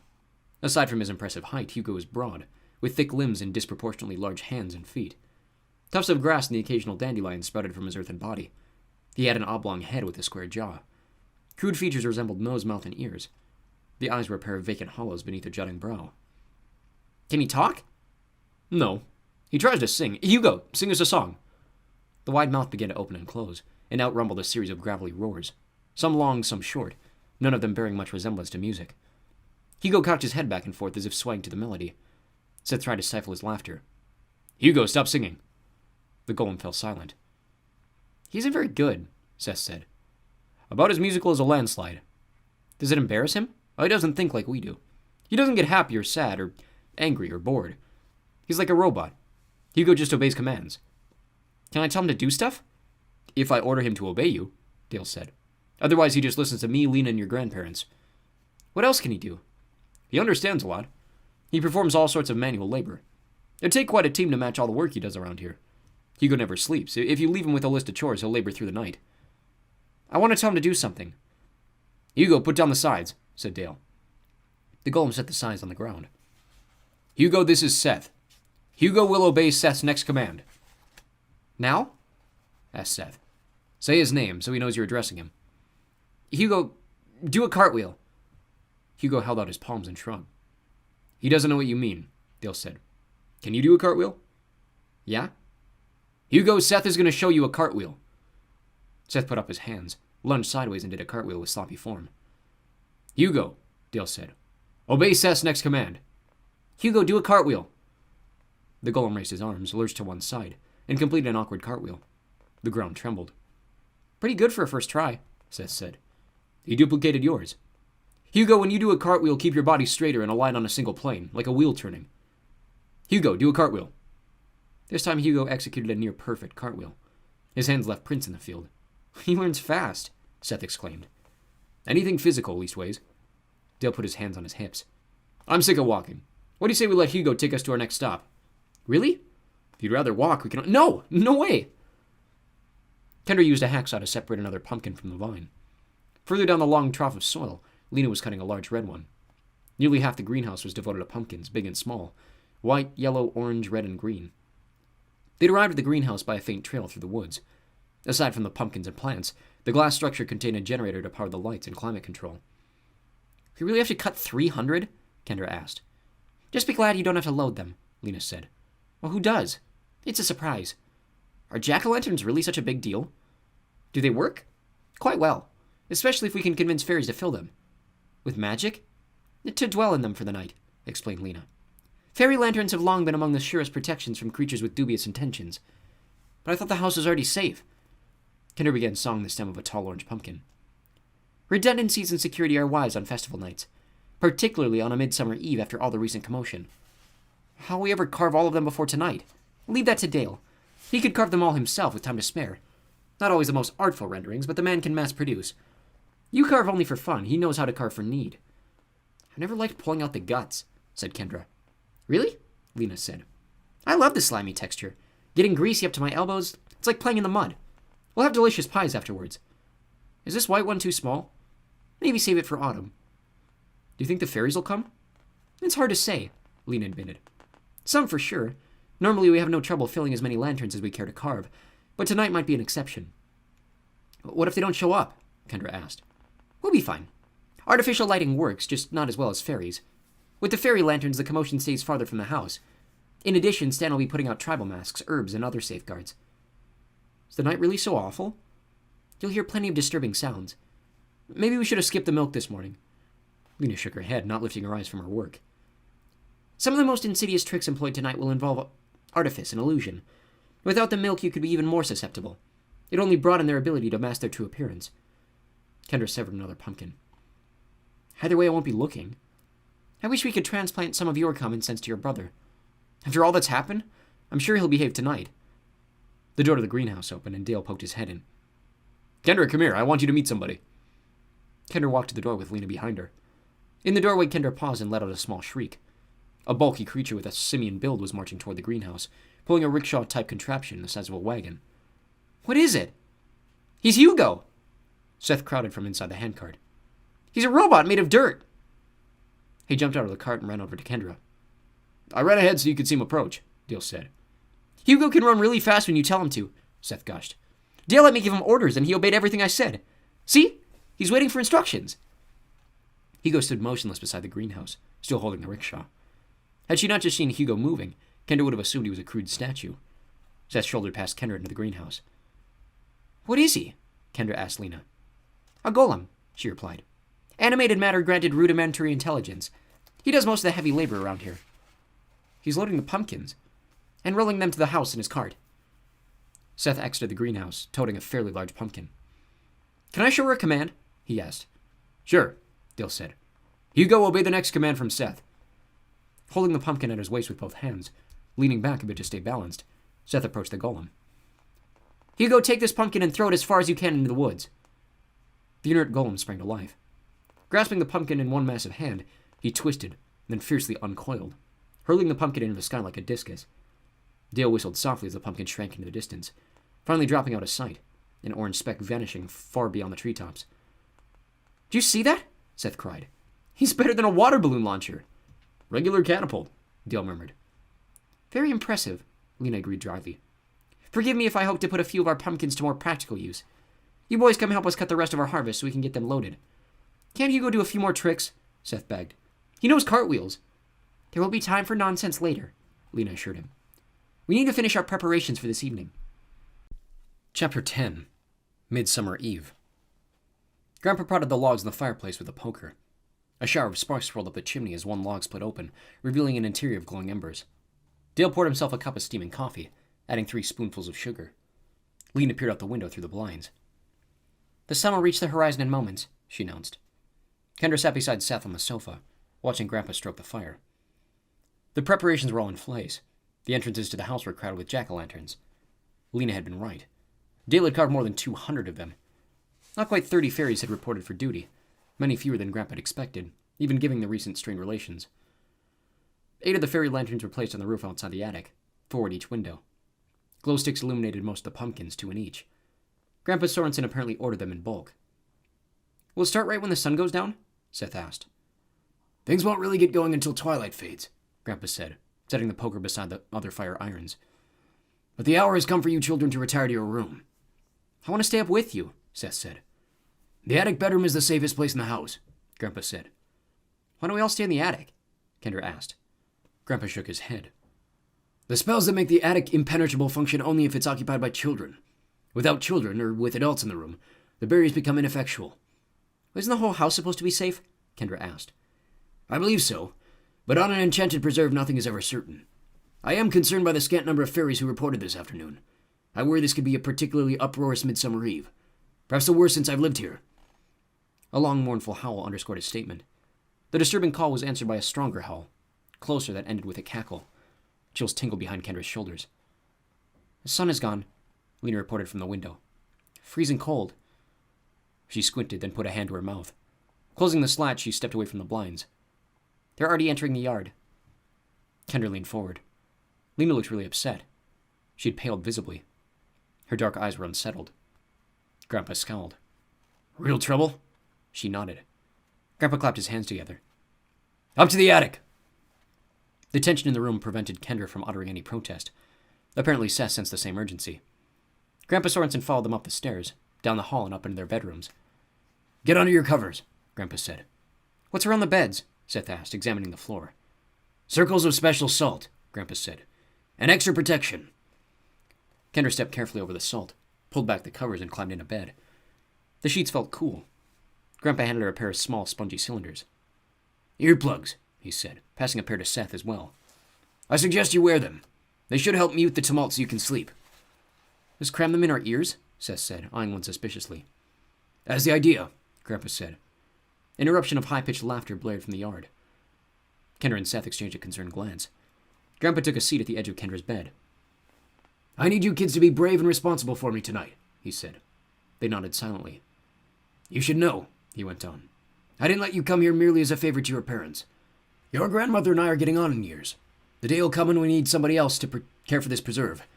We need to find heirs. Dale's a good man, but he has no interest in running things here. You kids have impressed me so far. You're bright, adventurous, and courageous. There are some unpleasant aspects to living here. Festival nights are a good example. Perhaps you wonder why we don't just all go spend the night in a hotel. Well, if we did, we'd return to find the house in ruins. Our presence is essential to the magic that protects these walls. If you're ever going to be involved with the work on this preserve, you'll need to learn to cope with certain unpleasant realities. Look at tonight as a test. If the chaotic clamor outside is too much for you, then you do not belong here. There's no shame in this. People who belong here are rare. We'll be fine, Seth said. I believe you will. Listen carefully to my final instructions. Once I leave the room, no matter what you hear, no matter what happens, do not leave your beds. We will not come to check on you until morning. You may think you hear me or Dale or Lena asking to come in. Be forewarned, it will not be us. This room is invulnerable unless you open a window or the door. Remain in your beds and that will not happen. With the fairy lanterns at your window, odds are that nothing will come near this part of the house. Try to ignore the tumult of the night, and we'll all share a special breakfast in the morning. Any questions? I'm scared, Kendra said. Don't go. You'll be safer without me. We'll be keeping watch downstairs all night. Everything will be fine, just go to sleep. It's okay, Grandpa, Seth said. I'll keep an eye on her. Keep the other on yourself, Grandpa said sternly. You mind me tonight, this is no game. I will. Outside, the wind began to whistle through the trees. The day had become calm. Now a groaning gust shook the house. Overhead, the shingles rattled and the timbers creaked. Grandpa crossed to the door. Strange winds are blowing. I better get downstairs. Good night, sleep tight. I'll greet you at sunrise. He closed the door. The wind subsided. Goldilocks clucked softly. You've got to be kidding, Kendra said. I know, Seth said. I'm practically wetting the bed. I don't think I'll sleep at all tonight. I know I won't. We better try, said Kendra. Okay. Kendra inserted the earplugs. Closing her eyes, she curled up and snuggled into her covers. All she had to do was fall asleep. Then she could escape the frightening sounds of the night. She forced herself to relax, letting her body go limp, and tried to clear her mind. It was hard not to fantasize about inheriting the estate. No way would they give it to Seth. He'd blow the whole place up in like 5 minutes. What would it be like to know all the mysterious secrets of Fablehaven? It might be scary if she were alone. She'd have to share the secret with her parents so they could live with her. After a couple of minutes, she rolled over to face the other direction. She always had a tough time falling asleep when she was too deliberate about it. She tried to think of nothing. Tried to focus on calm, regular breathing. Seth was saying something, but the earplugs muffled it. She pulled them out. What? I said the suspense is killing me. Are you actually using the earplugs? Of course. You're not? I don't want to miss anything. Are you crazy? I'm not tired at all, he said. Are you? Not much. Dare me to look out the window? Don't be stupid! It's barely sunset. Wait, what a better time to look. How about never? You're a bigger chicken than Goldilocks. Yeah, you've got less brains than Hugo. The wind rose again, steadily gaining force. Warbling moans echoed on the breeze, groaning in different pitches, forming eerie, discordant harmonies. A long bird-like scream overpowered the ghostly chorus of moans, starting at one side of the house, passing overhead and finally fading. In the distance, a bell began to toll. Seth no longer looked quite so brave. Maybe we should try to get some sleep, he said, putting in the earplugs. Kendra did likewise. The sounds were muffled but continued. The haunted wind lamenting, the house shuddering, an increased assortment of shrieks, screams, and howls and wild bursts of gibbering laughter.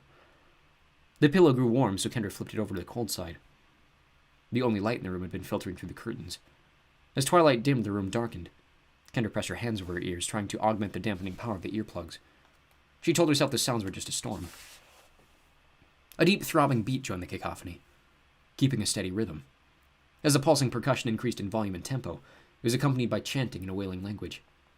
Kendra resisted otherworldly images of vicious demons on the hunt. A pair of hands closed around her throat. She jumped and flailed, smacking Seth across the cheek with the back of her hand. Jeez! Seth complained, stumbling away. You asked for it! What's the matter with you? You should have seen your face, he laughed, recovering from the slap. Get back in bed! He sat on the side of her bed. You should take out your earplugs. The noise isn't so bad after a while. Reminds me of that CD Dad plays on Halloween. She removed them. Except it's shaking the house, and it isn't make-believe. Don't you want to look out the window? No! Stop talking about it! Seth leaned over and turned on the nightlight. A glowing statuette of Snoopy. I don't see the big deal. I mean, there are all sorts of cool things out there right now. What's wrong with just taking a little peek? Grandpa said not to get out of your bed. Grandpa lets people look when they're older, Seth said. Dale told me, so it can't be that dangerous. Grandpa just thinks I'm an idiot. Yeah, and he's right. Well, think about it. You wouldn't want to run across a tiger in the wilderness. You'd be scared to death. But at a zoo, who cares? It can't get you. This room's safe. Peeking out the window will be like looking at a zoo full of monsters. And more like looking out of a shark cage. A sudden staccato flurry of pounding shook the roof, as if a team of horses were galloping across the shingles. Seth flinched, raising his arms protectively. Kendra heard the creak and rattle of wagon wheels. Don't you want to see what that was? Seth asked. Are you trying to tell me that didn't scare you? I expect to be scared. That's the whole point. If you don't get back into bed, warned Kendra, I'm telling Grandpa in the morning. Don't you want to see who's playing the drums? Seth, I'm not kidding. You probably won't even be able to see anything. We have a telescope. Something outside roared, a thunderous bellow of bestial ferocity. It was enough to silence the conversation. The night continued to rage. The roar came again.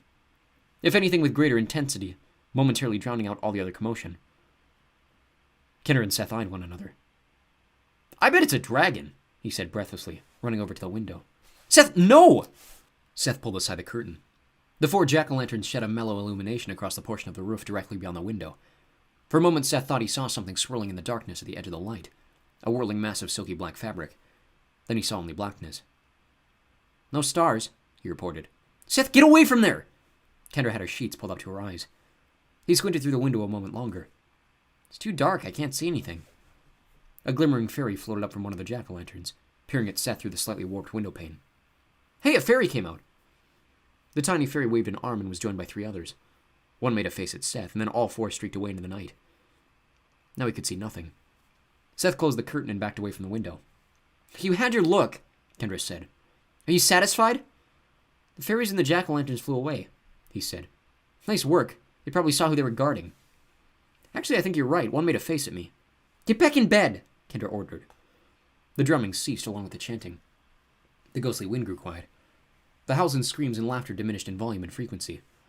Something pattered across the roof. Then, silence. Something's wrong, Seth whispered. They probably saw you. Get back in bed. I have a flashlight in my emergency kit. He went to the nightstand by his bed and withdrew a small flashlight from the cereal box. Kendra kicked off her sheets and lunged at Seth, tackling him onto his bed. She wrenched the flashlight from his grasp and pushed him off to regain her feet.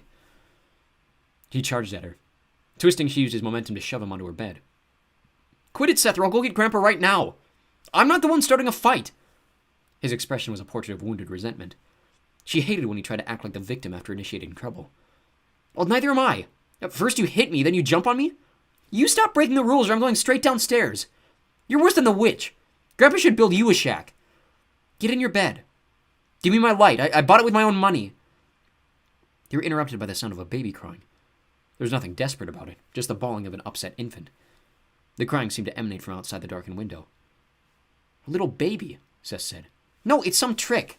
Mama! The baby whined. It sounds pretty real, Seth said. Let me take a look. It's going to be like a skeleton or something.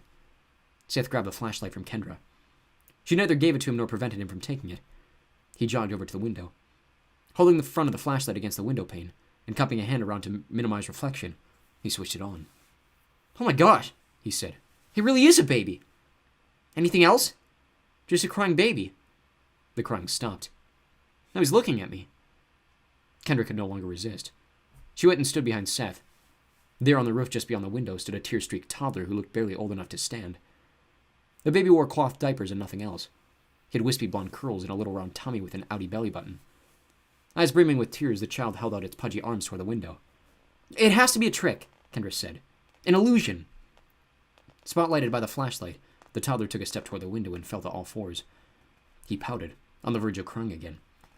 Standing up, the baby tried another wobbly step. Goosebumps stood out on his chest and arms. He looks real, said Seth. What if he's real? Why would a baby be on the roof? The baby toddled to the window, pressing a chubby palm against the glass. Something glinted in the light behind him. Seth shifted the beam out onto the pair of green-eyed wolves approaching stealthily from the edge of the roof. The animals paused as the light fell on them. Both looked mangy and lean. One of the wolves bared sharp teeth, foam frothing from his mouth. The other was missing an eye. They're using him as bait, Seth yelled. The baby looked back at the wolves, then turned back towards Seth and Kendra, bawling with renewed vigor, fresh tears streaming, tiny hands slapping the window panes. The wolves charged. The toddler wailed. In her cage, Goldilocks clucked wildly. Seth threw open the window. No! Kendra shouted, although she reflexively wanted to do the same thing. The instant the window opened, wind gushed into the room, as if the air itself had been waiting to pounce. The baby dove into the room, transforming grotesquely as it landed on the floor in a deft somersault. The child was replaced by a leering goblin with yellow slits for eyes, a puckered nose, and a face like dried cantaloupe. Bald and scabrous on top, the head was fringed by long web-like hair. The sinuous arms were gangly, the hands long and leathery, tipped with hooked claws. Ribs, collarbones, and pelvis jutted hideously. Spidery networks of veins bulged against maroon flesh. With supernatural haste, the wolves also sailed through the window before Seth could move close to it. Kendra shoved past Seth and jerked the window shut in time to impede the entrance of a coldly beautiful woman, swathed in writhing black garments. The apparition's dark hair undulated like vapor in a breeze. Her pallid face was slightly translucent. Gazing into those empty, searing eyes froze Kendra where she stood. Babbling whispers filled her mind. Her mouth felt dry. She couldn't swallow. Seth yanked the curtains shut and tugged Kendra toward the bed. Whatever trance had momentarily organized her dissolved. Disoriented, she ran alongside Seth to the bed, sensing something in pursuit. When they leapt onto the mattress, a brilliant light flared behind them, accompanied by a crisp stutter like firecrackers. Kendra twisted to get a look. The maroon goblin stood near the bed, coddling its bony shoulder. The scowling creature stood about as tall as Dale. Hesitantly, it reached a knobby hand toward her, and another bright flash sent it staggering away. A circle of salt. At first she had not grasped how Seth was dragging her to the bed.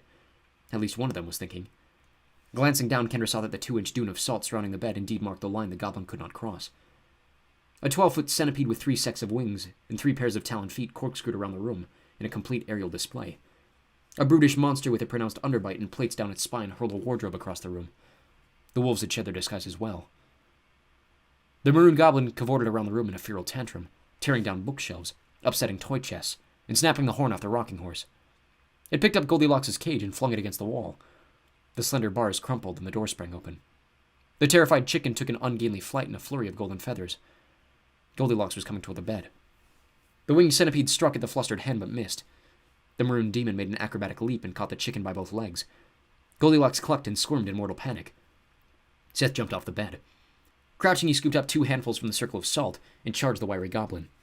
Now holding the chicken in one hand, the sneering goblin rushed to meet him. An instant before the outstretched hand of the demon reached him, Seth flung a handful of salt. Releasing Goldilocks, the demon reeled back, scorched by a blinding blaze. The chicken made straight for the bed, and Seth tossed his other handful of salt in a wide arc to cover the retreat, scalding the flying centipede in the process. The bulky creature with the underbite tried to beat Seth to the bed, arriving too late and receiving a violent shock as it collided with the invisible salt barrier. Back on the bed, Seth clung to Goldilocks, arms quivering convulsively. The maroon demon growled. His face and chest were charred from salt. Tendrils of smoke curled up from the burns. Turning, the demon pulled a book from the shelf and tore it in half. The door flew open, and Dale leveled a shotgun at the monster with the underbite. "You kids stay put no matter what!" he called. All 3 monsters converged on the doorway. Dale retreated down the stairs, gun silent. The winged centipede spiraled out the door above the other scrambling creatures. They heard a shotgun blast from down the hall. "Shut the door and stay put!" Dale hollered. Kendra ran and slammed the door, and sprinted back to her bed. Seth held Goldilocks, tears streaming down his cheeks.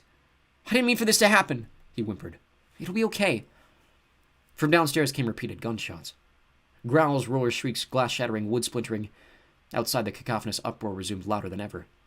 Pagan drums, ethereal choirs, tribal chanting, wailing lamentations, guttural snarls, unnatural howls, and piercing screams united in relentless disharmony. Kendra, Seth, and Goldilocks sat on the bed awaiting dawn. Kendra had to constantly fight images of the woman with the swirling back garments. She couldn't get the apparition out of her head.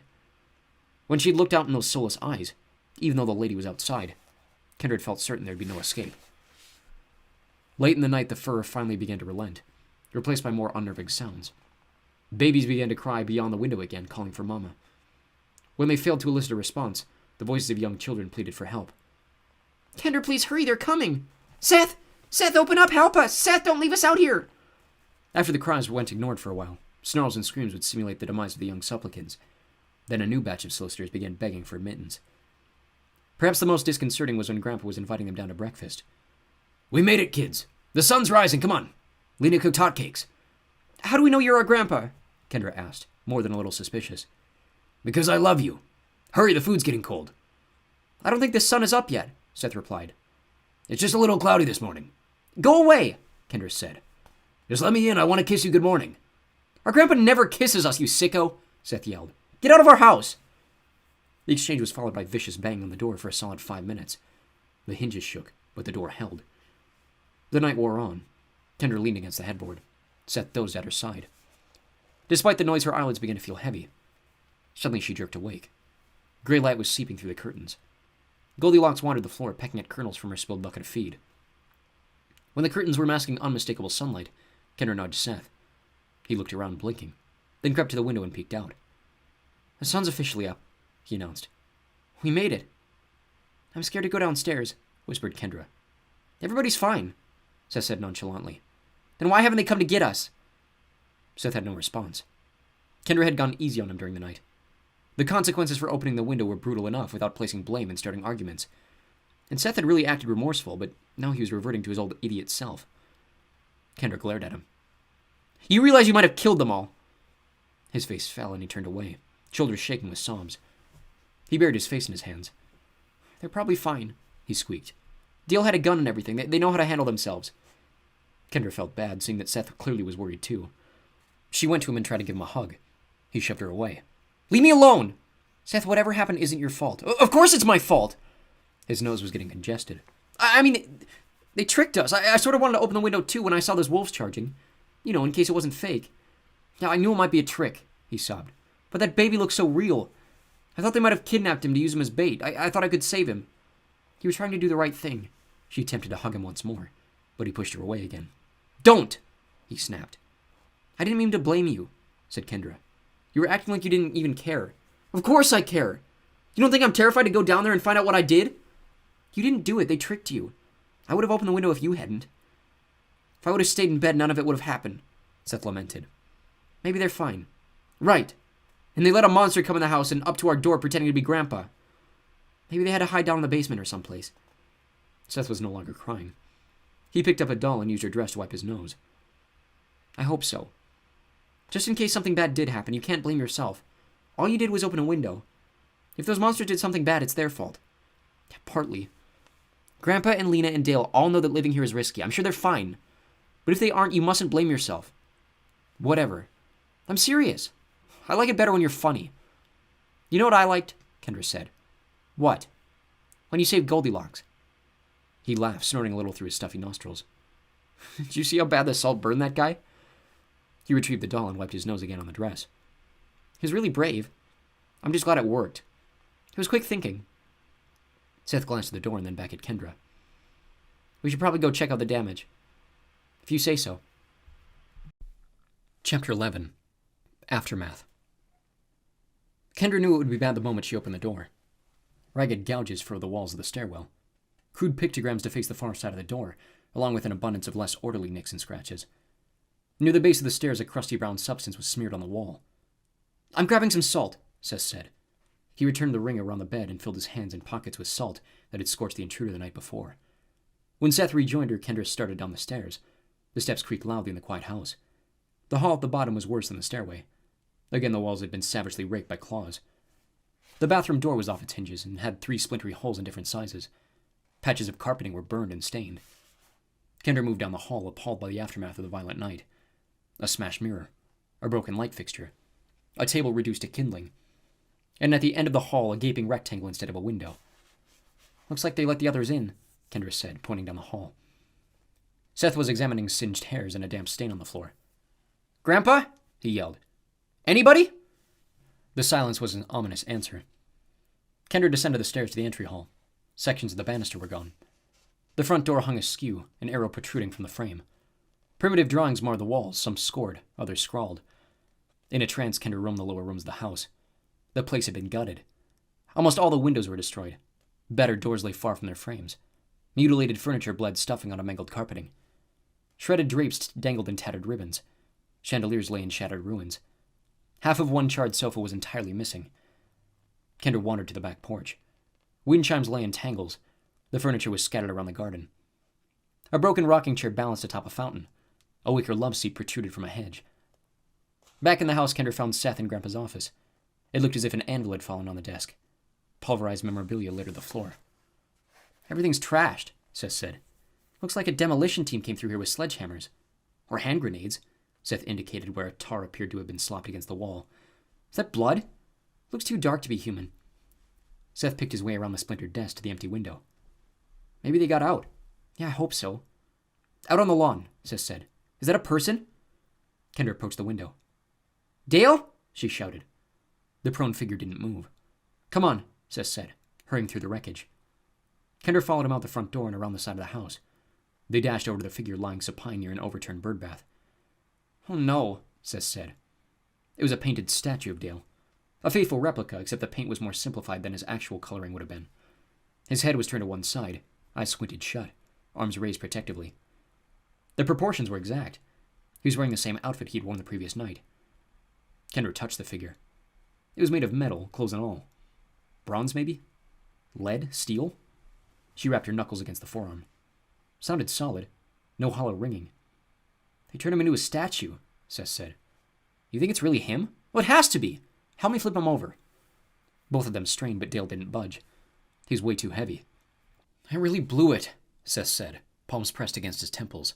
What have I done? Maybe we can change him back. Seth kneeled down and put his mouth to Dale's ear.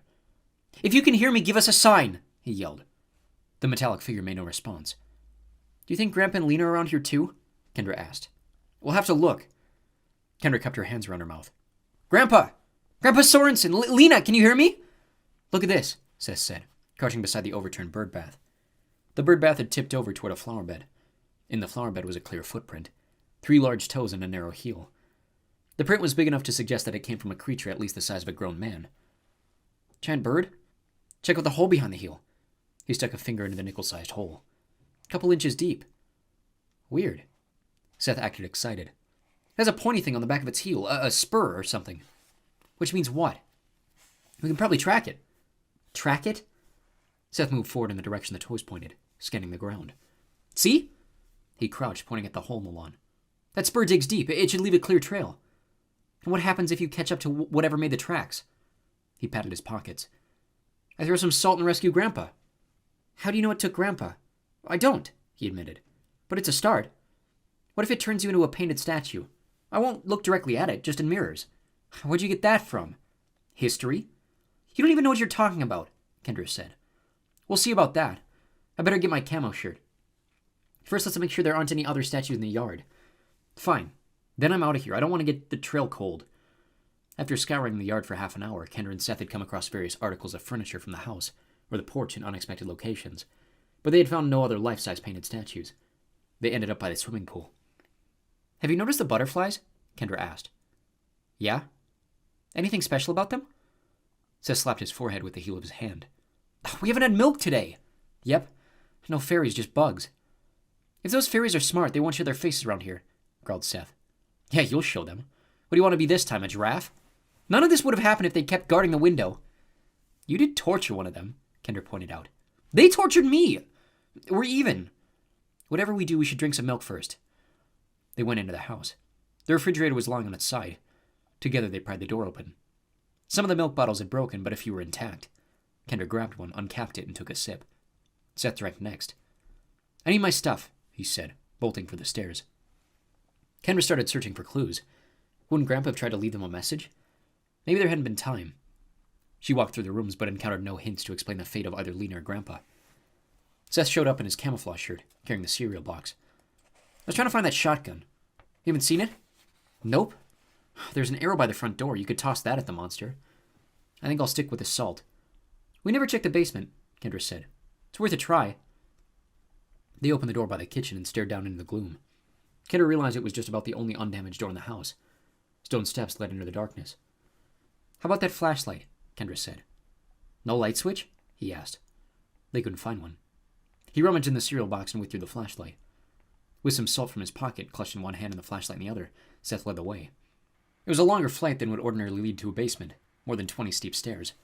At the bottom, the flashlight beam illuminated a short, barren hallway ending in an iron door. They walked to the door. It had a keyhole below the handle. Seth tugged the handle, but the door was locked. There's a small hatch at the base of the door. What's this? He asked. It's for brownies so they can come and fix stuff.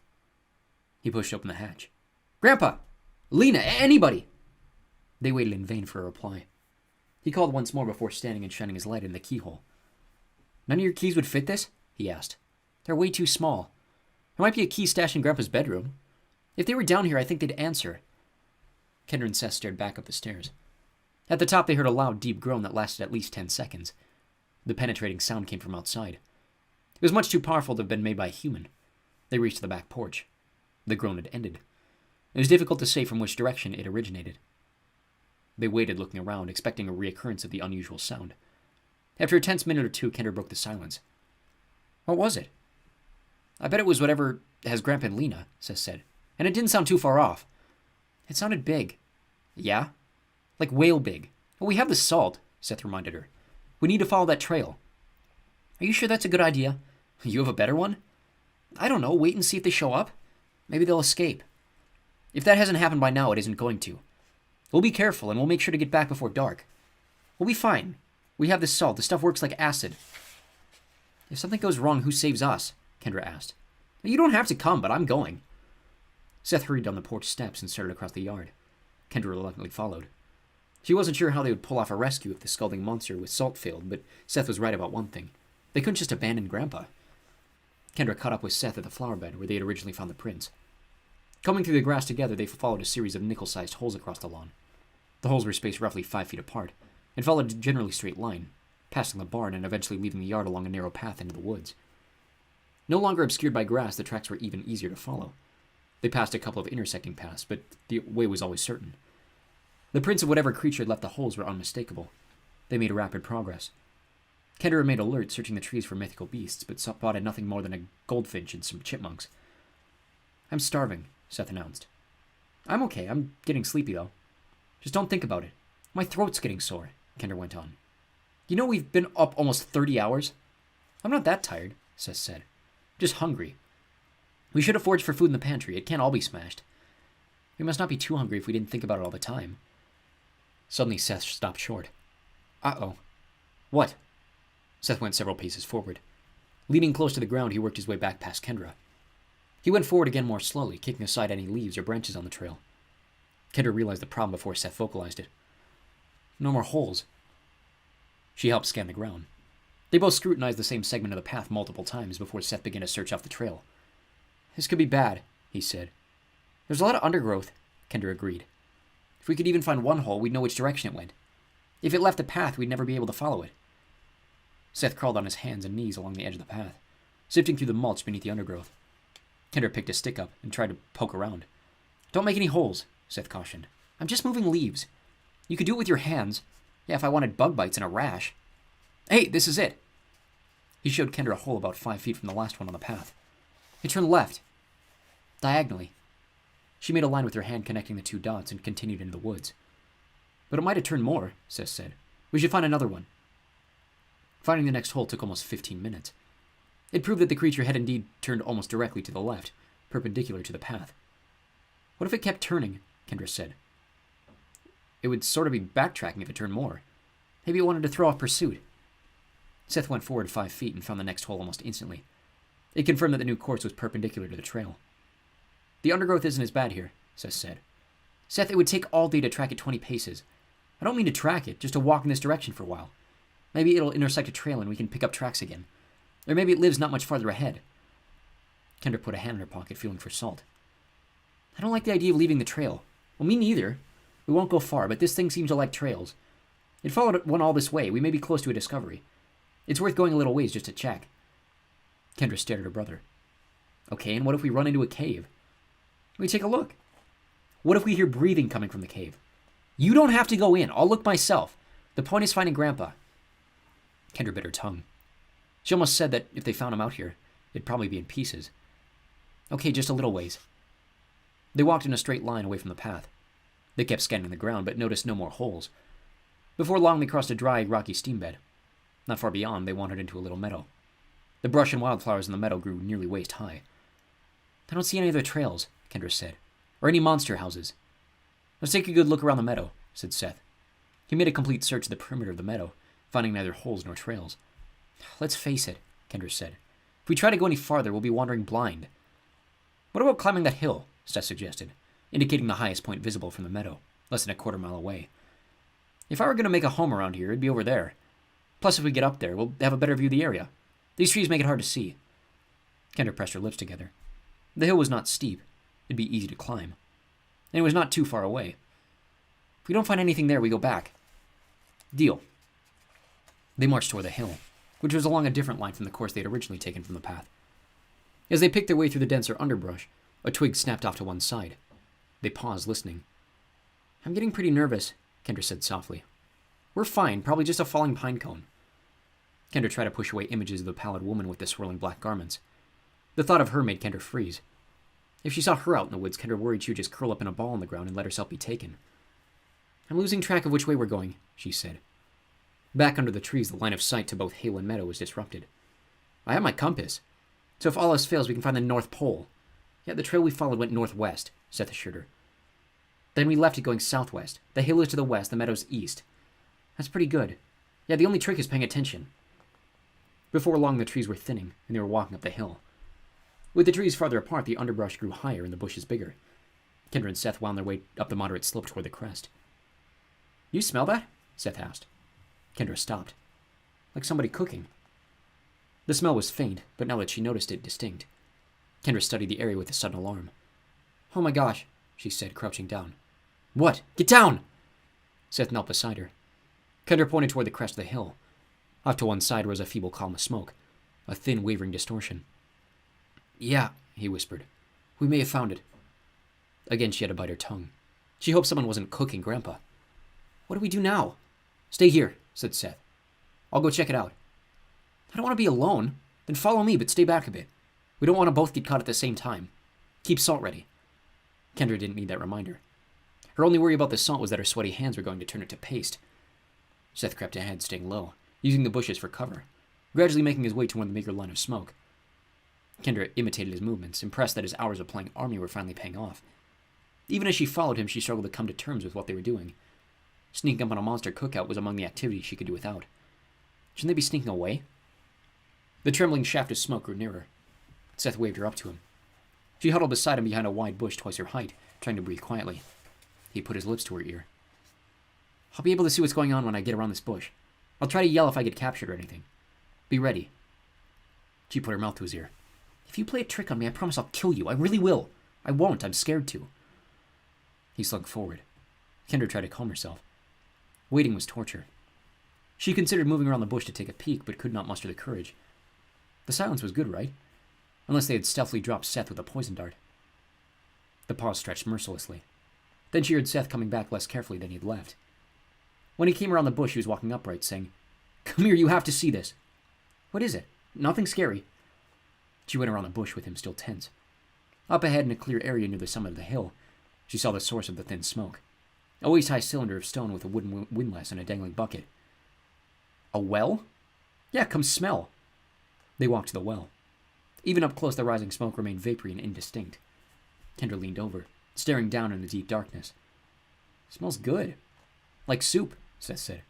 "Meat, veggies, spices. Am I just hungry? It smells delicious." "I think so too. Should we try some?" "Lower the bucket?" Kendra asked skeptically.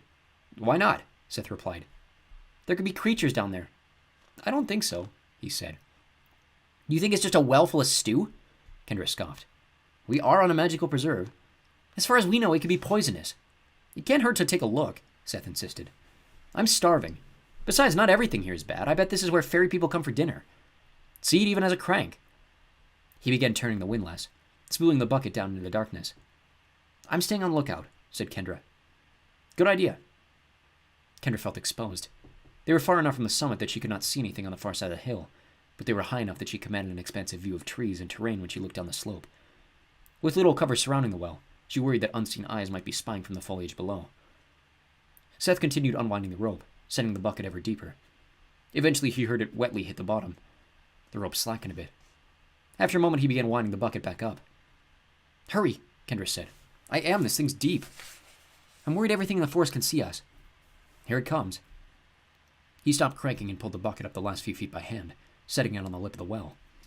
Kendra joined him. Inside the wooden bucket, bits of meat, cut carrots, potato fragments, and onion floated in a fragrant yellow broth. "Looks like normal stew," Kendra said. "Better than normal. I'm trying some." "Don't!" she warned. "Lighten up." He tweezed out a piece of dripping meat and tried it. "It's good," he announced. He plucked out a potato and offered a similar report. Tipping the bucket, he slurped some of the broth. "Amazing," he said. "You have to try it." From behind the same bush they had used as their final hiding place when approaching the well, a creature emerged. From the waist up, he was a shirtless man with an exceptionally hairy chest and a pair of pointy horns above his forehead. From the waist down, he had the legs of a shaggy goat. Wielding a knife, the satyr charged straight at them. Both Kendra and Seth turned in alarm at the sound of his hooves racing up the slope. "Salt!" Seth splurted, dripping into his pockets. As she fumbled for salt, Kendra dashed around the well, placing it between herself and the attacker. Not Seth. He stood his ground, and when the satyr was a couple of steps away, he flung a fistful of salt at the goat man. The satyr stopped short, obviously surprised by this cloud of salt. Seth threw a second handful, groping in his pockets for more. The salt failed to spark or sizzle. Instead, the satyr appeared bewildered. "What are you doing?" he asked in a hushed tone. "I could ask you the same question," Seth replied. "No, you can't. You're spoiling our operation." The satyr lunged past Seth and slashed the rope with his knife. "She's coming." "Who?" "I'd save the questions for later," the satyr said. He wound the rope until it was tight around the windlass, seized the bucket, and started down the hill, spilling soup as he went. From the far side of the hill, Kendra heard foliage rustling and branches crunching. She and Seth followed the satyr. The satyr slid into the bush Kendra had crouched behind earlier. Kendra and Seth dove alongside him. In an instant after they ducked out of sight, a bulky, hideous woman lumbered into view and approached the well. She had a broad, flat face with saggy earlobes that hung almost to her hefty shoulders. Her misshapen bosom drooped inside a coarse homespun tunic. Her avocado skin had a ridged texture like a corduroy. Her graying hair was shaggy and matted, and her build bordered on obese. The well barely came to her knees, making her considerably taller than Hugo. She waddled from side to side as she walked, and she was breathing heavily through her mouth. Bending over, she pawed at the well, stroking the wooden frame. "The ogress can't see much," the satyr whispered. When he said it, the ogress jerked her head up. She hammered something in a guttural language. Shambling a couple of steps away from the well, she squatted down and sniffed at the ground where Seth had thrown his salt. "There's been people here," she accused in a husky, accented voice. "Where you peoples be?" The satyr placed a finger against his lips. Kendra held perfectly still, trying to breathe softly despite her alarm. She tried to plan which direction she would run. The ogress lumbered down the slope toward their hiding place, sniffing high and low. "I heard peoples. I smelled peoples. And I smell my stew. Peoples been at my stew again. You come out now to apologize." The satyr shook his head, slitting his throat with a finger for emphasis. Seth slid a hand to his pocket. The satyr touched his wrist and shook his head with a scowl. The ogress had already closed half the distance to the bush. "You peoples like my stew so much, maybe you take a bath in it." Kendra resisted the urge to bolt. The ogress would be on them in moments, but the satyr seemed to know what he was doing. He held up a hand, tactically signaling for them to keep still. Without warning, something began crashing through the bushes about 20 yards to their right. The ogress pivoted and stumbled toward the ruckus with a quick, awkward gait. The satyr nodded. They scrambled out of the bush and stared down the hill. Behind them, the ogress skidded to a halt and changed direction, coming after them. The goat man pitched the bucket of stew into a tangled patch of thorns and bounded over a fallen log. Kendra and Seth sprinted after him. Propelled by her downward momentum, Kendra found herself taking larger steps than she wanted. Each time her foot touched the ground became a fresh opportunity to lose her balance and tumble forward.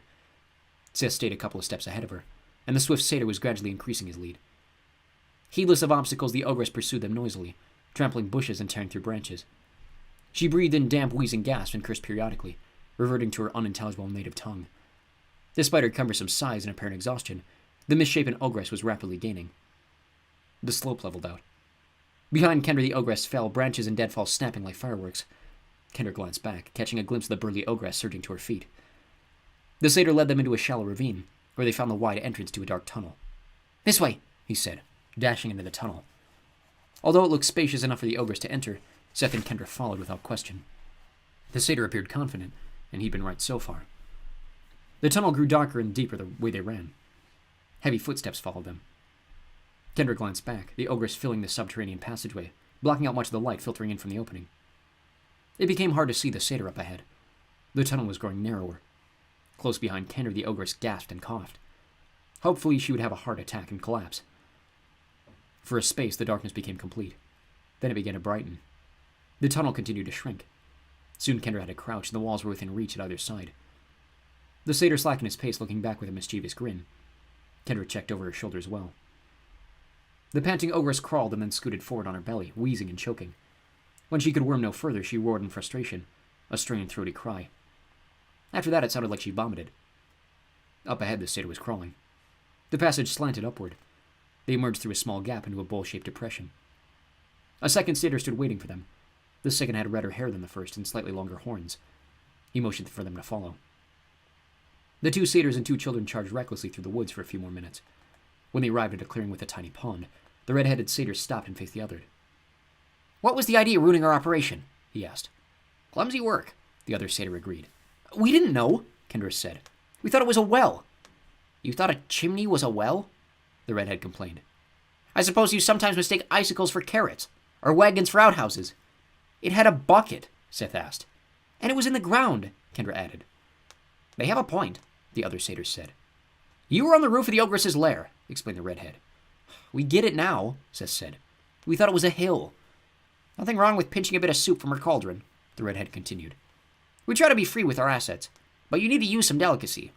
A little finesse. At least wait until the old lady falls asleep. Who are you anyhow? Seth Sorensen. Kendra. I'm Newell, said the redhead. This is Doran. You realize we'll probably have to construct a whole new rigging. She'll rip down the old one, Doran explained. Almost more work than cooking our own stew, Newell huffed. We can't make it come out like she does, Doran mourned. She has a gift, Newell agreed. We're sorry, Kendra said. We were a little lost. Doran waved a hand. Don't worry. We just like to bluster. If you spoiled our wine, that would be another story. Still, Newell said, a guy has to eat, and free stew is free stew. We'll try to find a way to repay you, Kendra said. So will we, Newell said. You don't have to have any, batteries, Doran asked. Batteries? Seth asked, wrinkling his nose. Size C, Newell clarified. Kendra folded her arms. Why do you want batteries? They're shiny, Newell said, nudging Doran with an elbow. We worship them, Doran said, nodding sagely. They seem like little gods to us. The kids stared at the goat men in disbelief, unsure how to continue the conversation. They were obviously lying. Okay, Newell said. We have a portable television. Don't tell Stan. We had a mountain of batteries, but we ran out, and our supplier is no longer employed here. We could work out an arrangement. Newell spread his hands diplomatically. Some batteries to repent for disrupting our stew siphoning. Then we can trade more. Gold, bronze, you name it. Doran lowered his voice slightly. Of course, we would need to keep our arrangement private. Stan doesn't like us watching the tube, said Newell. Do you know our grandpa? Seth asked. Who doesn't? Newell said. You haven't seen him lately, Kendra asked. Well, sure, just last week, Doran said.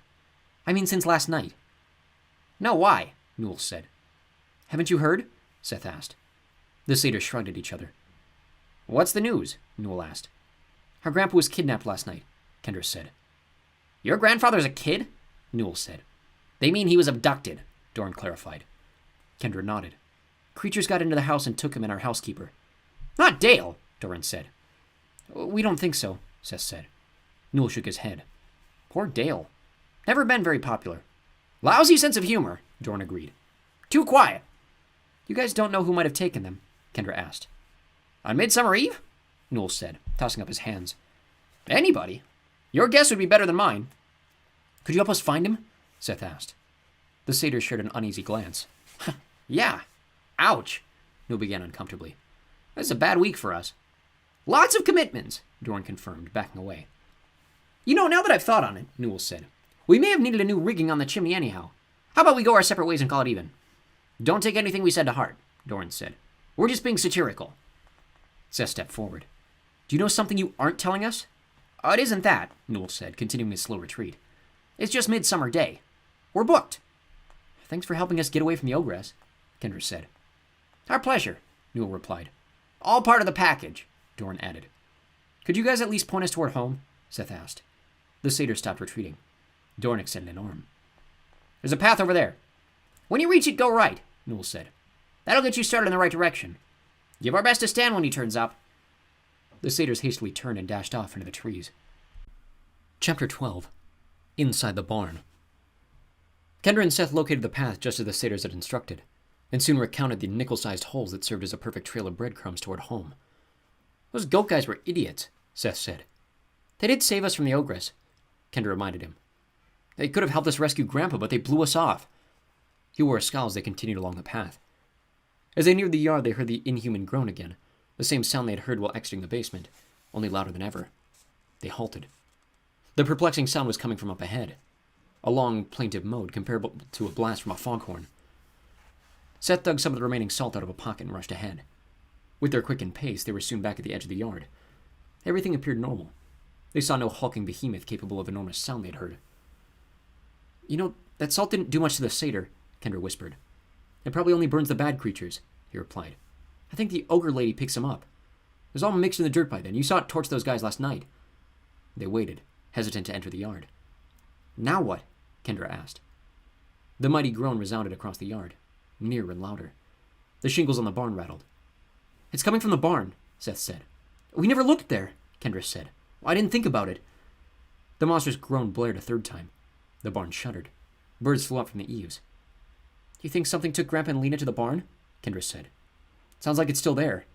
Grandpa told us never to enter the barn." "Yeah, I think I'm already grounded," Seth said. "No, I mean, what if he keeps ferocious creatures in there? It might have nothing to do with his disappearance. It's our best chance. Where else are we going to look? We have no other clues.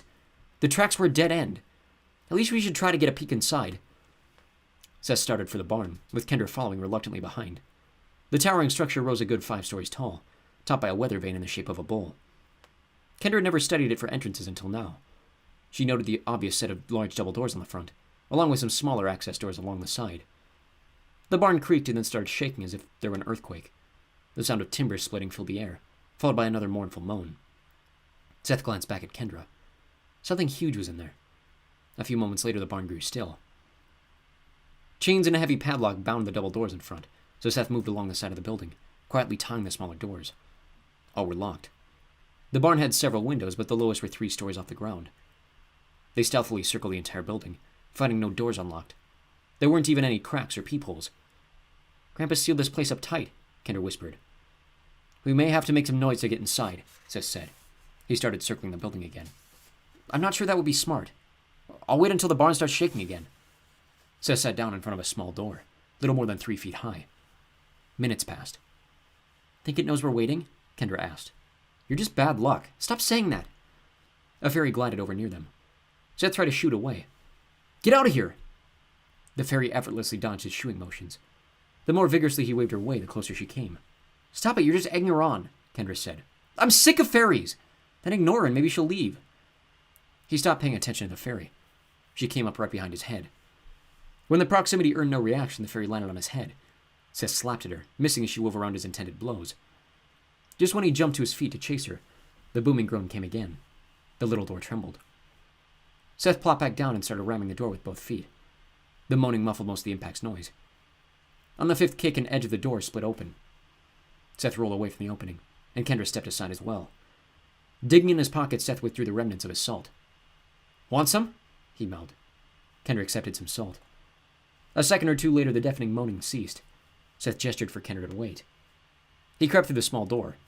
Kendra waited, squeezing the salt in her palm. Seth reappeared in the opening wearing an inscrutable expression. "You have to see this," he said. "What? Don't worry, come look." Kendra ducked through the little doorway. The enormous barn contained just one cavernous room, with a few closets around the perimeter. The entire room was dominated by a single gigantic cow. "Not what I expected," Kendra murmured in disbelief. She gawked at the colossal bovine in amazement. The huge head was up near the rafters, 40 or 50 feet in the air. A hayloft spanning an entire side of the building served as a feed box. The cow's hooves were the size of hot tubs. The tremendous udder was absolutely bulging. Milk beaded and dripped from teats almost the size of punching bags. The gargantuan cow cocked its head, staring down at the newcomers to the barn. It let out a long moo, making the barn shake simply by shifting its stance. "Holy cow," Kendra muttered. "You can say that again. I doubt Grandpa will be running out of milk anytime soon." "We're friends," Kendra called up to the cow. The cow tossed its head and began munching from the hayloft. "Why haven't we heard this thing before?" Seth wondered. "She probably never moos. I think she's in pain," Kendra observed. "See how swollen the udder looks? I bet it could fill a swimming pool." "Seriously. Somebody probably milks her every morning." "Nobody did today," said Seth. They stood and stared. The cow continued munching from the hayloft. Seth pointed at the back of the barn. "Look at the manure. Sick! The world's biggest cow pie. Yeah, you would notice that." The cow let out another bellowing complaint, the most insistent so far. They clamped their hands over the ears until the lowing stopped. "Well, we should probably try to milk her," Kendra said. "How are we supposed to do that?" Seth cried. "Well, there has to be a way. They must do it all the time. We can't even reach her thingies. I bet that cow could tear this place apart if she wanted. I mean, look at her. She keeps getting more upset. Her udder looks like it's about to burst. Who knows what kind of power she has? Her milk lets people see fairies. The last thing we need is a giant magical cow running around loose. It could be total mayhem." Folding his arms, Seth surveyed the task. "This is impossible. We need to search the closets. Maybe they have special tools. What about Grandpa?" "Well, we're out of leads," said Kendra. "If we don't milk this cow, we could end up with a new disaster on our hands."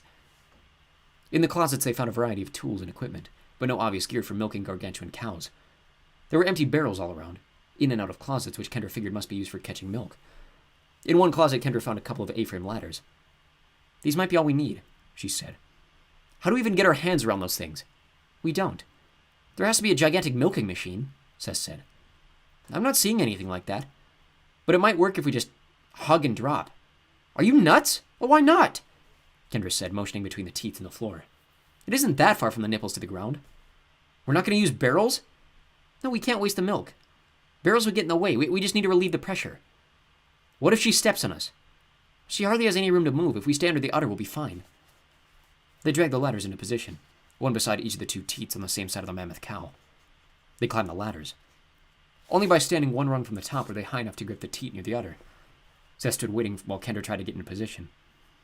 "These feel wobbly," she said. "Balance." She hesitantly stood upright. It felt a lot higher than it looked from the ground. "You ready?" "No. I bet this barn will hold her. We have to at least try." "Hug the thingy and slide down?" Seth asked. "We'll trade off. You then me, then you then me. Then we'll do the other side." "How about you start it?" "You're better at this sort of stuff," Kendra said. "Yeah, that's true. I milk a lot of gigantic cows. I'll show you my trophies sometime." "Seriously, you start," urged Kendra. "What if it hurts her?" "I don't think we're big enough. I'm more worried that we're not going to be able to get any out. So I should squeeze as hard as I can," Seth confirmed. "Sure. Once I do it, you'll do it, and we'll just keep going as fast as we can. And if I ever find a giant cow milking trophy, I'll buy it for you," Kendra offered. "I'd rather we keep it our little secret. You ready? Go for it." Hesitantly, Seth placed a hand against the huge teat. The cow mooed, and he recoiled, crouching and grabbing the ladder with both hands to steady himself. Kendra tried to stay balanced as she laughed. Finally, the foghorn moo ended. "I changed my mind," Seth said. "I'll count to 3, said Kendra. "You go first or I'm not doing it. I almost fell and wet my pants at the same time. 1, 2, 3. Seth stepped off the ladder, embracing the teat. He slid down it and fell to the floor along with an impressive jet of milk. Kendra stepped off and hugged the teat as well. Even with her holding tightly, it slid through her embrace faster than she expected. She hit the floor with the warm milk already soaking her jeans. Seth was on his way back up the ladder. "I'm already disgusted," he said, stepping off and sliding down again. This time he kept his feet when he landed. Kendra went up and slid down again. Hugging as hard as she could, she descended a little more slowly, but still fell over when she hit the floor. Already milk was everywhere. Soon they fell into a rhythm, both of them landing on their feet most of the time. The engorged udder hung low, and they got better at using the teat hug to control their fall. Milk gushed copiously. While they were sliding, the teats sprayed like fire hoses. Must have been at least 70 jumps each before the output began to slacken. "Other side," Kendra gasped, breathing hard. "My arms are dead," Seth complained. "We have to hurry." They scooted the ladders over and repeated the process. Kendra tried to pretend she was on a surreal playground, where the kids waded in milk instead of sand and slid down thick, meaty poles. Kendra focused on climbing the ladder and landing as lightly as possible. She worried that if either action became routine, she could have a bad accident, spraining an ankle, breaking a bone, or worse. At the first sign that the flow of milk was slackening, they collapsed in exhaustion, not worried about lying in milk because their clothes and hair were already drenched. Both of them gulped air desperately. Kendra put a hand to her neck. "My heart is beating like a jackhammer. I thought I was going to puke. That was so foul," complained Seth. "I'm more tired than sick. Think about it. You're dripping with warm, raw milk while your face rubs down a cow nipple about 100 times. More than that. We doused the whole barn," Seth said. "I'm never drinking milk again." "I'm never going to the playground," Kendra vowed. "What? It's hard to explain." Seth scanned the area under the cow. "The floor has drains, but I don't think much of the milk is going down. I saw a hose. I doubt the cow would like milk rotting all over the place." Kendra sat up and squeezed milk out of her hair. "That was the best workout I've ever had. I'm dead. If I did that every day, I'd look like Hercules," said Seth. "You mind grabbing the ladders? Not if you do the hosing." The hose was long and had good water pressure, and the drain seemed to have plenty of capacity. Flushing the milk away turned out to be the easiest part of the process. Seth had Kendra hose him off, and then returned the favor. From the time the milking began in earnest, the cow made no more noise and displayed no more interest in them. They called for Grandpa and Lena in the barn, just to be sure, starting with small voices to avoid startling the cow, and gradually building to shouts. As had been their lot all day, the calls went unanswered. "Should we go back to the house?" Kendra asked. "I guess. It'll be dark before long." "I'm tired and hungry." We should look for food. They left the barn. The day was waning. You have a big tear in your shirt, Kendra said. I ripped it while we were running from that ogress. I have a pink one you can borrow. This'll work fine, said Seth, once it dries off. The pink one would hide you just as well as the camouflage, Kendra said. Are all girls as brainless as you? You're telling me a green shirt will make you invisible to monsters? No, less visible. Less is the point. Less than your blue one. I guess I should find a green one too.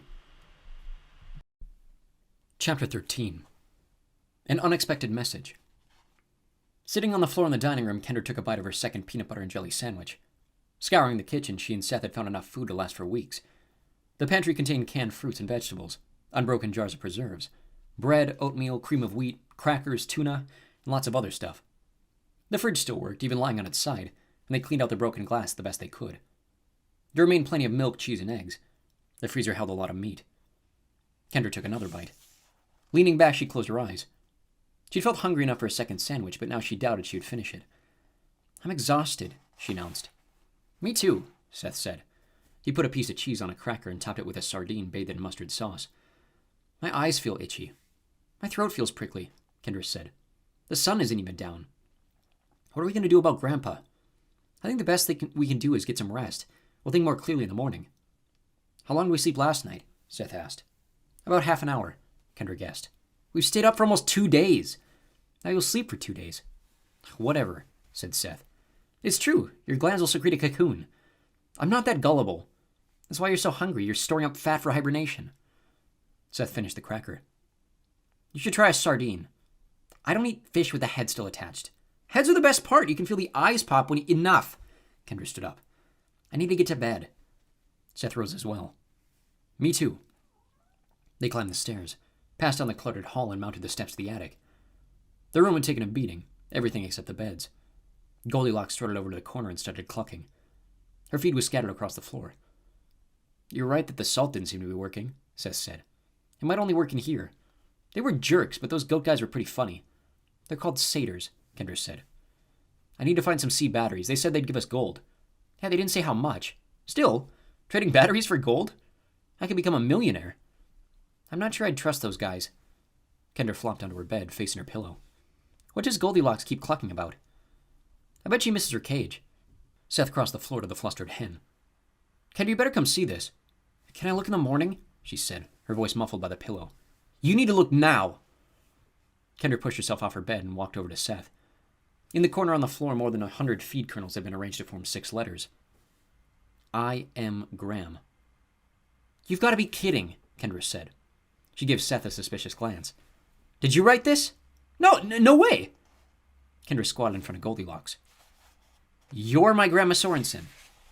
The hen bobbed her head as if in affirmation. Is that a yes? The head bobbed again. Oh, give me a no so I can be sure, Kendra said. Goldilocks shook her head. How'd this happen? Seth asked. Somebody transformed you? The chicken bobbed her head. How do we change you back? Kendra asked. Goldilocks held still. Why didn't Grandpa change her back? Seth asked. Did Grandpa Sorensen try to restore you? Kendra inquired. Goldilocks bobbed her head and then shook it. Yes and no? The head nodded. He tried, but failed, Kendra guessed. The hen gave another affirmative. Do you know a way that we can change you back? Kendra asked. Another head bob. Is it something we can do to the house? Kendra asked. The head shook. Do we need to take you to the witch? Seth tried. The head bobbed. Then the hen flapped her wings, moving away. Wait, Grandma! Kendra reached for the hen, but the frustrated bird began dodging her grasp. She's freaking out. Seth chased her down. Grandma, he said, can you still hear us? The hen made no acknowledgement of comprehension. Grandma, Kendra said, can you still respond to us? The chicken squirmed. Seth kept hold of her. The chicken pecked his hand and he dropped her. They watched Goldilocks. For several minutes she did nothing to suggest abnormal intelligence and offered no recognizable reaction to any questions. She was answering us before, right? Kendra asked. She wrote us a message, Seth said, pointing at the I am Graham in the corner. She must have had just a short window to communicate with us, Kendra reasoned. When she got the message across, she left it in our hands. Why hasn't she spoken up before? I don't know. Maybe she's tried, but we never got the message. Seth cocked his head thoughtfully and then gave a small shrug. Do we take her to the witch in the morning? I don't know. Muriel has only 1 knot left. Well, no matter what, we don't undo the last knot. But maybe we could bargain with her.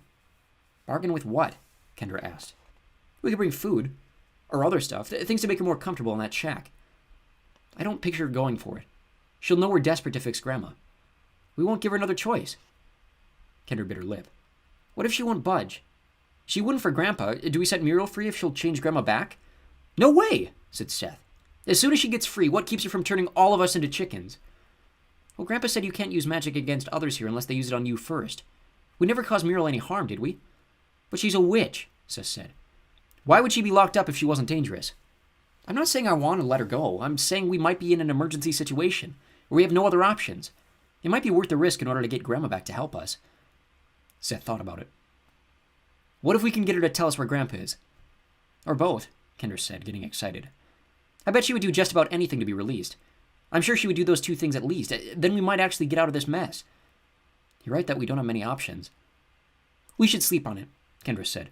We're both worn out. We can decide what to do in the morning. Okay. Kendra climbed into bed, slid under the covers, let her head sink into the pillow and fell asleep before another thought entered her mind. Maybe we shouldn't have rinsed the milk out of our clothes, Sis said. Then we could churn butter while we walk. That's foul! By the end of the day, I might have had yogurt in my armpits. You're psychotic, said Kendra. Then we could add some of Lena's jam and make fruit at the bottom. Quit it. Seth seemed pleased with himself. Goldilocks rode on the wheelbarrow inside a burlap sack he'd found in the pantry. They tried to bend the cage back into shape, but could not get the door to stay on. The sack had a drawstring which they pulled snugly around the hen's neck so her head could stick out. It was hard to think of the chicken as Grandma Sorensen. The hen had not performed a single grandmotherly action all morning. She showed no reaction to the announcement that they were going to see Muriel, and she had laid an egg on Kendra's bed during the night. Kendra and Seth had awakened just before sunrise. In the barn they had found the wheelbarrow, which they determined might be easier than carrying Goldilocks the entire way to the Ivy shack. It was Kendra's turn pushing the wheelbarrow. The chicken seemed serene. She was probably enjoying the fresh air. The weather was pleasant, sunny and warm without being hot. Kendra wondered how the negotiations with Muriel would go. In the end, they had decided it would do no harm to see what terms they could reach with the witch. Then they could base their final decision on the facts of what Muriel would be willing to do, rather than conjecture. They'd loaded food, clothes, tools, and utensils in the wheelbarrow, in case they might be able to barter with comforts instead of freedom. Most of the clothes had been mangled on Midsummer Eve, but they found a few unshredded items for Grandma to wear in case they succeeded in transforming her. They'd made sure to feed the chicken some milk in the morning, as well as to drink some themselves. The trails to the shack were not difficult to remember. Presently, they identified the leafy structure where the witch lived. Leaving the wheelbarrow, Seth carried the chicken, while Kendra collected an armful of bartering items. Kendra had already reminded Seth to stay calm and be polite no matter what happened, but she repeated the admonition. They heard strange music as they drew near the shack, like somebody playing a rubber band while clacking castanets. When they got around to the front door, they found the grimy old hag playing a mouth harp with one hand, while making her lumberjack dance with the other. I did not hope to have visitors again so soon, laughed the witch when her song ended. Pity about Stanley. What do you know about our grandpa? Seth asked. The woods are all abuzz with news of his abduction, Muriel said. The Naiadic housekeeper as well, if one is to lend an ear to the gossip. Quite the scandal. Do you know where they are? Seth tried. Look at all the lovely gifts you brought me, the witch gushed, clasping her veiny hands together. The quilt is gorgeous, but it would be ruined in my humble dwelling. I'll not let you waste your generosity on me. I would not know what to do with such niceties. We brought these to trade, Kendra said. Trade? The witch asked theatrically, smacking her lips. For my tea? Nonsense, child. I would not dream of exacting a toll for my hospitality. Come inside, and the three of us shall drink together. Not to trade for tea, Seth said, holding up Goldilocks.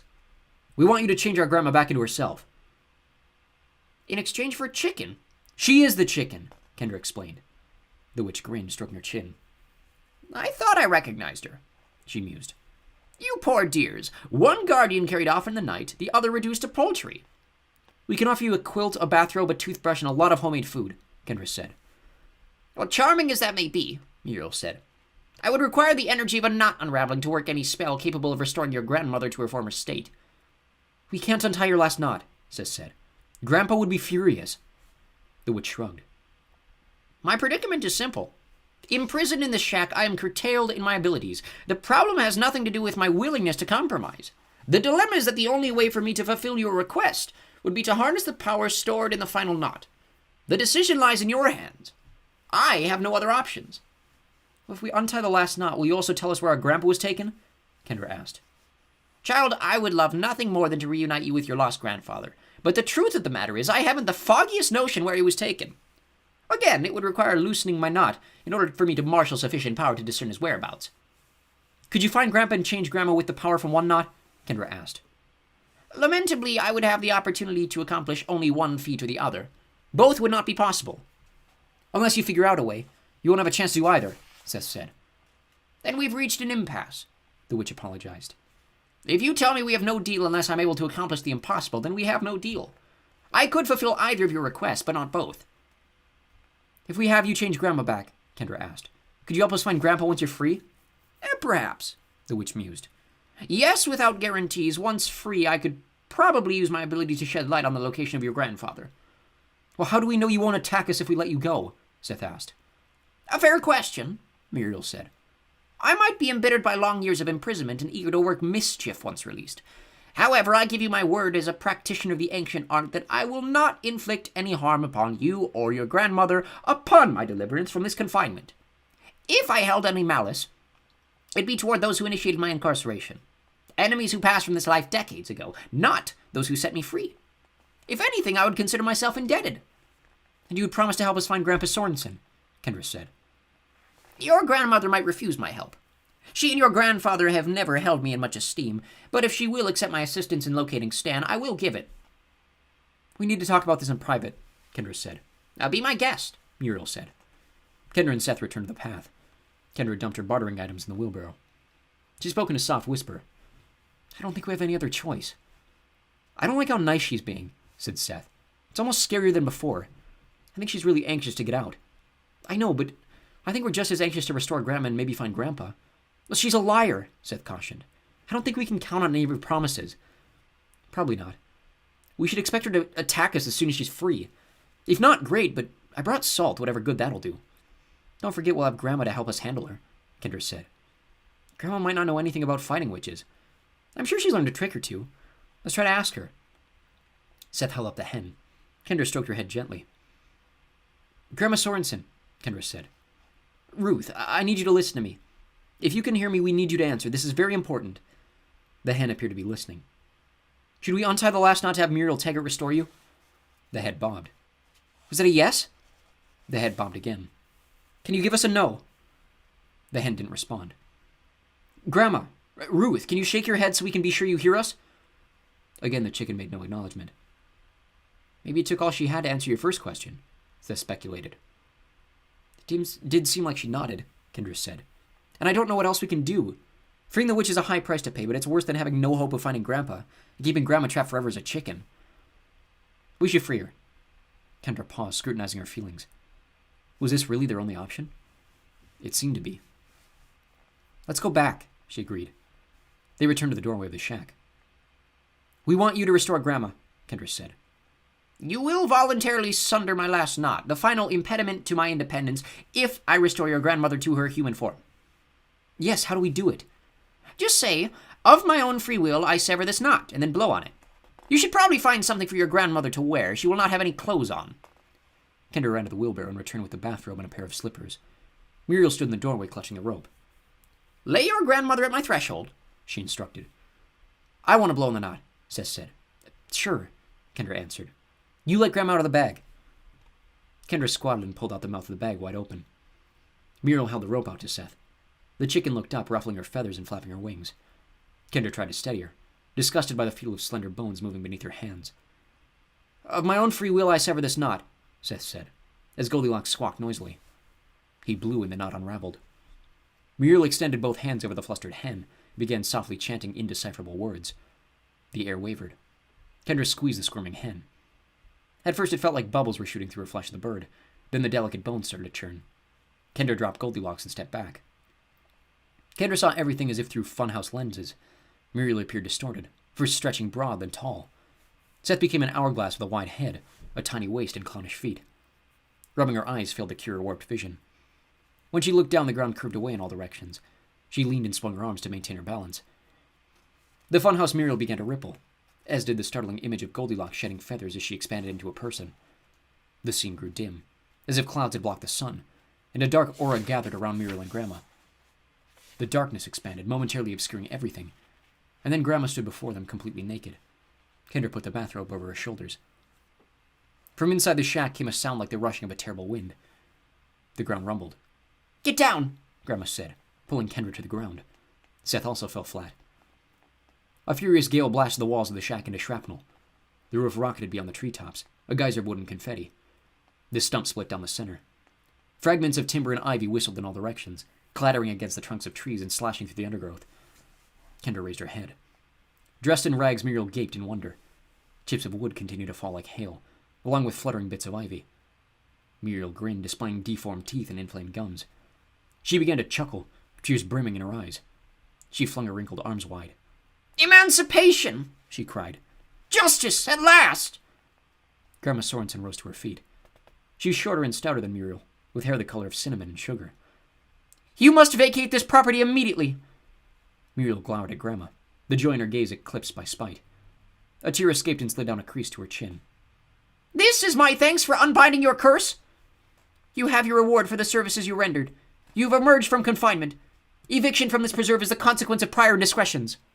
My debts have been paid. You are not the caretaker. My authority is the same as my husband's. In his absence, I am indeed the caretaker. I invite you to leave and never return. Muriel turned and began tromping away. Where I go is my business. She did not look back. Not on my preserve. Your preserve, is it? I object to your claims of ownership. Muriel still had not looked back. Grandma started walking after her, an old woman in a bathrobe trailing an old woman dressed in rags. New crimes will entail new punishments, Grandma warned. You might be surprised who administers the penalties. Don't provoke new enmity. Depart in peace. Grandma quickened her pace and caught hold of Muriel by the upper arm. Muriel twisted free, turning to face Grandma. Tread lightly, Ruth. If you seek trouble here and now in front of the little ones, I will oblige you. This is the wrong moment to cling to an antiquated protocol. Things have changed more than you realize. I suggest you depart before I regain authority here. Seth ran toward them. Grandma took a step back. Seth flung a handful of salt at the witch, but it had no effect. Muriel pointed at him. Your recompense is coming, my bold little whelp. I have a long memory. Your actions require retribution, Grandma warned. Muriel was striding away again. You speak to deaf ears. You said you'd tell us how to find our grandpa, Kendra called. Muriel laughed without looking back. Hold your tongues, children, Grandma said. Muriel, I have commanded you to depart. Your defiance is an act of war. You issue evictions in order to build a case for wrongdoing, and thereby justify retaliation, Muriel said. I do not fear a feud with you. Grandma turned away from Muriel. Kendra, come here. Grandma pulled Seth to her in a tight hug. When Kendra drew near, she embraced her as well. I'm sorry for misleading you, children. I should not have guided you to Muriel. I did not realize this was her final knot. What do you mean? Kendra said. You heard us talking. Grandma smiled sadly. As a chicken, thinking clearly becomes too exhausting to challenge. My mind was in a haze. To interact with you like a person, even for a moment, required tremendous concentration. Seth nodded toward Muriel. Well, should we stop her? I bet the three of us could take her. If we attack, she'll be able to defend herself with magic, Grandma said. We would forfeit the protection afforded by the foundational covenants of the treaty. Have we messed things up? Seth asked. Setting her free, I mean? Things were already dismal, Grandma said. Having her on the loose certainly complicates the situation.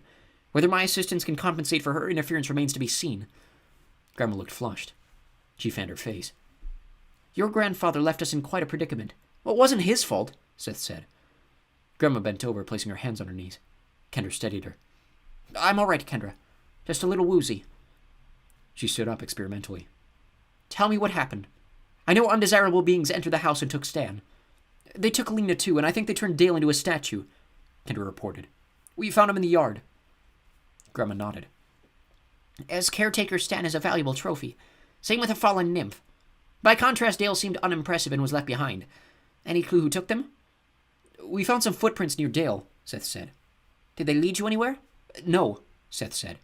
Have you any idea where Grandpa and Lena are being held? No. Well, Muriel probably knows, Grandma said. She has an alliance with the imps. Speaking of Muriel, Kendra said, where'd she go? They all looked around. Muriel was no longer in sight. Grandma frowned. She must have special means of hiding or traveling. No matter. We aren't equipped to deal with her now. What do we do? Seth asked. Our first order of business is to find your grandpa. Learning his location should dictate how best to proceed. How do we do that? Grandma sighed. Our nearest option would be Narrow. Who? Kendra said. A cliff troll. He has a seeing stone. If we can successfully bargain with him, he should be able to reveal Stan's location. Do you know him well? Seth asked. Never met him. Your grandfather had dealings with him once.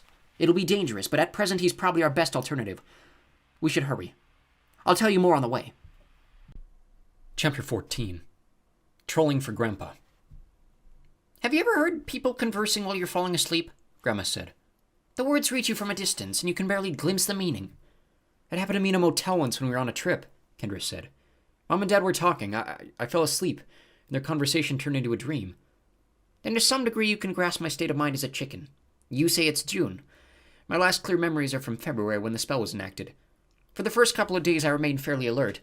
Over time I lapsed into a twilight consciousness, incapable of rational thought, unable to interpret my surroundings as a human would. Weird, Seth said. I recognized you kids when you arrived, but it was through a clouded lens. My mind did not reawaken until you let those creatures in through the window. The shock jolted me out of my stupor. It was a struggle to cling to my elevated consciousness. I cannot describe the concentration it required to write that message to you. My mind wanted to slip away, to relax. I wanted to eat the delicious kernels, not arrange them into bizarre patterns. They traveled along a wide dirt road. Rather than head back toward the house, they had continued on the trail beyond the ivy shack, venturing deeper into the forest. The trail had eventually forked and then intersected the road they were currently following. The sun blazed overhead. The air was heavy and humid, and the forest remained unnaturally silent all around them. Kendra and Seth had brought a pair of jeans, but they turned out to be from Grandma's skinnier days and were not even close to fitting. The tennis shoes belonged to Grandpa and were several sizes too big, so Grandma now wore a bathing suit under her robe, and her feet remained in slippers. Grandma raised her hands, staring as she opened and closed them. Strange to have proper fingers again, she murmured. How'd you become a chicken in the first place? Seth asked. Pride made me careless, Grandma said.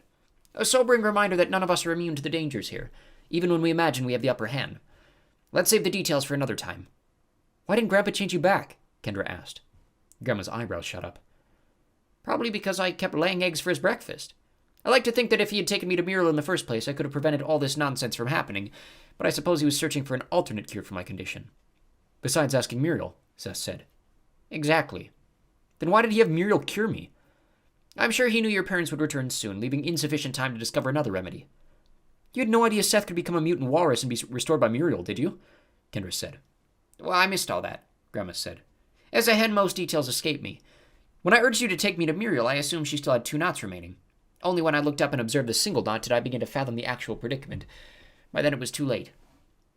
Incidentally, how'd you become a walrus? Seth and Kendra related to the particulars about turning the fairy into an imp and the subsequent retribution. Grandma listened, asking few clarifying questions. As the path curved along a tall thicket, a covered bridge came into view up ahead. Spanning a ravine, the bridge was composed of dark wood. Although aged and weathered, it appeared to be in reasonably good repair. Our destination draws near, Grandma said. Beyond the bridge? Kendra asked. Down in the ravine. Grandma stopped, studying the foliage off to either side of the road. I am suspicious of the stillness in these woods. A great tension rests upon Fablehaven today. She resumed walking. Because of Grandpa? Seth asked. Yes, and your newfound enmity with the fairies. But I worry there may be something more. I'm anxious to speak with Nero. Will he help us? Kendra asked. He would rather harm us. Trolls can be violent and unpredictable. I would not solicit information from him if our situation were less dire. What's the plan? Seth asked. Our only chance is clever bargaining. Cliff trolls are cunning and ruthless, but their avarice can be weakness. Avarice? Seth asked. Greed. Cliff trolls are miserly creatures. Treasure hoarders, cunning negotiators. They relish the thrill of besting an opponent. Whatever agreement we reach, Nero will have to feel the undisputed victor. I hope we can determine something he values that we are willing to part with. What if we can't? Kendra said. We must. If we fail to reach an agreement, Nero will not leave us unscathed. They arrived at the brink of the ravine. Kendra placed a hand against the bridge and leaned forward to look down. It was surprisingly deep. Tenacious vegetation clung to the steep walls. A narrow stream trickled along the bottom.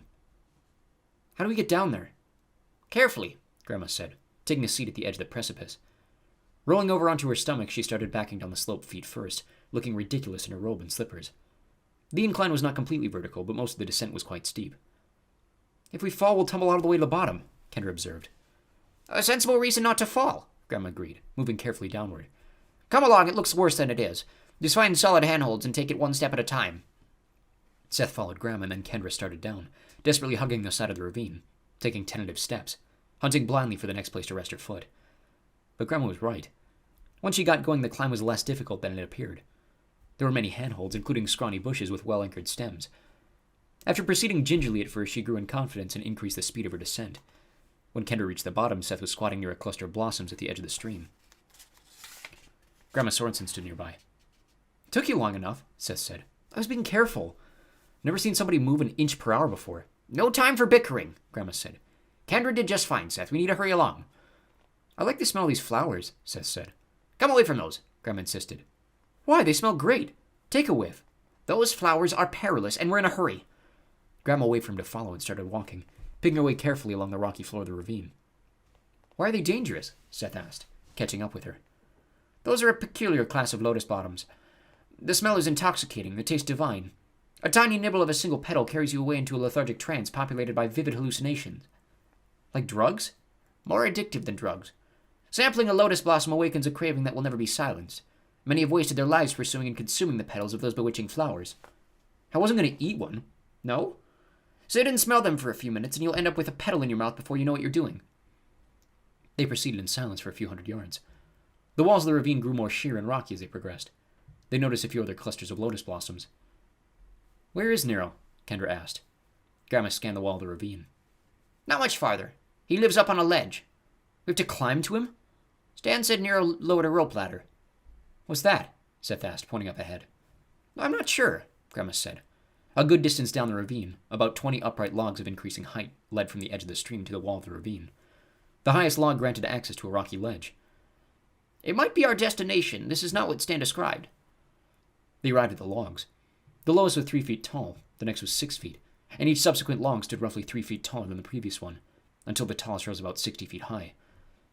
The logs were arranged about 3 feet apart in a staggered row. None of the logs had any limbs. Short or tall, they were all of similar circumference, about 18 inches, and they were all cut flat across the top. Placing a hand beside her mouth, Grandma called up to the ledge. "Nero! We would like to meet with you." "Not a good day," a voice answered, deep and silky. "Try me next week." They could not see the speaker. "We must meet today, or never," Grandma insisted. "Who has such an urgent need?" the resonant voice inquired. "Ruth Sorensen and her grandchildren." "Ruth Sorensen. What is your request?" "We need to find Stan." "The caretaker?" "Yes, I could discern his location. Ascend the stairs and we will discuss terms." Grandma looked around. "You don't mean these logs," she called. "I most assuredly do. Stan said you had a ladder." That was before I set up these logs. No small undertaking."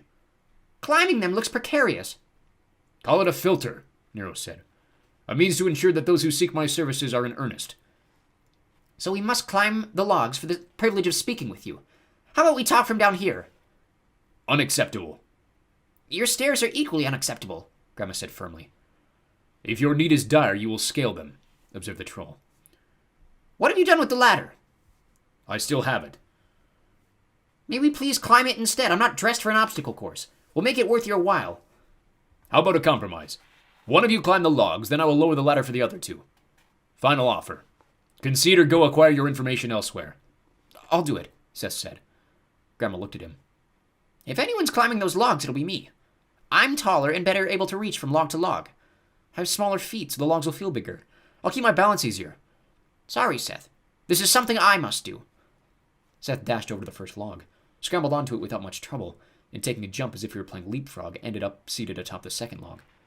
Grandma hurried over to his second log. "You get down from there!" Seth shakily got to his feet. Leaning forward, he placed his hands on the third log. From his position on the second log, the top of the third came almost to the middle of his chest. Another leapfrog jump, and he sat atop the 9-foot log. "I can do this," he said. "It won't be so easy as you get higher," Grandma warned. "You come down and let me do it." "No way. I already have one dead grandma." Kendra watched silently. From his seated position, Seth shifted to his knees and rose unsteadily to his feet. He leapt to the next log, now well out of Grandma's reach. Kendra was quietly glad Seth was climbing the logs. She couldn't picture Grandma doing it successfully, especially dressed in a bathrobe and slippers. At the very least, thinking of the terrible places she could get splinters. And Kendra could very clearly envision Grandma Sorensen crumpled in a lifeless heap at the base of a log. "Seth Andrew Sorensen, you mind your grandmother. I want you to come down from there." "Stop distracting me," he he said. It may seem like fun on these lower logs, but when you get higher, I climb high stuff all the time, Seth insisted. My friends and I climb up the bars under the bleachers at the high school. We fell there, we could die too.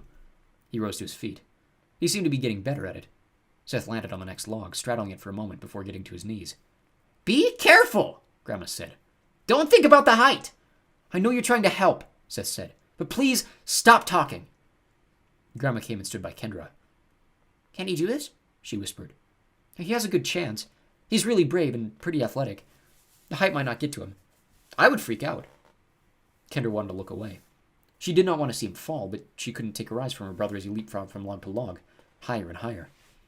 As he jumped to the 13th, almost 40 feet high now, he leaned precariously to one side. Chills raced through Kendra as if she were the one losing her balance. Seth gripped with his legs and leaned the other way, regaining his equilibrium. Kendra could breathe again. 14, 15, 16. Kendra glanced at Grandma. He was going to make it. 17. He got to his feet, wobbling a bit, hands out to either side. These tall ones shake a little, he called down. Seth leapfrogged to the next log and landed awkwardly, teetering too far to one side. For a moment he hovered on the brink of regaining his balance. Every muscle in Kendra's body clenched in horror. Arms pinwheeling. Seth fell. Kendra shrieked. She couldn't look away. Something flashed from the ledge, a slender black chain with a metal weight at the end. The chain coiled around one of Seth's legs. Instead of falling to the ground, he swung into the cliff, colliding roughly with the stone wall. For the first time, Kendra had a new view of Nero. Built like a man, the troll had reptilian features.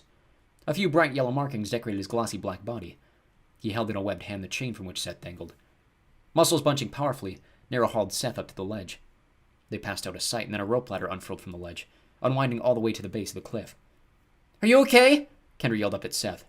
I'm fine, he answered. Just had the wind knocked out of me. Grandma started up the ladder. Kendra followed, forcing herself to focus on grabbing the next rung, denying the impulse to look down. At length she reached the ledge. She moved to the rear of the ledge, standing beside the low mouth of a dark cave from which wafted a cool draft. Nero looked even more intimidating up close. Tiny, sleek scales covered his sinuous body. Though he was not much taller than Grandma, the thickness of his brawny physique made him seem massive. He had a snout rather than a nose, and bulging eyes that never blinked. A row of sharp spines ran from the center of his forehead to the small of his back. Thank you for rescuing Seth, Grandma said. I told myself if the boy makes it past 15 logs, I'll assist him if he falls. I admit that I am curious to hear what you would exchange to learn the location of your husband. His voice was suave and rich. Tell us what you have in mind, Grandma said. A long gray tongue popped out of his mouth and licked his right eye. You would have me speak first. So be it. I do not ask much, an insignificant trifle for the proprietiveness of this illustrious preserve. 6 coffers of gold, 12 puncheons of silver, 3 casks of uncut gems, and a bucket of opals. Kendra looked at Grandma. Could she possibly own that much treasure? A reasonable sum, Grandma said. Unfortunately, we have brought no such riches with us. I can wait while you retrieve the payment, if you leave the girl as collateral. Regrettably, we lack the time to shuttle treasure to you, unless you would reveal Stan's location before receiving compensation. Nero licked his left eye and grinned, a hideous sight that displayed double rows of needle teeth. I must be paid in full before fulfilling your request. Grandma folded her arms. I take it you already possess great caches of treasure. It surprises me that such a meager financial offering as I could supply would entice you to trade. Go on, he said. You are offering us a service. Perhaps we should repay you with service as well. Nero nodded thoughtfully. Possible. The boy has some spirit. Indenture him to me for 50 years. Seth looked desperately at Grandma. Grandma frowned. I hope to leave the possibility of future business open, and therefore I do not wish to leave you feeling slighted. The boy has spirit but little ability. You would assume the burden of training him as a servant and find yourself yoked into his incompetence. You would add more value to his life through education than he would to yours through service. Your candor is appreciated, Nero said. Although you have much to learn about bargaining. I begin to wonder whether you have anything of value to offer. If not, our decision will not end well. You speak of value, Grandma said. I ask, what value is treasure to a wealthy troll? The more riches he possesses, the less each new acquisition improves his total worth. A bar of gold means much more to a pauper than to a king. I also question what value a frail human servant would have to master infinitely more wise and capable. Consider the situation. We want you to render a service of value to us, something we cannot do for ourselves. You should expect no less. I agree. Take care. Your words are spreading a net at your feet. A lethal edge was creeping into his voice. True. unless I am trained to deliver a service of extraordinary value. Have you ever received a massage? Are you serious? The idea has always struck me as ridiculous. The idea seems absurd to all the uninitiated. Beware of rash judgments. We all pursue wealth, and those who gather the most can afford certain comforts unavailable to the masses. Foremost among these luxuries is the indescribable release of relaxation of a massage at the hands of one skilled in the art. And you claim to be skilled in this so-called art? Trained by a true master. My ability is so great as to be nearly beyond purchase. The only person in the world who's received a full massage at my hands is the caretaker himself, and this is because I am his woman. I could give you a full massage, kneading and soothing every muscle in your body. The experience would redefine your understanding of pleasure. Nero shook his head. It'll take more than florid words and grandiose promises to persuade me. Consider my offer in perspective, Grandma said. People pay exorbitant sums for an expert massage. You'll receive yours at no cost, merely in exchange for a service. How long would it take you to ascertain Stan's location? A few moments. A massage will take me 30 grueling minutes, and you will be experiencing something new, a delight you have never encountered in all your long years. A similar opportunity may never arise again. Nero licked an eye. Granted, I've never received a massage. I can name many things I've never done, mainly because I've no interest in doing them. I've sampled human food and found it wanting. I'm not convinced that I will find a massage as satisfying as you describe. Grandma studied him. 3 minutes. I'll give you a sample for 3 minutes. It'll afford you only a narrow glimpse of the unspeakable bliss that awaits, but should place you in a position to make a more educated decision. Very well. I see no harm in a demonstration. Give me your hand. My hand? I'll massage a single hand. You'll have to use your imagination to envision how this would feel across your entire body. He held out a hand. Grandma Sorensen took it and began working his palm with her thumbs. At first he tried to keep a straight face, but his mouth began to twitch and his eyes began to roll. How is that? Grandma asked. Too deep? His meager lips quivered. Just right, he purred. Grandma continued expertly rubbing his palm in the back of his hand. He started licking his eyes compulsively. She finished with his fingers. The demonstration is concluded, she announced. 30 minutes of that, you say? Across my whole body? The children will assist me, Grandma said. We'll trade a service for a service. But I could exchange my service for something more enduring. For treasure. A single massage is too fleeting. The law of diminishing returns applies to massages, as it does to most things. The first is the best and all you really need. Besides, you can always exchange your services for treasure. This may be your only chance to receive an expert massage. He held out his other hand. One more example to help me decide. No more samples. You offer just one massage. What if you stay on as my personal masseuse for 12 years? Grandma grew stern. I am not petitioning you to look in that stone of yours multiple times for multiple purposes. I'm requesting a single piece of information, a service for a service. That is my offer, lopsided in your favor. The massage takes 30 minutes versus mere moments for you to peer into your stone. But you need the information, Nero reminded her. I do not need a massage. Satisfying needs is the burden of the poor. The wealthy and powerful can afford to indulge their wants and whims. If you pass on this opportunity, you'll always wonder what you missed. Don't do it, Grandma, Kendra said. Just give him the treasure. Nero held up a finger. This proposition is unorthodox, and against my better judgment, but the idea of a massage intrigues me, and I'm rarely intrigued. However, 30 minutes is too short. Say 2 hours. 60 minutes, Grandma said flatly. 90, Nero counted. Grandma wrung her hands. She folded and unfolded her arms. She rubbed her brow. 90 minutes is too long, Kendra said. You've never given Grandpa a massage longer than an hour. Hold your tongue, child, Grandma snapped. 90, or no deal, Nero said. Grandma sighed in resignation. All right. 90 minutes. Very well. I accept. But if I do not approve of the entire massage, the deal is off. Grandma shook her head. No caveats. A single 90-minute massage in exchange for the location of Stan Sorensen. You will treasure the memory until the end of your days. Nero eyed Kendra and Seth before fixing Grandma with a shrewd gaze. Agreed. How do we proceed? The best table Grandma could find was a fairly narrow stone shelf near the mouth of the cave. Nero stretched out on the shelf, and Grandma showed Kendra and Seth how to massage his legs and feet. She demonstrated how and where to use their knuckles and the heels of their hands. He's very strong, she said, grinding her knuckles against the bottom of his foot. Lean into it as much as you want. She set down his leg and stood beside his head. The children have their instructions, Nero. The 90 minutes start now. Kendra hesitantly laid her hand on the troll's bulging calf. Although they were not wet, the scales felt slimy. She had held a snake before, and the texture of Nero's scaly skin was quite similar. With Nero lying prone, Grandma went to work on the back of his neck and shoulders. She employed a variety of techniques, probing with her thumbs, rubbing with her palms, pressing with her fists, digging with her elbows. She ended up kneeling on the small of his back, careful to avoid the spikes along his spine, squeezing and kneading and applying pressure in diverse ways. Nero was obviously in ecstasy. He purred and moaned in decadent satisfaction. A constant stream of drowsy compliments flowed from his lips. He languidly encouraged them to rub harder and deeper. Kendra grew weary, and Grandma periodically demonstrated other techniques for her and Seth to employ. Kendra despised working on Nero's feet the most, from the roughness of his cracked heels to the smooth pads of his calluses, to the lumpy bunions on his toes. But she tried her best to follow Grandma's tireless example. Besides assisting with his legs and feet, Grandma labored on his neck, head, and shoulders, backs of his arms, hands, chest, and abdomen. When they finally finished, Nero sat up with euphoric smile. All the cunning had vanished from his bulbous eyes. He looked ready for the most satisfying nap of his life. Closer to 100 minutes, Grandma said. But I wanted to do it right. Thank you, he said giddily. I never imagined something like that. He got to his feet, leaning against the wall to the cliff to steady himself. You've amply earned your reward. I've never felt anyone so full of knots and tension, Grandma said. I feel loose now, he said, swinging his arms. I'll be right back with the information you seek. Nero ducked into the cave.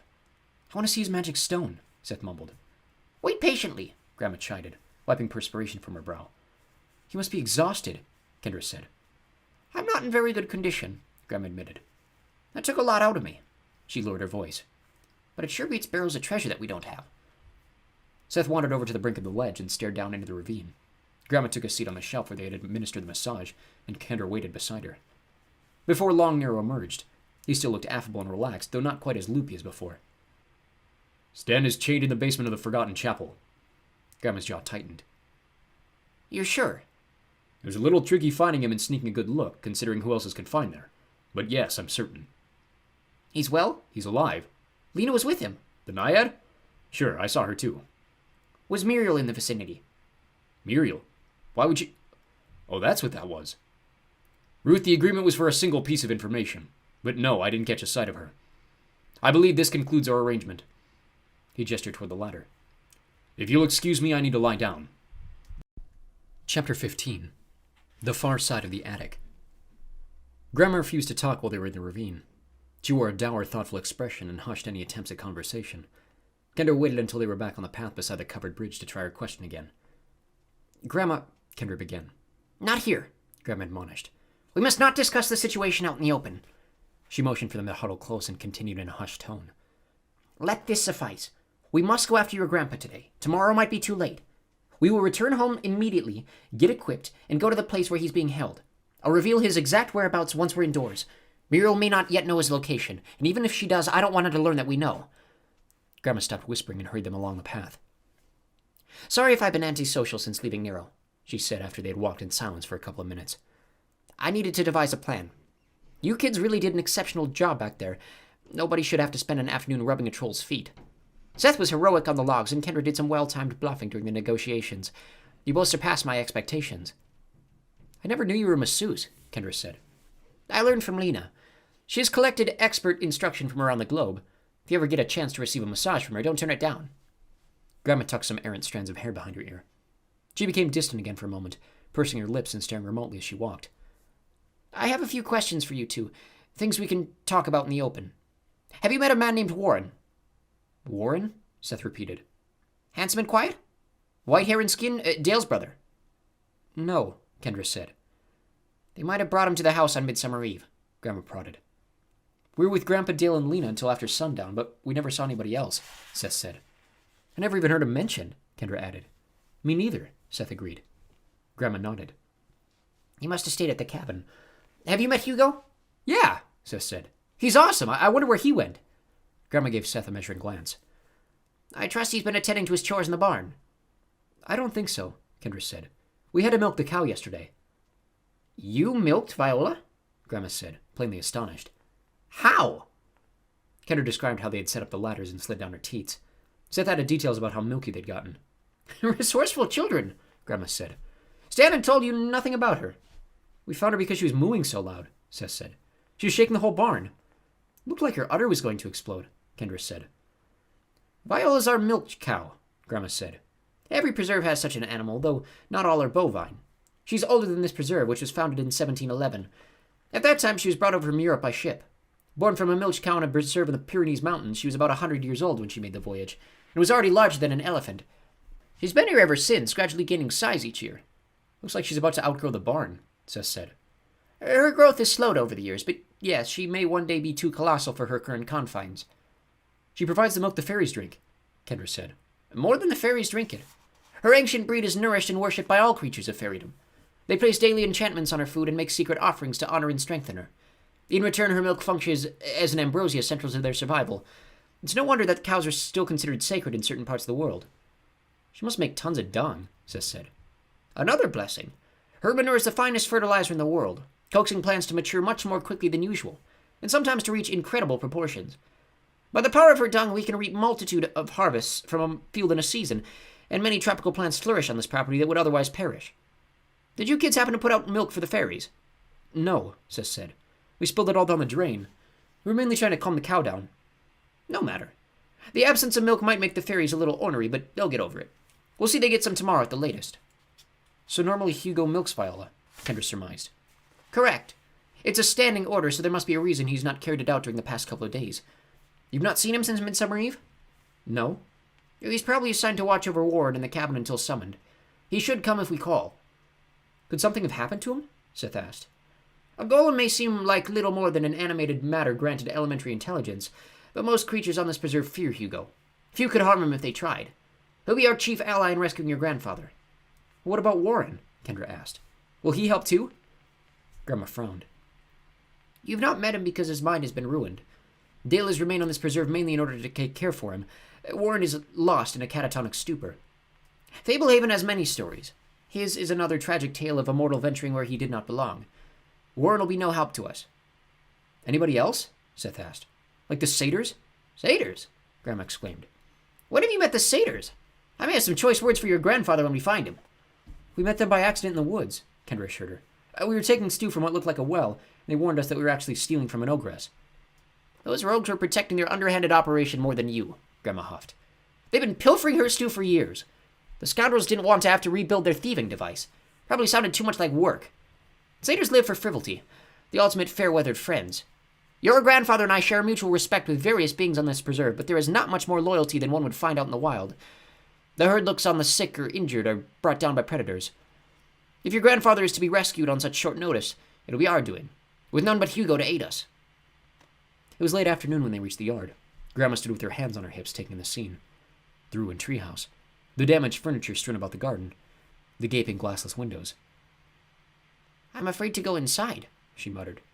You don't remember how bad it is? Kendra asked. She was a chicken, remember? Seth said. We ate her eggs. Creases appeared on Grandma's brow. It feels such a betrayal to have your home violated, she said softly. I know sinister evils lurk in the woods, but they've never crossed that boundary. Kendra and Seth followed Grandma across the yard and up the porch steps. Grandma stooped and picked up a copper triangle, attaching it to a hook hanging from a nail. Kendra remembered noticing the triangle dangling among the wind chimes. A short copper rod was linked to the triangle by a chain of beads. Grandma clanged the rod noisily around the inside of the triangle. That should bring Hugo, Grandma explained. She crossed the porch and paused in the doorway, staring into her home. It looks like we were bombed, she muttered. Such senseless vandalism. She roamed the gutted house in a somber daze, occasionally pausing to pick up a damaged frame and examine the torn photograph inside, or to run her hand along the remnants of a beloved piece of furniture. Grandma climbed the stairs and went to her room. Kendra and Seth watched her rummage through the closet, finally withdrawing a metal lunchbox. At least this is intact, Grandma said. Hungry? Seth asked. Kendra slapped him on the shoulder with the back of her hand. What is it, Grandma? Follow me. Downstairs in the kitchen, Grandma opened the lunchbox. She removed a handful of photographs. Help me lay these out. The photos were of the house. Each room was shown from several angles. The exterior was also displayed from multiple perspectives. In total, there were more than 100 pictures. Grandma and the children began spreading them across the kitchen floor. We took these pictures in case the unthinkable ever occurred, Grandma said. Kendra suddenly made the connection. For the brownies? Clever girl, said Grandma. I'm not sure whether they will be up to the challenge, considering the extent of the damage, but they have worked miracles in the past. I'm sorry this calamity befell us during your stay. Well, you shouldn't be, Seth said. It happened because of me. You mustn't assume all the blame, Grandma insisted. Well, what else can we do? Kendra said. We caused it. Kendra didn't do anything, Seth said. She tried to stop me. The whole thing's my fault. Grandma regarded Seth pensively. You did not mean to harm Grandpa. Yes, you made him vulnerable through your disobedience. As I understand, you were commanded not to look out the window. Had you heeded the order, you would not have been tempted to open the window. Your grandfather would not have been taken. You must face that fact and learn from it.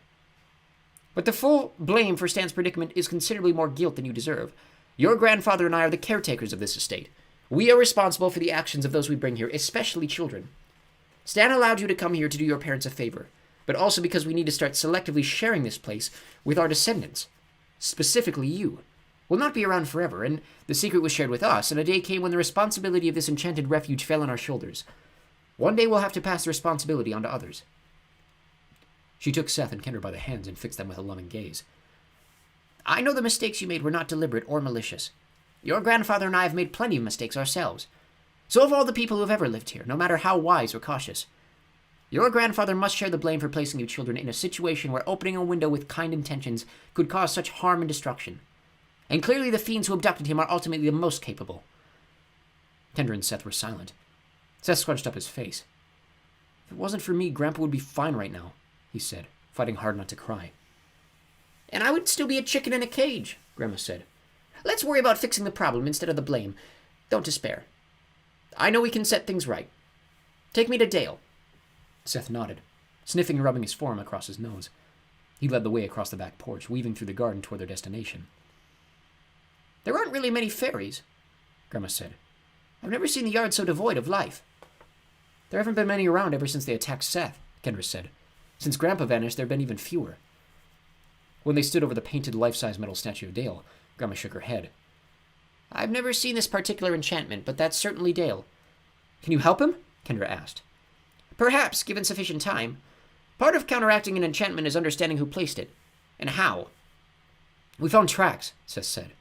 He showed Grandma the print in the flower bed. Although the impression had faded a bit, it remained recognizable. Grandma frowned. It doesn't look familiar. Many creatures run wild on festival nights that we otherwise never encounter, which is why we take cover indoors. The print may not even be a relevant clue. It could belong to the perpetrator or to the mount the perpetrator rode, or it could belong to something that just happened to step there sometime during the night. So we just ignore Dale for now? Kendra asked. We have no alternative. Time is short. We can only hope that by rescuing your grandfather we can shed more light on what caused Dale's condition and find a way to reverse the curse. Come. They returned to the house. Grandma spoke over her shoulder as they mounted the stairs to the second floor. There are a few special strongholds within the house. One is the room where you've been staying. Another is a second room on the other side of the attic. I knew it, Kendra said. I could tell from outside there had to be more to the attic, but I could never find a way in. You were probably searching in the wrong place, Grandma said, leading them down the hall to her room. The two sides of the attic are not interconnected. When we get up there, I'll fill you in on my strategy. Grandma crouched and picked through a broken nightstand. She found a few hairpins and used them to pile her hair into a matronly bun. Searching more, she located a key. She led them into the master bathroom, where she used the key to unlock a closet door. Instead of a closet, the door opened to reveal a second door, this one made of steel with a large combination wheel. A vault door. Grandma began spinning the wheel. 4 turns right to 11, 3 left to 21, 2 right to 3, 1 left to 31, and half a turn right to 18. She pulled the lever and the heavy door clacked open. Carpeted stairs led up to another door. Grandma went up first. Seth and Kendra joined her in the attic. This side of the attic was even larger than the playroom. Grandma flipped a switch, and several lights dispelled the dimness. A long workbench dominated one side of the room, the wall above it covered with tools supported on pegs.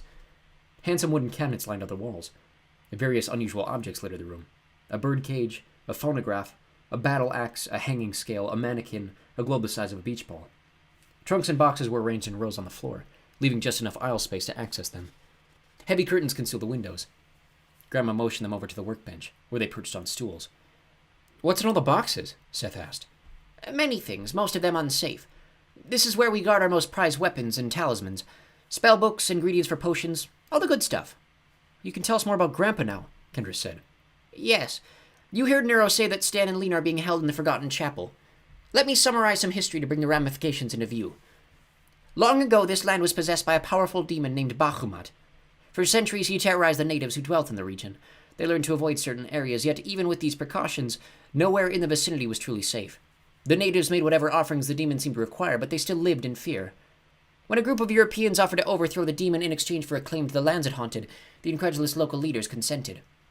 Aided by mighty allies and potent magic, the Europeans successfully subdued and imprisoned the demon. Some years later, they founded Fablehaven on the land they wrestled from Bahamut. Years passed. In the early 1800s, a community comprised chiefly of extended family had developed on this preserve. They built a number of dwellings around the original mansion. This was before the current house and barn were constructed. The old mansion still stands deep within this property, though most of the flimsier structures around it have been swallowed by time and the elements. Although their homes are gone, they did construct one lasting structure, a church. In 1826, thanks to human frailty and foolishness, Bahamut nearly escaped. It could have been a serious disaster because none who remained on the preserve possessed the resources or knowledge to contend successfully with an entity of his power. Although the jailbreak was prevented, the experience proved too unnerving for most who lived here, and the majority departed. The prison that held the demon had been damaged. With outside help, Bahamut was moved to a new holding area in the basement of the church. Meetings there ceased a few months after that, and in the intervening years it has become known as the Forgotten Chapel. So Bahamut's still there, Kendris said. Believe me, we would know if Bahamut had been loosed. I doubt anyone in the world has the capacity to recapture that fiend if he were to get free. His kind have been absent for too long, imprisoned or destroyed. Those who knew how to defeat such a foe have passed on, with none to replace them. Which brings me to my greatest concern, that Muriel might try to release Bahamut. Would she do something that stupid? Seth cried. Muriel is a student of evil. She was originally imprisoned for tampering with such things. If she reaches the Forgotten Chapel first, which she may have done already, assuming her imps have apprised her of the situation, we'll have to neutralize her in order to save your grandfather. If we allow her enough time to release Bahamut, we will all need saving. That's why I must try to stop her immediately. Well, not just you, Seth said. Hugo and I will handle this. You kids have done enough. What? Seth exclaimed. No way! Retrieving your grandfather should not be too difficult. But if the worst-case scenario transpires, and if I fail, Fablehaven could fall. Bahamut never agreed to the treaty that protects this sanctuary. None of his kind would. He has a claim to this land and is a being of sufficient power to overthrow the treaty, plunging the preserve into endless darkness. Every day would become like those fearful festival nights, and this property would be forever uninhabitable for all but the denizens of Shadow. Any mortal trapped here would fall prey to the horrors too terrible to contemplate. Could that really happen? Kendra asked quietly. It would not be the first time, Grandma said. Preserves have fallen ever since they were instituted. The causes are myriad, usually stemming from human folly. Some have been reclaimed, others fell beyond redemption. Currently, there are at least 30 fallen preserves in the world. Perhaps most unnerving are the recent whispers about the Society of the Evening Star. Maddox told us about them, Seth said. Grandpa got a letter warning him to be on the lookout, Kendra added. Traditionally, the fall of a preserve was an uncommon occurrence, maybe 1 or 2 a century. About 10 years ago, rumors began to circulate that the Society of the Evening Star was working mischief again. Around the same time, preserves began falling at an alarming rate. 4 have fallen over the past 5 years. Why would anybody do that? Kendra asked. Many have sought the answers to that question, Grandma said. To gain riches? Power? We who safeguard the preserves are essentially conservationists. We don't want to see the magnificent magical creatures of the world go extinct. We try not to discriminate against creatures of shadow. We want them to survive as well, but we do compartmentalize them when necessary. Members of the Society of the Evening Star mask their true intentions with rhetoric, alleging that we wrongfully imprison creatures of darkness. Do you? Seth asked. The most violent and malevolent demons are imprisoned, yes, but that is for the safety of the world. In pursuit of endless carnage and unlawful dominion, they clashed anciently with good humans and creatures of light, and are paying a heavy price for losing.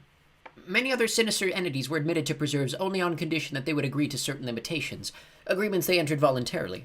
A common restriction is that they are not permitted to leave the preserve, so the Society considers many of these creatures also incarcerated. They argue that the covenants of the preserves create artificial rules that upset the natural order of things. They consider the majority of humanity expendable. Their premise is that chaos and bloodshed are preferable to just regulations. We disagree. Do you think the Evening Star people are involved in kidnapping Grandpa? Kendra asked. Grandma shrugged. Possibly. I hope not. If so, it was done with great subtlety. There are powerful limits to how any outsider can intrude on a preserve, and our preserve is more secret than most. Grandma opened a drawer and pulled out a roll of parchment. Unrolling it, she revealed a map of the world. Large dots and X's were located on diverse portions of the map, aside from the labeling of major cities. The X's mark fallen preserves, Grandma said. The dots mark active ones. Fablehaven isn't marked, Kendra noticed. Sharp eyes, Grandma said. There are 37 active preserves noted on the map, and 5 unmarked preserves, of which Fablehaven is one. Even among those most trusted in our community, very few people know about the unmarked preserves. None know of them all. Why? Seth asked. Special artifacts of great power are hidden on those 5 preserves. What artifacts? Seth asked, excited. I cannot say.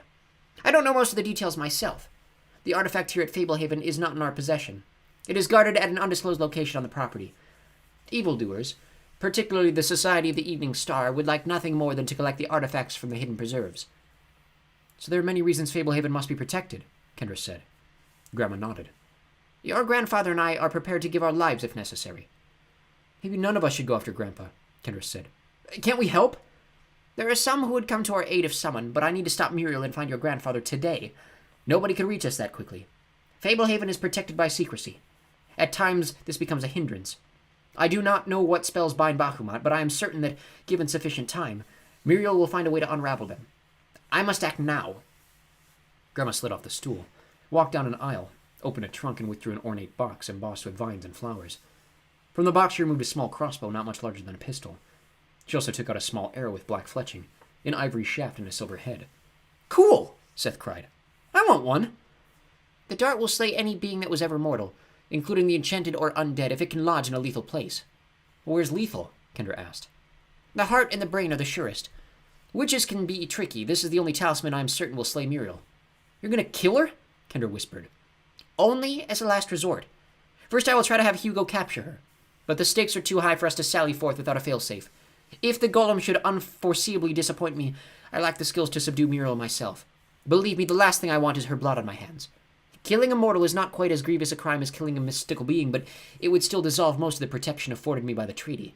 I would probably have to banish myself from the preserve. But she's trying to destroy the whole preserve, Seth complained. Not by directly killing anyone, Grandma said. The chapel is neutral ground. If I go there and kill her, even if I can justify the act, the protection of the treaty will never again be mine. I heard Dale shooting guns and stuff the night the creatures came through our window, Kendra said. Creatures were invading our territory, Grandma explained. Regardless of the reason, by coming into this house they surrender all their protections. Under those circumstances, Dale could slay them with no fear of retribution, meaning his status under the treaty would remain secure. The same principle can work against you if you were to venture into certain forbidden areas of Fablehaven. If you were thus stripped of all protection, it would be open hunting season on Kendra and Seth, which is precisely why those areas are prohibited. I don't get who would punish you for killing Muriel, Seth said. The mystical barriers that protect me would be lifted, and the punishment would naturally follow. You see, as mortals, we can choose to break the rules. The mystical creatures that seek asylum here are not afforded that luxury. Many would break the rules if they could, but they are bound. As long as I obey the rules, I'm safe. But if I lose the protections afforded by the treaty, the consequences of my vulnerability would inevitably follow. So does that mean Grandpa's alive for sure? Kendra asked in a small voice. They can't kill him or anything? Stan has kept the rules pertaining to bloodshed, and so even on their night of revelry, the dark creatures of the preserve would not be able to kill him, nor would they be able to force him to go to a place that would enable them to kill him. Imprisoned, tortured, driven insane, turned to lead, maybe. But he has to be alive, and I have to go after him. And I have to come with you, Seth said. You need backup. Hugo is my backup. Seth scrunched his face, resisting tears. I'm not going to lose you guys, especially when it's my fault. Grandma Sorensen embraced Seth. Sweetheart, I appreciate your courage, but I'm not about to risk losing a grandchild. Won't we be in just as much danger here as we would be if we were with you? Kendra said. If the demon gets loose, we'll all be fried. I mean to send you away. Off the preserve, Grandma said. Kendra folded her arms. So we can wait outside the gate until our parents get back? Tell them you were killed by a demon and insist that we can't go to the house because it's really a magical preserve that has fallen into darkness? Your parents do not know the true nature of this place, Grandma said. Nor would they believe without seeing. Exactly, Kendra said. If you fail, the first thing Dad will do is go straight to your house and investigate. Nothing we could say would keep him away. And he'll probably call the cops, and the whole world will find out about this place. They wouldn't see anything, Grandma said. But many would die inexplicably. And actually, they could see the cow, even without the milk, because Viola remains a mortal being. We came in handy with the troll, Seth said. And no matter what you do or say, I'll follow you anyways. Grandma tossed up her hands. Sincerely, children, I think we'll all be fine. I know I described a dire scenario, but things like this happen on preserves from time to time, and we normally get them resolved. I don't see why this would be any different. Hugo will mend the problem without serious incident, and if it comes to it, I'm a crack shot with a crossbow. If you'll just wait outside the gates, I'll come for you before it gets too late. But I want to see Hugo Palmuriel, Seth insisted.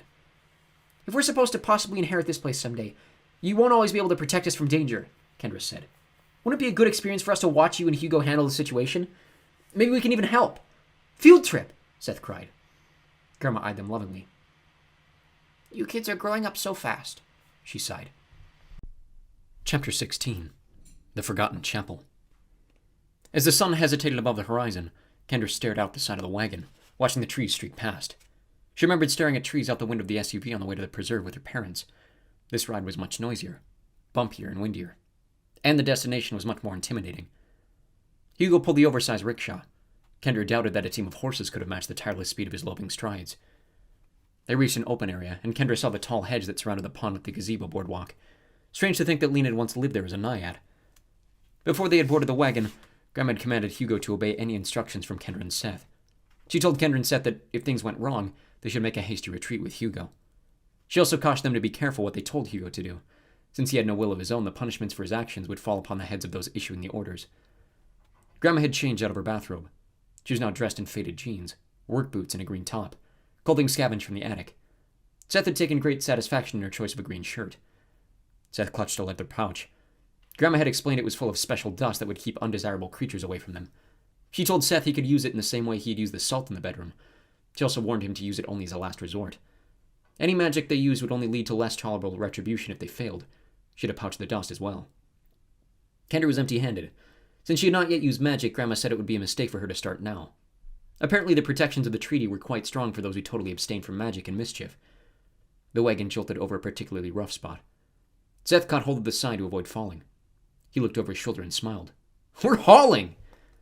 Kendra wished she could be so obliviously calm about the whole thing. She was getting a sick feeling in her stomach. It reminded her of the first time she had to sing a solo in a school play. 4th grade. She had always done fine in the practices, but when she peeked out past the curtains at the audience, a queasy feeling began brooding in her belly, until she became certain that she would throw up. At her cue, she walked out to the bright stage, peering into the dim crowd, unable to find her parents in the throng. Her intro was playing. The moment arrived, and as she started singing, the fear dissipated, and the nausea vanished. Would it be the same today? Was the anticipation worse than the event itself? At least once they got there, reality would replace uncertainty, and they'd be able to do something. To act. All she could do at present was worry. How far away was this crazy church? Grandma said it wouldn't take Hugo much more than 15 minutes, since there was a decent road all the way. Although she kept an eye out for unicorns, Kendra saw no fanciful creatures. Everything was hiding. The sun dipped below the horizon. Grandma was pointing. Up ahead in the middle of the clearing sat an old-fashioned church house. It was a boxy structure with a row of large windows fanged with broken glass and a single cupola that probably contained a bell. The roof sagged. The wooden walls were gray and splintered. There was no guessing what the original color might have been. A short flight of warped steps led to an empty doorway, where double doors had once granted access. It looked like a perfect lair for bats and zombies. Hugo slackened his pace, and they came to a stop in front of the shadowy doorway. The church was completely still. There was no sign anybody had been there in 100 years. I'd rather have the sun, but at least we'll still have some light, Grandma said, using a tool to set the silver-headed arrow to the string of her undersized crossbow and pull it into position. Let's get this over with as soon as we can. Evil likes darkness. Why is that? Seth asked. Grandma thought about the question a moment before answering. Because evil likes to hide. Kendra did not appreciate the tingle she got when Grandma said that. Why don't we talk about happy things? She suggested as they climbed down from the wagon. Because we're hunting witches and monsters, Seth said. Kendra's right, Grandma said. It does us no good to dwell on dark thoughts, but we do want to be on the road and away from here before the twilight's gone. I still say we should have brought some shotguns, Seth said. Hugo, Grandma said. Lead the way quietly into the basement. Protect us from harm, but do not kill. Kendra felt comforted just looking at the hulking Goliath of earth and stone. With Hugo as their champion, she could not picture anything giving them much trouble. The steps groaned beneath Hugo as he climbed them. Stepping gingerly, he ducked through the large doorway. The others followed, staying close to their massive bodyguard. Grandma draped a red scarf over the crossbow, apparently to conceal it. Please let Muriel not be here, Kendra prayed silently. Please just let us find Grandpa and Lena and nothing else. The inside of the church was even gloomier than the exterior. The decaying pews had been smashed and overturned, the pulpit at the front had been thrown down, and the walls were graffitied with maroon scrawlings. Spiderwebs festooned the rafters like gossamer banners. Amber light from the sunset found entry through the windows and some irregular holes in the roof, but not enough to dispel the murkiness. There was no token indicating that this had once been a house of worship. It was just a big, dilapidated, vacant room. The floorboards creaked as Hugo tiptoed toward a door on the far side of the chapel. Kendra found herself worrying that the floor would give way and Hugo would take an abrupt shortcut to the basement. He had to weigh 1,000 pounds. Hugo eased the corroded door open. Since the doorway was of normal size, he had to crouch and twist in order to squeeze through. Everything will be fine, Grandma said, placing a bracing hand on Kendra's shoulder. Stay behind me. The stairs wound down and ended at a doorway without a door. Light poured into the stairwell. Peering around Hugo as he contorted to pass through the doorway, Kendra glimpsed that they were not alone. As she followed Grandma Sorensen into the spacious basement, the implications of the scene began to register. The room was cheerfully illuminated by no fewer than 24 bright lanterns. It had a high ceiling and sparse furnishings. Grandpa Sorensen and Lena reached shackled spread eagle to the wall. A peculiar figure stood in front of Grandpa and Lena. Fashioned entirely of smooth, dark wood, it looked like a primitive puppet not much shorter than Grandpa. Instead of proper joints, the wooden parts were connected by golden hooks at the wrists, the elbows, the shoulders, neck, ankles, knees, hips, waist, and knuckles. The head made Kendra think of a wooden hockey mask, though it was not quite right, because it was cruder and simpler. The unusual mannequin was dancing a little jig, arms swaying, feet tapping and shuffling, gazing toward the far end of the basement. "Is that our lumberjack?" Seth asked quietly. Of course. It was Muriel's creepy dancing puppet, only much bigger and no longer guided by a rod in its back. At the far side of the basement was a large alcove. It looked like someone had torn down some planks to access the niche. A net of knotted ropes crisscrossed the alcove, preventing a view inside the dismal recess. A dark form loomed beyond the ropes. A tall, beautiful woman with a lustrous cascade of honey blonde hair stood beside the recess, blowing on one of the many knots. She wore a spectacular azure gown that emphasized her seductive figure. The striking woman was surrounded by what looked like human-sized versions of the imps Kendra had seen in Muriel's shack. They were all facing the alcove, staring at the ground. They ranged from 5 to 6 feet tall. Some were fat, some were thin, a few were muscular. Some had crooked backs or humps or horns or antlers, or bulging cysts or tails. A couple were missing a limb or an ear. All had scars. All had weathered leathery skin and nubs instead of wings. At the feet of the human-sized imps were a multitude of the tiny fairy-sized versions. The air shimmered. A pair of black wings made smoke and shadow unfurled from the alcove. Kendra experienced a sense of vertigo that had overwhelmed her when they were changing Grandma back from being a hen. It seemed like the alcove was growing more distant, like she was looking at it through the wrong end of a telescope. A burst of darkness momentarily eclipsed the steady luminance of the lanterns, and suddenly in the midst of where all the imps were focusing their attention, a new human-sized imp sprouted up. Kendra covered her mouth with both hands. The beautiful woman had to be Muriel. Bahamut was imprisoned by a web of knotted rope similar to the rope that had trapped her, and she was using wishes to increase the size of her imps, gradually freeing the demon in the process. Hugo, Grandma said softly. Incapacitate the imps and capture Muriel, on the double. Hugo charged forward. An imp turned and let out a disgusting yowl, and others spun to face the intruders, revealing cruel, devilish faces. The gorgeous blonde turned, eyes widening in surprise. "Seize them!" she shouted. There were more than 20 of the big imps, and 10 times that many small ones. Led by the biggest and most muscular of the lot, they rushed at Hugo, a motley mob of wiry fiends. Hugo met them in the center of the room. With fluid precision, he snatched the leader by the waist with one hand, seizing both feet with the other, and twisted briskly in opposite directions.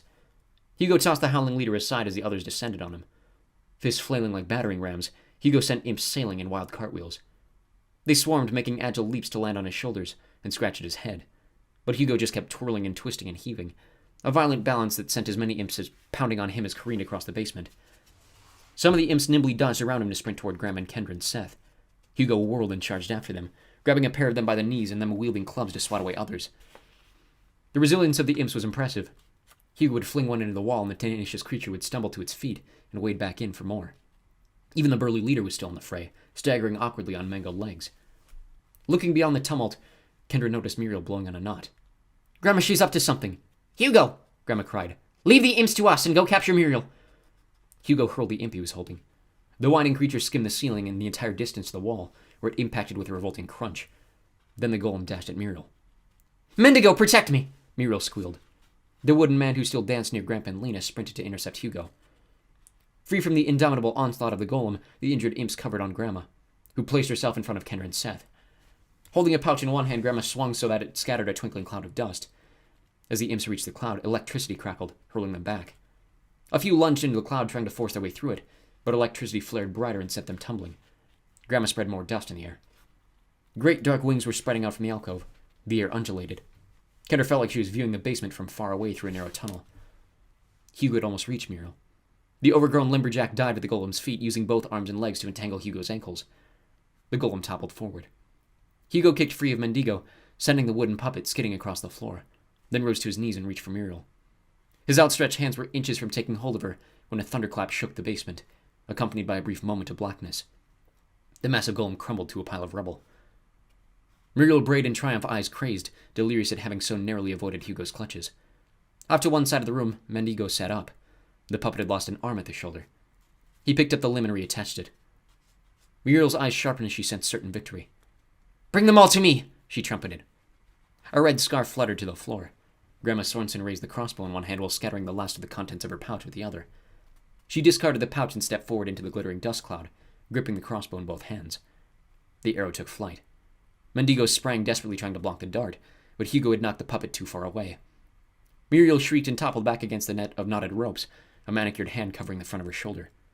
She rebounded forward, falling to her knees, panting, still clutching her shoulder, black feathers protruding between her slender fingers.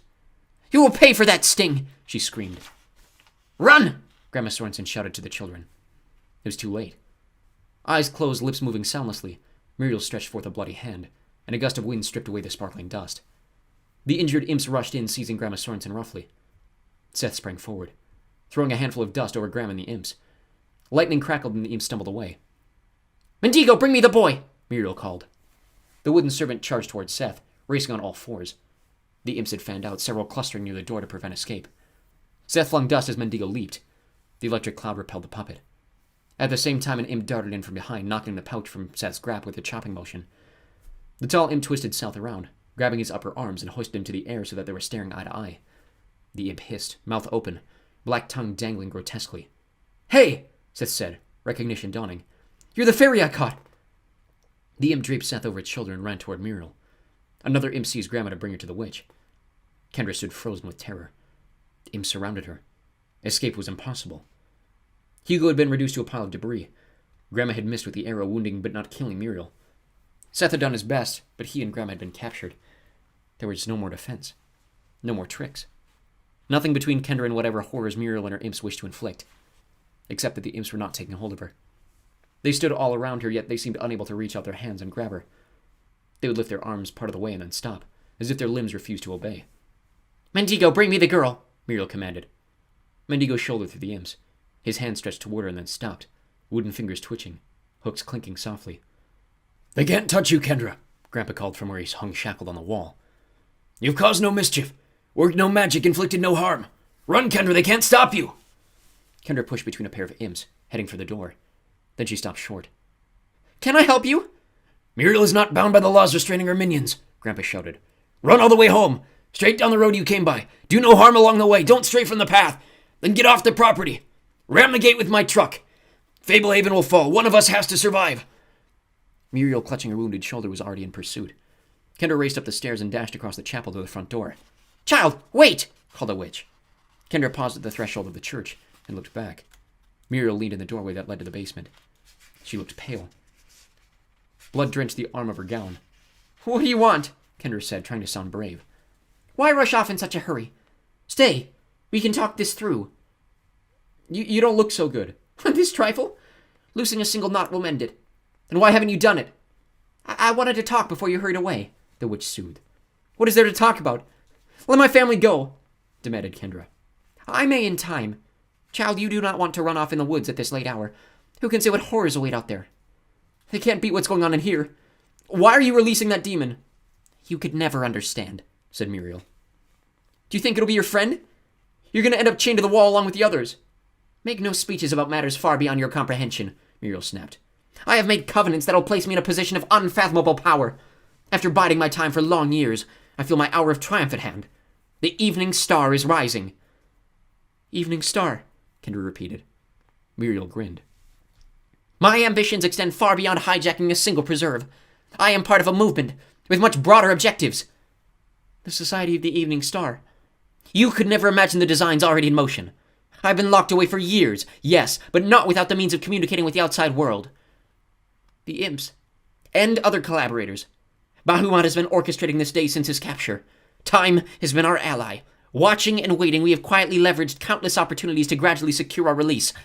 No prison stands forever. At times, our efforts have borne little fruit. On gladder occasions, we have toppled many dominoes with a single nudge. When Ephira succeeded in coaxing you to open the window on Midsummer Eve, we were hopeful that events would unfold much as they have. Ephira, you have looked into her eyes. Kendra cringed. She did not appreciate a reminder of the translucent woman in the gauzy black garments. Muriel nodded. She and the others are about to inherit this sanctuary, a vital step toward reaching our ultimate ends. After decades of persistence, nothing can forestall me. Then why not just let my family go? Kendra pleaded. They would try to interfere. Not that they could at this point. They had their chance and failed. But I will take no risks. Come, face the end with your loved ones instead of alone in the night. Kendra shook her head. Muriel extended her uninjured arm. The fingers, red with her own blood, contorted into an unnatural shape. She spoke in a garbled language that made Kendra think of angry men whispering. Kendra ran out of the church, down the steps and over to the wagon. She paused to look back. Muriel did not appear in the doorway. Whatever spell the witch had tried to cast apparently had no effect. Kendra raced down the road. The sunset was still fairly bright. They had been inside the church for only a few minutes. Tears began to blind her, but she kept running, unsure whether she was being pursued. Her whole family was lost. Everything had happened so fast. One moment Grandma was confidently offering assurance, the next Hugo was destroyed and Seth and Grandma were captured. Kendra should have been captured as well, except she'd been so overcautious since arriving at Fablehaven that she was still apparently shielded by the full power of the treaty. The imps had not been able to lay a finger on her, and Muriel had been too injured to give proper chase. Kendra looked back along the empty road. The witch would have cured the injury by now, but would probably not come after her until freeing Bahamut, since Kendra had such a big head start. Then again, Muriel could possibly use magic to catch up with her, but Kendra suspected that the urgency of unleashing the demon would now prevent Muriel from giving chase. Should she turn around and head back? Try to rescue her family? How? Throw rocks? Kendra could envision nothing but certain capture if she were to return. But she had to do something. When the demon was released, it would destroy the treaty, and Seth would die along with Grandpa, Grandma, and Lena. The only possibility she could think of was returning to the house and trying to find a weapon in the attic. Could she remember the combination of the vault door? She'd watched Grandma open it an hour ago, heard her speak the numbers aloud. She could not recall them, but felt she might once she saw it. Kendra knew she was without hope. The house was miles away. How many? 8? 10? 12? She'd be lucky to make it there, let alone back before Bahamut was free. There were many knots, and it looked like Muriel could undo it only one at a time. Each knot seemed to take at least a few minutes. But still, at that rate, it'd be a matter of hours, not days, before the demon was free. At least finding a weapon at the house was a goal. No matter how desperate the odds, it gave her a direction to head for, and a reason for going there. Who knew what the weapon would be, or how she would use it, or whether she could even get to the attic? But at least it was a plan. At least she could tell herself there was a brave reason for running away. Chapter 17. A Desperate Gamble. Dreading nightfall did nothing to prevent it. The sunset diminished and disappeared, until Kendra had only the light reflected from half a moon to guide her. The night grew cooler but not cold. The forest was swathed in gloomy shadow. Occasionally she heard unsettling sounds, but she never caught sight of what made them. Although she glanced back frequently, the road behind remained as empty as the road ahead. Kendra alternated between jogging and walking. Without landmarks, it was difficult to discern how much ground she was covering. The dirt road seemed to stretch on forever. She worried about Grandma Sorensen. Since she had shot Muriel and used Hugo to cripple the imps, there'd probably be no protection for Grandma from similar torture. Kendra began to wish she had accepted Muriel's invitation to stay at the church with her family. The guilt of being the only escapee was almost too much to bear. It was hard to calculate the passage of time. The night wore on as endlessly as the road. The moon gradually migrated across the sky. Or was it the road changing direction? Kendra felt certain she had been on the road for hours when she reached an open area. The moonlight showed a scant trail branching away from the road. It ran toward a tall, shadowy hedge. The pond with the gazebos. Finally, a landmark. She could not be more than half an hour from the house, and there was still no hint of dawn. How long before Bahamut would be set free? Maybe the demon was already loose. Would she know when it happened, or would she not find out until she was mobbed by monsters? Kendra rubbed her eyes. She felt weary. Her legs didn't want to walk any further. She noticed that she was very hungry. She stopped and stretched for a minute. Then she started jogging. She could run the rest of the way, right? It wasn't too far. As she passed the meager trail branching from the road, Kendra skidded to a halt. A new thought had occurred to her, inspired by the irregular hedge looming off to the side of the road. The Fairy Queen had a shrine on the island in the middle of the pond. Wasn't she supposed to be the most powerful person in all the fairy world? Maybe Kendra could try asking her for help. Kendra folded her arms. She knew so little about the Fairy Queen. Apart from hearing that the Queen was powerful, she'd heard only that to set foot on her island meant certain death. Some guy had tried it and turned it into dandelion seeds. But why was he trying it? Kendra didn't think she had been given a specific reason, just that he had a desperate need. But the fact that he had tried meant he thought he might succeed. Maybe he just didn't have a good enough reason. Kendra considered her need. Her grandparents and brother were about to be killed, and Fablehaven was about to be destroyed. That'd be bad for the fairies too, wouldn't it? Or would the fairies not care? Maybe they would just go elsewhere. Indecisive, Kendra stared at the faint trail. What weapon did she expect to find at the house? Probably nothing. So she would most likely end up crashing through the gate or climbing it to get away before Bahamut and Muriel caught up and finished her off, and her family would perish. But this fairy queen idea might work. If the queen was so powerful, she'd be able to stop Muriel and maybe even Bahamut. Kendra needed an ally. Despite her noble intentions, she could not see any way she could succeed on her own. Kendra had felt a new sensation inside ever since the idea popped into her head. The feeling was so unexpected that it took a moment to recognize it as hope. There were no combination locks in the way. She just had to throw herself at the mercy of an all-powerful being and plead for her family. What was the worst that could happen? Death, but on her terms. No bloodthirsty imps, no witches, no demons. Just a big poof of dandelion fluff. And what was the best possibility? The fairy queen could turn Muriel into a dandelion seed and rescue Kendra's family. Kendra started down the trail. She felt butterflies in her stomach. It was an encouraging kind of nervousness, much preferable to the dread of certain failure. She started running. No crawling under the hedge this time. The path led to an archway. Kendra ran under the archway and onto the manicured lawn beyond. By moonlight, the whitewashed pavilions and boardwalk were even more picturesque than during the day. Kendra really could envision a fairy queen living on the island at the center of the tranquil pond. Of course, the queen didn't actually live there. It was just a shrine. Kendra would have to go to petition her and hope the queen would respond. Getting to the island would be the first challenge. The pond was full of naiads who liked to drown people, which meant she'd need a sturdy boat. Kendra hurried across the lawn toward the nearest gazebo. She tried to ignore the shifting shadows she saw ahead, various creatures ducking out of sight. Anticipating what she was about to attempt, Kendra felt her intestines were caught in an egg beater. She forced away all fear. Would Grandpa turn and flee? Would Grandma? Would Seth? Or would they try their best to save her? She charged up the steps of the nearest pavilion and started running along the boardwalk. Her shoes pounded noisily against the boards, defying the silence. She saw her destination. The boathouse, 3 gazebos away. The surface of the lake was a black mirror reflecting the moonlight. A few twinkling fairies hovered just above the water. Otherwise, there was no sign of life. Kendra reached the pavilion attached to a small pier. She dashed down the steps and out onto the quay. She reached the boathouse and tried the door. Just like before, it was locked. The door wasn't big, but it looked sturdy. Kendra kicked it hard. The impact jolted up the length of her leg, making her wince. She rammed the door with her shoulder, again hurting herself instead of the door. Kendra stepped back. The boathouse was basically a large shed floating on the water. It had no windows. She hoped it still had boats inside. If it did, they would be sitting in the water, protected by walls and a roof, but no floor. If she jumped into the lake, she could surface inside the boathouse and climb into a boat. She studied the water. The black reflective surface was impenetrable. There could be 100 naiads waiting in ambush. Or none. It was impossible to tell. The whole plan would be pointless if she drowned before reaching the island. Based on what she had heard from Lena, there would be naiads eagerly waiting for her to get near the water. Jumping in would be suicide.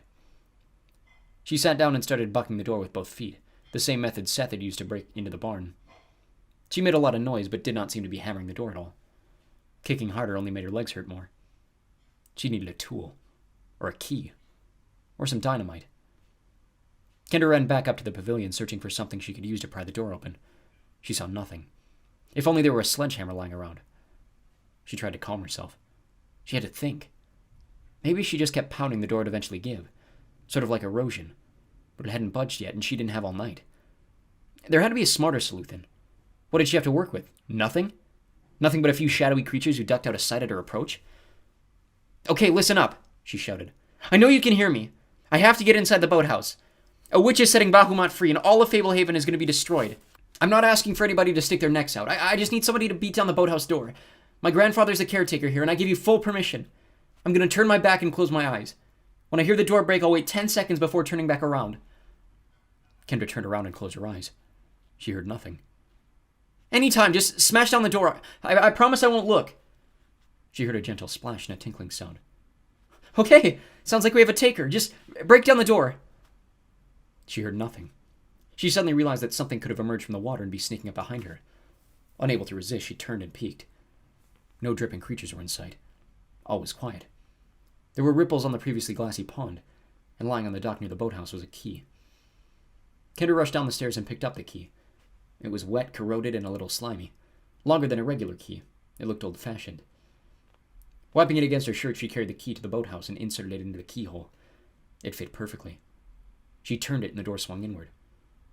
Kendra shivered. The implications were disturbing. Apparently a naiad had tossed her the key. They wanted her out on the water. With only the moonlight seeping through the door to provide illumination, the boathouse was very dim.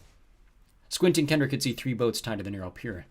2 large rowboats, one slightly broader than the other and a smaller paddleboat. The paddleboat was the kind with the bicycle pedals. Kendra had once ridden in one at a park with a lake. On one wall hung several oars of varying length. Near the door were a crank and a lever. Kendra tried to turn the crank, but it wouldn't move. She pulled the lever. Nothing happened. She tried the crank again, and this time it turned. A sliding door on the opposite side of the boathouse from the dock began to open, letting in more light. Kendra kept cranking, relieved that she would be able to paddle a boat directly out of the boathouse onto the pond. Standing in the gloom of the boathouse, staring out at the open door at the pond, Kendra began to doubt. She felt nauseated with fear. Was she really prepared to go to her death? To have naiads drown her? Or to fall victim to a spell protecting a forbidden island? Grandpa and Grandma Sorensen were resourceful. They might have already escaped. Was she doing this for nothing? Kendra remembered an occasion 3 years ago at a community pool. She desperately wanted to jump off the high dive. Her mom had warned her that it was higher than it looked, but nothing could dissuade her. Many kids were jumping off it, several her age or younger. She stood in line at the base of the ladder. When her turn came, she started climbing, amazed at how much higher she seemed with each step. When she arrived at the top, she felt like she was standing on a skyscraper. She wanted to turn back, but all the kids in line would know she was scared. Plus, her parents were watching. She walked forward along the diving board. There was a slight breeze. She wondered if the people on the ground could feel it. When she approached the end of the board, she stared down at the rippling water. She could see all the way to the bottom of the pool. Jumping no longer seemed like a fun thing to do. Realizing that the longer she hesitated, the more attention she would draw, she turned around quickly and descended the ladder, trying to avoid eye contact with the people waiting in line at the bottom. She had not been up a high dive since. In fact, she rarely took any sort of risk. Once again, she was standing on the brink of something frightening, but this was different. Jumping off a high dive, or riding on a roller coaster with multiple loops, or passing a note to Scott Thomas, those were all voluntary thrills. There was no real consequence to avoiding the risk. In her current situation, her family would probably die if she failed to act. She had to stand by her previous decision and carry out her plan, regardless of the consequences. Kendra considered the oars. She had never rowed a boat and could easily picture herself floundering, especially if nasty naiads were giving her a hard time. She examined the paddleboat. Designed for a single passenger, it was wider than it needed to be, presumably for additional stability. The childish craft was not nearly as big as the rowboats, and she would be close to the water, but at least Kendra thought she could maneuver it. Kendra sighed. Kneeling, she untied the little boat, tossing the slender rope onto the seat. The paddleboat wobbled when she stepped aboard, and she had to crouch and use her hands to avoid falling into the water. The bottom of the novelty craft was completely closed, which meant nothing could grab at her feet. After getting situated, Kendra sat facing the dock. There was a steering wheel to control lateral movement. Turning the wheel all the way to one side, she pedaled backwards and slid away from the dock. Cranking the wheel the other way, she started pedaling forward, and the boat quietly slid out of the boathouse. Ripples radiated out from the front of the paddleboat as she steered it toward the island, pedaling briskly. The island wasn't far, maybe 80 yards. The paddleboat moved steadily closer to her destination, until it started moving away from the island. She pedaled harder, but the boat kept sliding diagonally backward. Something was towing her. The boat began to spin. Turning the wheel and paddling did nothing. Then the boat suddenly tilted precariously to one side. Something was trying to tip her. Kendra leaned to prevent the boat from capsizing, and the boat abruptly rocked the other way. Kendra changed position, counterbalancing desperately. She saw wet fingers holding the side of the boat and slapped at them. The action was rewarded by giggling. The boat began to rotate quickly. "Leave me alone!" Kendra demanded. "I have to get to the island!" This earned longer titter from multiple voices. Kendra paddled furiously, but it did no good. She kept spinning and getting hauled in the wrong direction. The naiads started rocking the boat again. Thanks to the low center of gravity, Kendra found that leaning was enough to prevent the boat from capsizing, but the naiads were relentless. They tried to distract her by banging the bottom of the vessel and by waving at her. The boat pitched and rocked and spun, and then suddenly the naiads would heave in earnest, trying to catch her off balance. Time after time, Kendra reacted quickly, shifting her weight to spoil their attempts to flip her. It was a stalemate. The naiads didn't show themselves. She heard their laughter and glimpsed their hands, but never saw a face. Kendra decided to quit paddling. It was getting her nowhere and wasting energy. She resolved to exert herself only to keep the boat from tipping. The attempts grew less frequent. She said nothing, made no response to the taunting giggles, ignored the hands on the side of the boat. She simply leaned as needed when they tried to tip the boat. She was getting better at it. They were not able to tilt it as much. The attempt stopped. After about a minute of no activity, Kendra started paddling toward the island. Her progress was soon halted. She quit paddling immediately. The naiad spun her and rocked her some more. She waited. After another minute of tranquility, she paddled again. Again they pulled her away, but less eagerly. She sensed them giving up, getting bored. On her 8th try using this technique, the naiads apparently lost interest. The island grew closer. 20 yards. 10 yards. She expected them to stop her at the last moment, but they didn't. The front of her paddleboat scraped against the shore.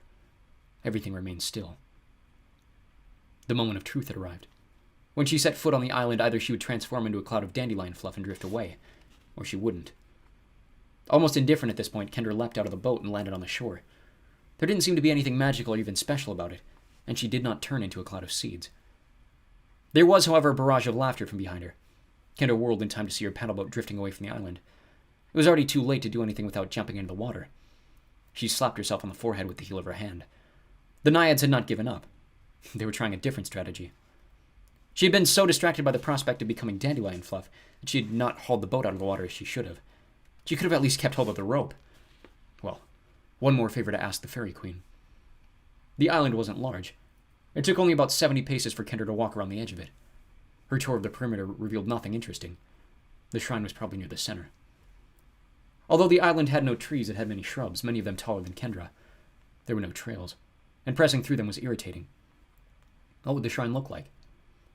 She pictured a little building, but after crisscrossing the island a few times, she realized there was no such structure. Maybe she hadn't turned to dandelion seeds because the island was a hoax. Or maybe the shrine was no longer here. Either way, she was stranded on a tiny island in the middle of a pond full of creatures who wanted to drown her. What would drowning feel like? Would she actually inhale water or just pass out? Or would the demon get her first? No, she had come this far.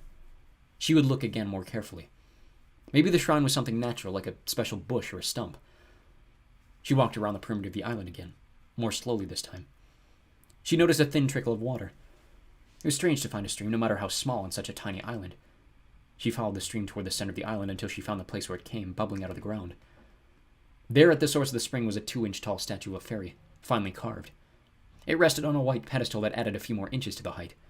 A small silver bowl sat in front of it. Of course. Fairies were so tiny it made sense that the shrine would be miniature as well. Kendra fell to her knees beside the spring, directly in front of the small figurine. The night was very still. Looking into the sky, Kendra noticed that the eastern horizon was turning purple. Night was coming to an end. All Kendra could think to do was pour her heart out in complete sincerity. "Hello, Fairy Queen. Thank you for letting me visit you without changing me into dandelion seeds." Kendra swallowed. This felt weird, talking to a diminutive statue. There was nothing regal about it. "If you can help me, I really need it. A witch named Muriel is about to set free a demon named Bakumat. The witch has my grandma and Grandpa Sorensen as prisoner, along with my brother Seth and my friend Lena. If the demon gets out, it'll wreck this whole preserve, and there's no way I can stop it from happening without your help. Please, I really love my family, and if I don't do something, that demon is going to... He's going to... The reality of what she was saying hit her like a great weight, and spilled out as tears.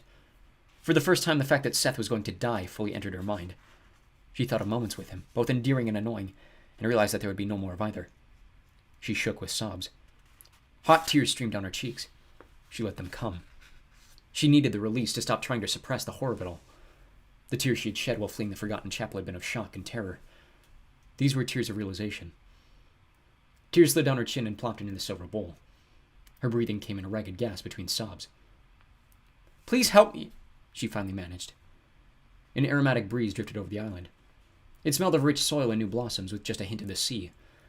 Her crying began to subside. Kendra brushed the tears from her cheeks and wiped her nose on her sleeve. She sniffed, amazed at how swiftly congestion could appear. The miniature statue was wet. Had she cried on it? No. Water was seeping from its eyes, trickling down into the silver bowl.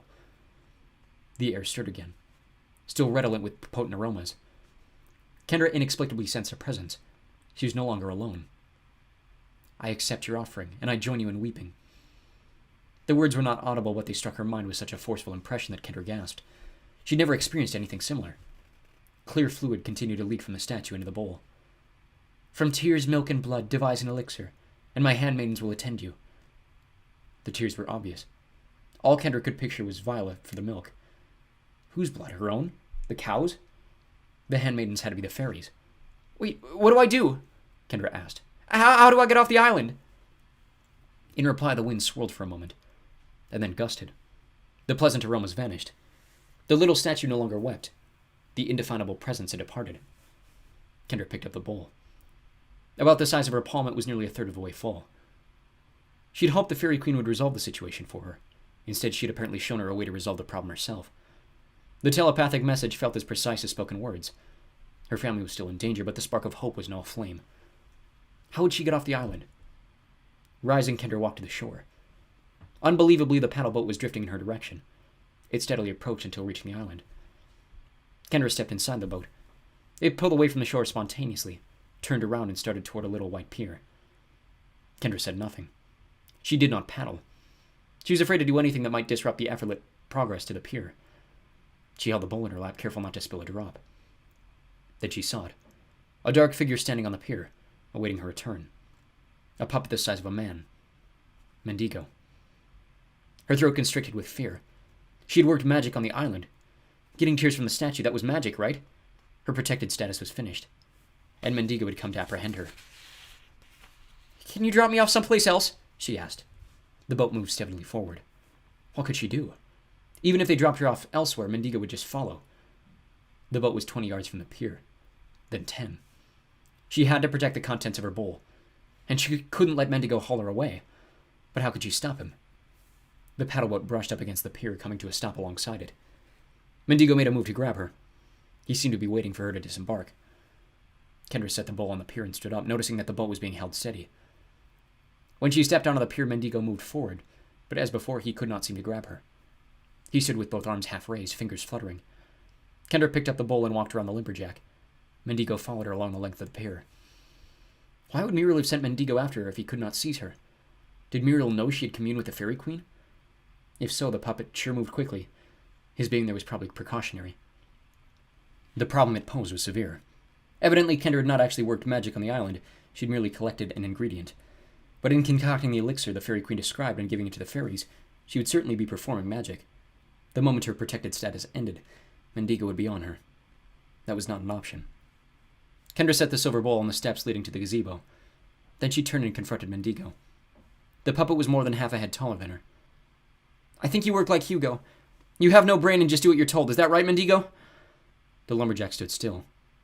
Kendra tried not to get creeped out. I have a feeling you won't obey me, but it's worth a try. Mendigo, go climb a tree and sit up there forever. Mendigo stood motionless. Kendra walked straight at him. He was trying to lift his arms to grab her, but was unable to carry out the intention. Standing close to him, she reached out a tentative finger and touched his wooden torso. He didn't react, except to continue struggling against whatever force prevented him from seizing her. You can't touch me. I haven't done anything mean or used any magic. But I can touch you. She gently stroked both of his arms just beneath his shoulders. The lumberjack jittered with the effort of trying to grasp her.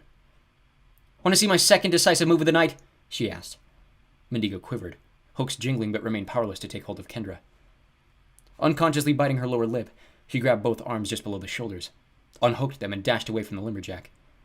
She heard the overgrown puppet chasing her as she raced to the edge of the pond and hurled the wooden arms into the water.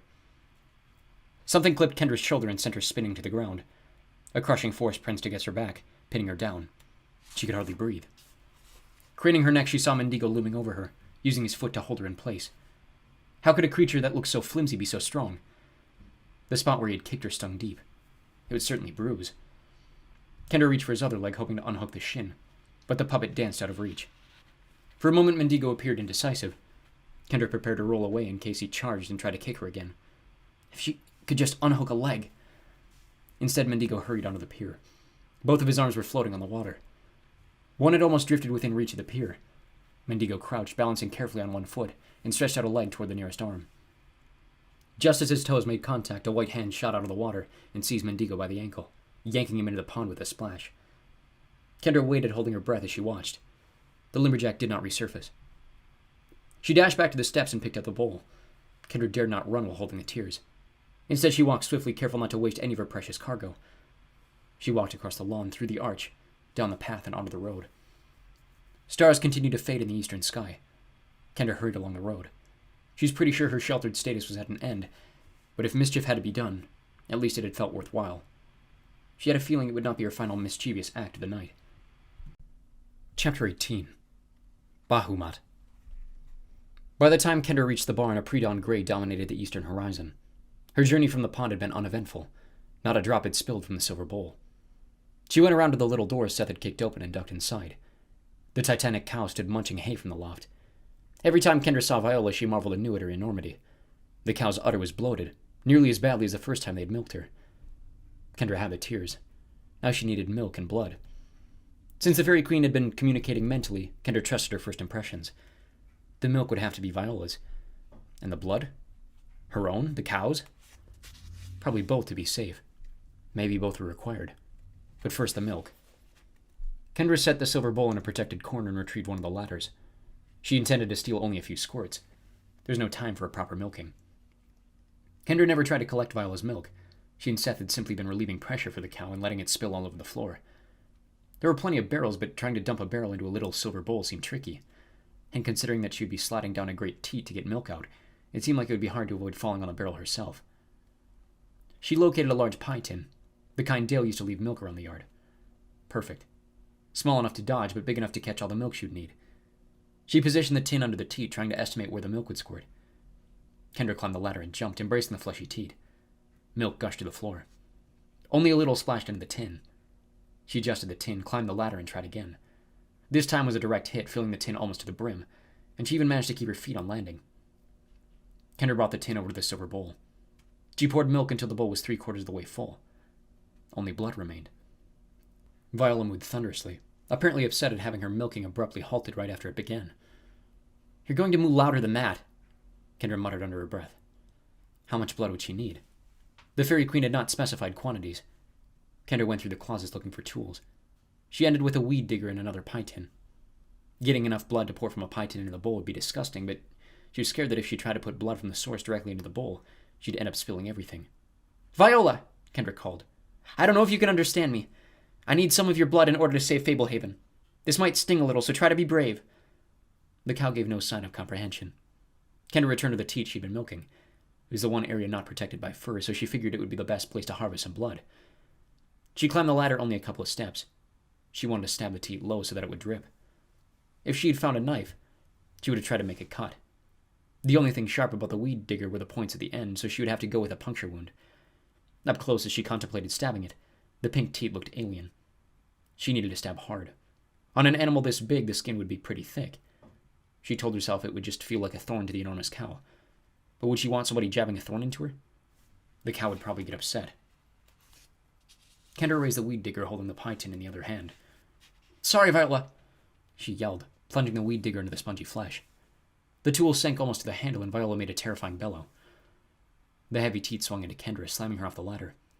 She kept hold of the weed digger, wrenching it free of the wound as she fell. The ladder clattered to the floor beside her. Viola sidestepped and tossed her head, bellowing again. The barn shook, and Kendra heard timber splitting. The roof shuddered. The walls swayed and cracked. Kendra covered her head. Gigantic hooves thumped against the floor, and Viola let out a long, plaintive moo. Then the cow settled down. Kendra looked up. Dust and hay floated down from above. Blood trickled down the teat, already dripping from the tip. Since Viola had calmed down and the blood was flowing freely, Kendra cast aside the pie tin and retrieved the silver bowl.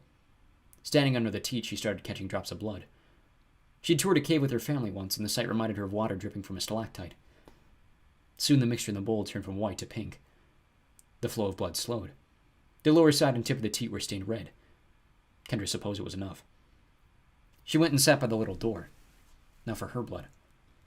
Maybe she could just try the cow blood and see if that worked. No. Haste was essential. How would she get blood out? No way she was using the weed digger unless she could sterilize it. Leaving the bowl, she hunted through the closets again. She noticed a safety pin on a pair of coveralls. She unpinned it and ran back to the bowl. Holding her hand over the bowl, she hesitated. Kendra had always hated needles. The idea of being fully aware that something was about to hurt, but having to endure it calmly. But today was not a day to be squeamish. Gritting her teeth, she stuck her thumb with the pin and squeezed 2 drops of blood into the mixture. That would have to do. Kendra looked at the pie tin. She should probably drink some milk herself, since a new day was beginning. She took a sip. Then she realized that her family would need milk as well when she found them. There had been bottled water in one of the closets. Kendra hurried to the closet, selected a bottle, unscrewed the cap, dumped the contents, and filled it with milk from the pie tin. The bottle barely fit in her pocket. Kendra retrieved the small silver bowl. Swirling the solution a bit, she exited the barn. Pre-dawn colors streaked the horizon. Sunrise was approaching. Now what? There were no fairies in sight. When the Fairy Queen had given instructions, Kendra had felt no doubt that the handmaidens she referred to were the fairies. She was supposed to make a potion for them that would somehow get them to help her. What would it do? Kendra realized that she had no idea. What could it do? Win their affection? Then what? Lacking other options, she had to trust the reassurance she had felt when the Fairy Queen spoke to her mind. First, she needed to find fairies. She wandered the garden. There was one clad in orange and black with matching butterfly wings. "Hey, fairy, I have something for you," she cried. The fairy darted over to her, looked at the bowl, started chirping in a squeaky voice, and zoomed away. Kendra roamed until she found another fairy, and ended up with an identical reaction. The fairy acted excited and then flew away. Soon multiple fairies were flying up to Kendra, peeking in the bowl and then soaring off. They were apparently spreading the news. Kendra ended up beside the middle statue of Dale. She set the bowl on the ground and backed away in case her proximity might discourage the fairies. The morning grew brighter. Before long, dozens of fairies hovered around the bowl. They were no longer showing up, only to zip away. A crowd was forming. Occasionally one would fly right up to the bowl and peer inside. One even laid a tiny hand on the rim, but none took a drink. Most stayed several feet away. The crowd swelled to more than 100. Still they wouldn't drink. Kendra tried to be patient. She didn't want to frighten them away. Suddenly the sound of a mighty wind interrupted the quiet morning. Kendra felt no breeze, but she could hear the shrieking gale in the distance. As the sound of the wind tapered off, a ferocious roar echoed across the yard. The fairies scattered. It could mean only one thing. "Wait! Please, you have to drink this! Your queen had me make it for you!" The fairies darted around in confusion. "Hurry! Time is running out!" Whether it was her words or simply that they were no longer startled, the fairies gathered around the bowl again. "Try it," Kendra said. "Have a taste." None of the fairies took her up on her offer. Kendra dipped a finger into the bowl and sampled the elixir. She tried not to make a disgusted face. It tasted salty and nasty. Delicious. A fairy with a raven black hair and bumblebee wings approached the bowl. Mimicking Kendra, she dipped a finger and tasted it. In a whirling shower of sparks, the fairy grew to nearly 6 feet tall. Kendra smelled the fertile aroma that had accompanied the Fairy Queen. The enlarged fairy blinked in astonishment, then glided high into the air. The other fairies mobbed the bowl. A blizzard of sparks flashed across the yard as the fairies transformed into much larger versions of themselves. Kendra backed away, shielding her eyes from the dazzling pyrotechnics. In moments she was surrounded by a glorious host of human-sized fairies, some standing on the ground, most hovering. The fairies were uniformly tall and beautiful, with the lithe musculature of professional ballerinas. They wore vivid exotic apparel. They still had magnificent wings. They still emitted light, although the gentle twinkle had become a brilliant blaze. The biggest change was in their eyes. Merry mischief had been replaced by something stern and smoldering. A fairy with lustrous silver wings and short blue hair alighted in front of Kendra. "You have summoned us to war," she announced in a heavy accent. "What is your bidding?" Kendra swallowed. 100 human-sized fairies took up much more space than 100 tiny ones.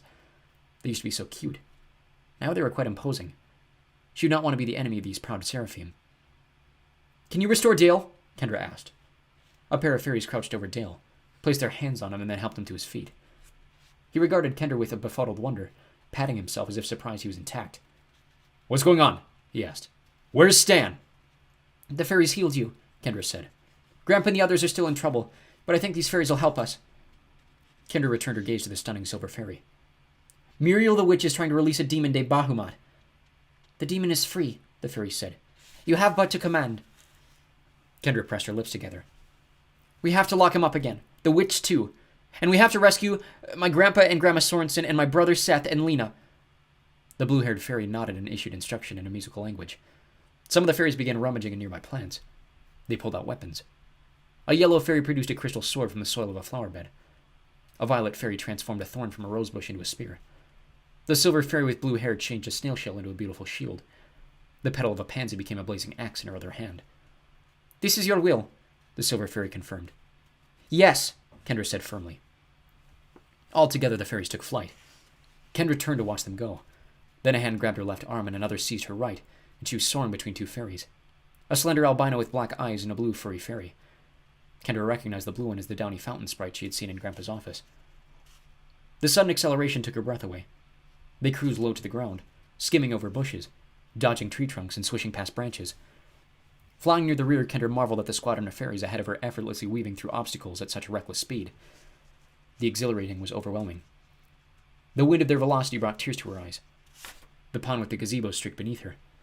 At this rate, they would reach the Forgotten Chapel in moments. But what about when they got there? Bahamut was supposed to be incredibly powerful. Even so, considering the legion of fierce fairies surrounding her, Kendra liked her odds. Glancing back, Kendra saw no fairies behind her. They'd apparently left Dale in the yard. The mad dash through the forest continued until the fairies ahead swooped skyward. Kendra's escorts followed, rocketing up beyond the treetops. The sudden ascent left her mouth dry and her stomach tingling. And then she was no longer moving. Kendra and her escorts hovered above the treetops, watching the others plunge toward the Forgotten Chapel. Kendra tried to recover from the thrill of flying and digest what was happening below. 4 winged creatures were rising to meet the fairies. The huge gargoyles were at least 10 feet tall, with razor claws and horns like rams. A few fairies broke off from the main group to intercept them. The winged beasts clawed at their smaller opponents, but the fairies adroitly avoided the blows and slashed off their wings, sending the gargoyles hurtling to the ground. Something flashed in Kendra's eyes. The sun was peeking over the horizon. "Let's go!" Kendra said to her escorts. The fairies dove. Kendra felt her stomach rise to her throat as they plunged toward the church. Human-sized imps were spilling out of the front doorway, shaking their fists and hissing at the oncoming fairies. Many of the fairies cast their weapons aside and soared straight at the imps, catching them in vicious embraces and kissing them on the mouth. In radiant bursts of sparks, every imp that was kissed transformed into a human-sized fairy. Kendra saw the silver fairy with blue hair plant a kiss on an obese imp. The imp instantly metamorphosized into a plump fairy with coppery wings. As the silver fairy glided away, the plump fairy tackled another imp, forced a kiss, and in a flash the imp became a thin, Asian-looking fairy with hummingbird wings. The fairies streamed into the church. Most didn't bother with the door. They glided through windows or smashed through the corroded roof. Kendra's escorts held her over a gap in the roof. She saw fairies kissing imps. Other fairies drove back a variety of foul beasts. One fairy used a golden lash to send a toad-like monstrosity crashing through the wall. Another fairy grasped a scabby beast by its mane of white hair and hurled it through a window. A gray fairy with a moth-like wing chased a brawny minotaur out the front door with a scalding blast of steam from the end of her rod. Many of the unsavory creatures voluntarily fled before the terrible onslaught. Others fought back. A demonic dwarf with a hide of black scales bounced around the room, wreaking havoc with a pair of knives. A rampaging atrocity that looked like a cross between a bear and an octopus battered fairies with its thrashing tentacles. A greasy creature coughed globs of slime into the air. It had the general appearance of a large tortoise without a shell, its body an amoebid puddle beneath a long neck. Several fairies crashed to the church floor, wings snarled in the goopy substance. The undaunted fairies counterattacked. The bottom half of the dwarf was turned to stone. Tentacles severed, the octobear retreated. A torrent of water flushed away the greasy creature. Some fairies attended their fallen comrades, healing injuries and washing away slime. As the room cleared, fairies charged through the door to the basement. "Take me to the basement!" Kendra said. Her escorts immediately responded, nearly giving Kendra a whiplash as they plummeted into the church and glided to the basement door. The fairies had to tuck in their wings to descend the stairs, so Kendra ran down beside the furry fairy and the albino. The basement had expanded. A massive excavation and renovation had occurred. It was deeper, broader, and longer. The alcove at the far side had grown as well, now completely unfettered by knotted ropes. The basement was not lighted as brightly as before, although the fairies carried their own luminescence with them. Hideous carvings sneered from the walls. One corner was piled with strange treasures, jade idols, spiked scepters, and jeweled masks. Kendra scanned the room for her family. The easiest to spot was Seth. He was inside an enormous jar with breathing holes punched in the lid. There were some leaves and branches in it with him. He had grown no taller, but he looked 100 years old. Saggy wrinkles creased his face, and he had only a few wisps of white hair left atop his head. He placed a prune palm against the glass. Kendra guessed that the orangutan chained to the wall was Grandpa. The large catfish swimming in the tank beside him was probably Lena. She saw no sign of Grandma. Flanked by her fairy escorts, Kendra dashed toward her family. Scores of hideous imps scuffled with fairies. Those fights did not last long as kisses transformed the imps back into their original forms. Kendra reached the gigantic jar. "Are you all right, Seth?" Her elderly brother nodded feebly. His smile showed that he had no teeth. A snarling imp pounced at Kendra. The blue furry fairy caught the creature in mid-flight, pinning its arms to its sides. It resembled the same imp that had apprehended her brother earlier. The albino fairy flew up and gave the imp a kiss on the mouth, and it became a striking fairy with fiery red hair and iridescent dragonfly wings. Seth began tapping on the glass. He was pointing excitedly at the fairy. Kendra realized that it was the fairy he had unwittingly transformed. The red-headed fairy approached the jar, shaking a scolding finger at Seth. "I'm sorry," Seth mouthed from inside the container. He clasped his hands and made pleading motions. The fairy regarded him through narrowed eyes. Then she snapped her fingers and the jar shattered. She leaned forward and kissed Seth on the forehead. His wrinkles smoothed and his hair filled in until he promptly looked like himself again. Kendra pulled a bottle of milk from her pocket and handed it to Seth. "Save some for Grandma and Grandpa. But I can see—" An ear-splitting roar shook the room. A creature who could only have been Bahamut emerged from the alcove. The loathsome demon stood 3 times as tall as man, and had the head of a dragon crowned by 3 horns. The demon walked upright, possessing 3 arms, 3 legs, and 3 tails. Oily black scales bristling with barbed spikes covered its grotesque body. Malevolent eyes gleamed with wicked intelligence. To one side of Bahamut floated the spectral woman Kendra had seen outside her window on Midsummer Eve. Her ebony wrappings flowed unnaturally, as if she were underwater. The unearthly apparition made Kendra think of a negative photograph. The other side of Bahamut stood Muriel, now clad in a gown as black as midnight. She leered at the fairies and glanced confidently at the towering demon. No imps remained in the room. A crowd of shining fairies faced these final opponents. Bahamut crouched. Inky darkness gathered around him. The demon sprang forward with a roar like 1,000 cannons firing all together. A black whale of shadow flowed from Bahamut like a wave of tar. Total darkness engulfed the room. Kendra felt like she had been struck blind. Even with her hands over her ears, the prolonged bellowing of the demon was practically deafening. There seemed to be no substance to the shadow Bahamut had emitted. It was just darkness. Where were the fairies? Where was their light? The ground rumbled, and a sound like an avalanche overpowered the demon's roar. Suddenly daylight flooded the room. Looking up, Kendra beheld a blue sky. The slanted rays of the rising sun fell into the basement. The entire church had been hurled aside. Descending from above and charging from all directions, fairies swarmed Bahamut. The demon slashed a fairy with one of its tails, raked another with an impossibly quick swipe of its claws. Jaw snapping, the creature swallowed a yellow fairy whole. Many fairies were falling. While the majority attacked, the other fairies laid hands on the injured, curing most of them rapidly. Muriel stood in a theatric pose, chanting spidery words. A pair of fairies near her turned to glass and shattered. She extended a contorted hand, and another fairy turned to ash and disintegrated in a grey cloud. Long streamers of ebony fabric flowed from the spectral woman, entangling nearby fairies. The ensnared fairies began to lose their luster and wither.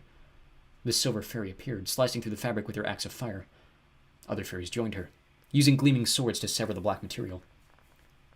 The fairies swirling around Bahamut now held ropes. They looked like the ropes that had crisscrossed the front of the alcove, except now they appeared to be woven out of gold. Bahamut kept roaring and swinging and biting, but the ropes were beginning to tangle him up. Knots were forming in them. The draconic creature was slowing down. His great jaws clamped shut, tearing off the gauzy wing of a fairy with markings like a ladybug. The spectral woman turned and drifted away, her ethereal wrappings no longer quite as flowing. The fairies ignored her departure. A pair of fairies had taken hold of Muriel, and they flung her at Bahamut. Soon she was bound to the demon by flaxen cords. She screeched as her body shriveled with age and her gown turned to rags. 3 fairies alighted atop the demon's head. They each grabbed a horn and tore it out. The demon wailed. Dozens of fairies seized the ropes binding the demon and hurled Bahamut back into the alcove. Busily, the fairies began threading knotted ropes back and forth over the entrance. Kendra turned. The blue, furry fairy gestured toward the orangutan, and the shackles binding it to the wall fell apart. Another gesture and a burst of light changed the orangutan into Grandpa Sorensen.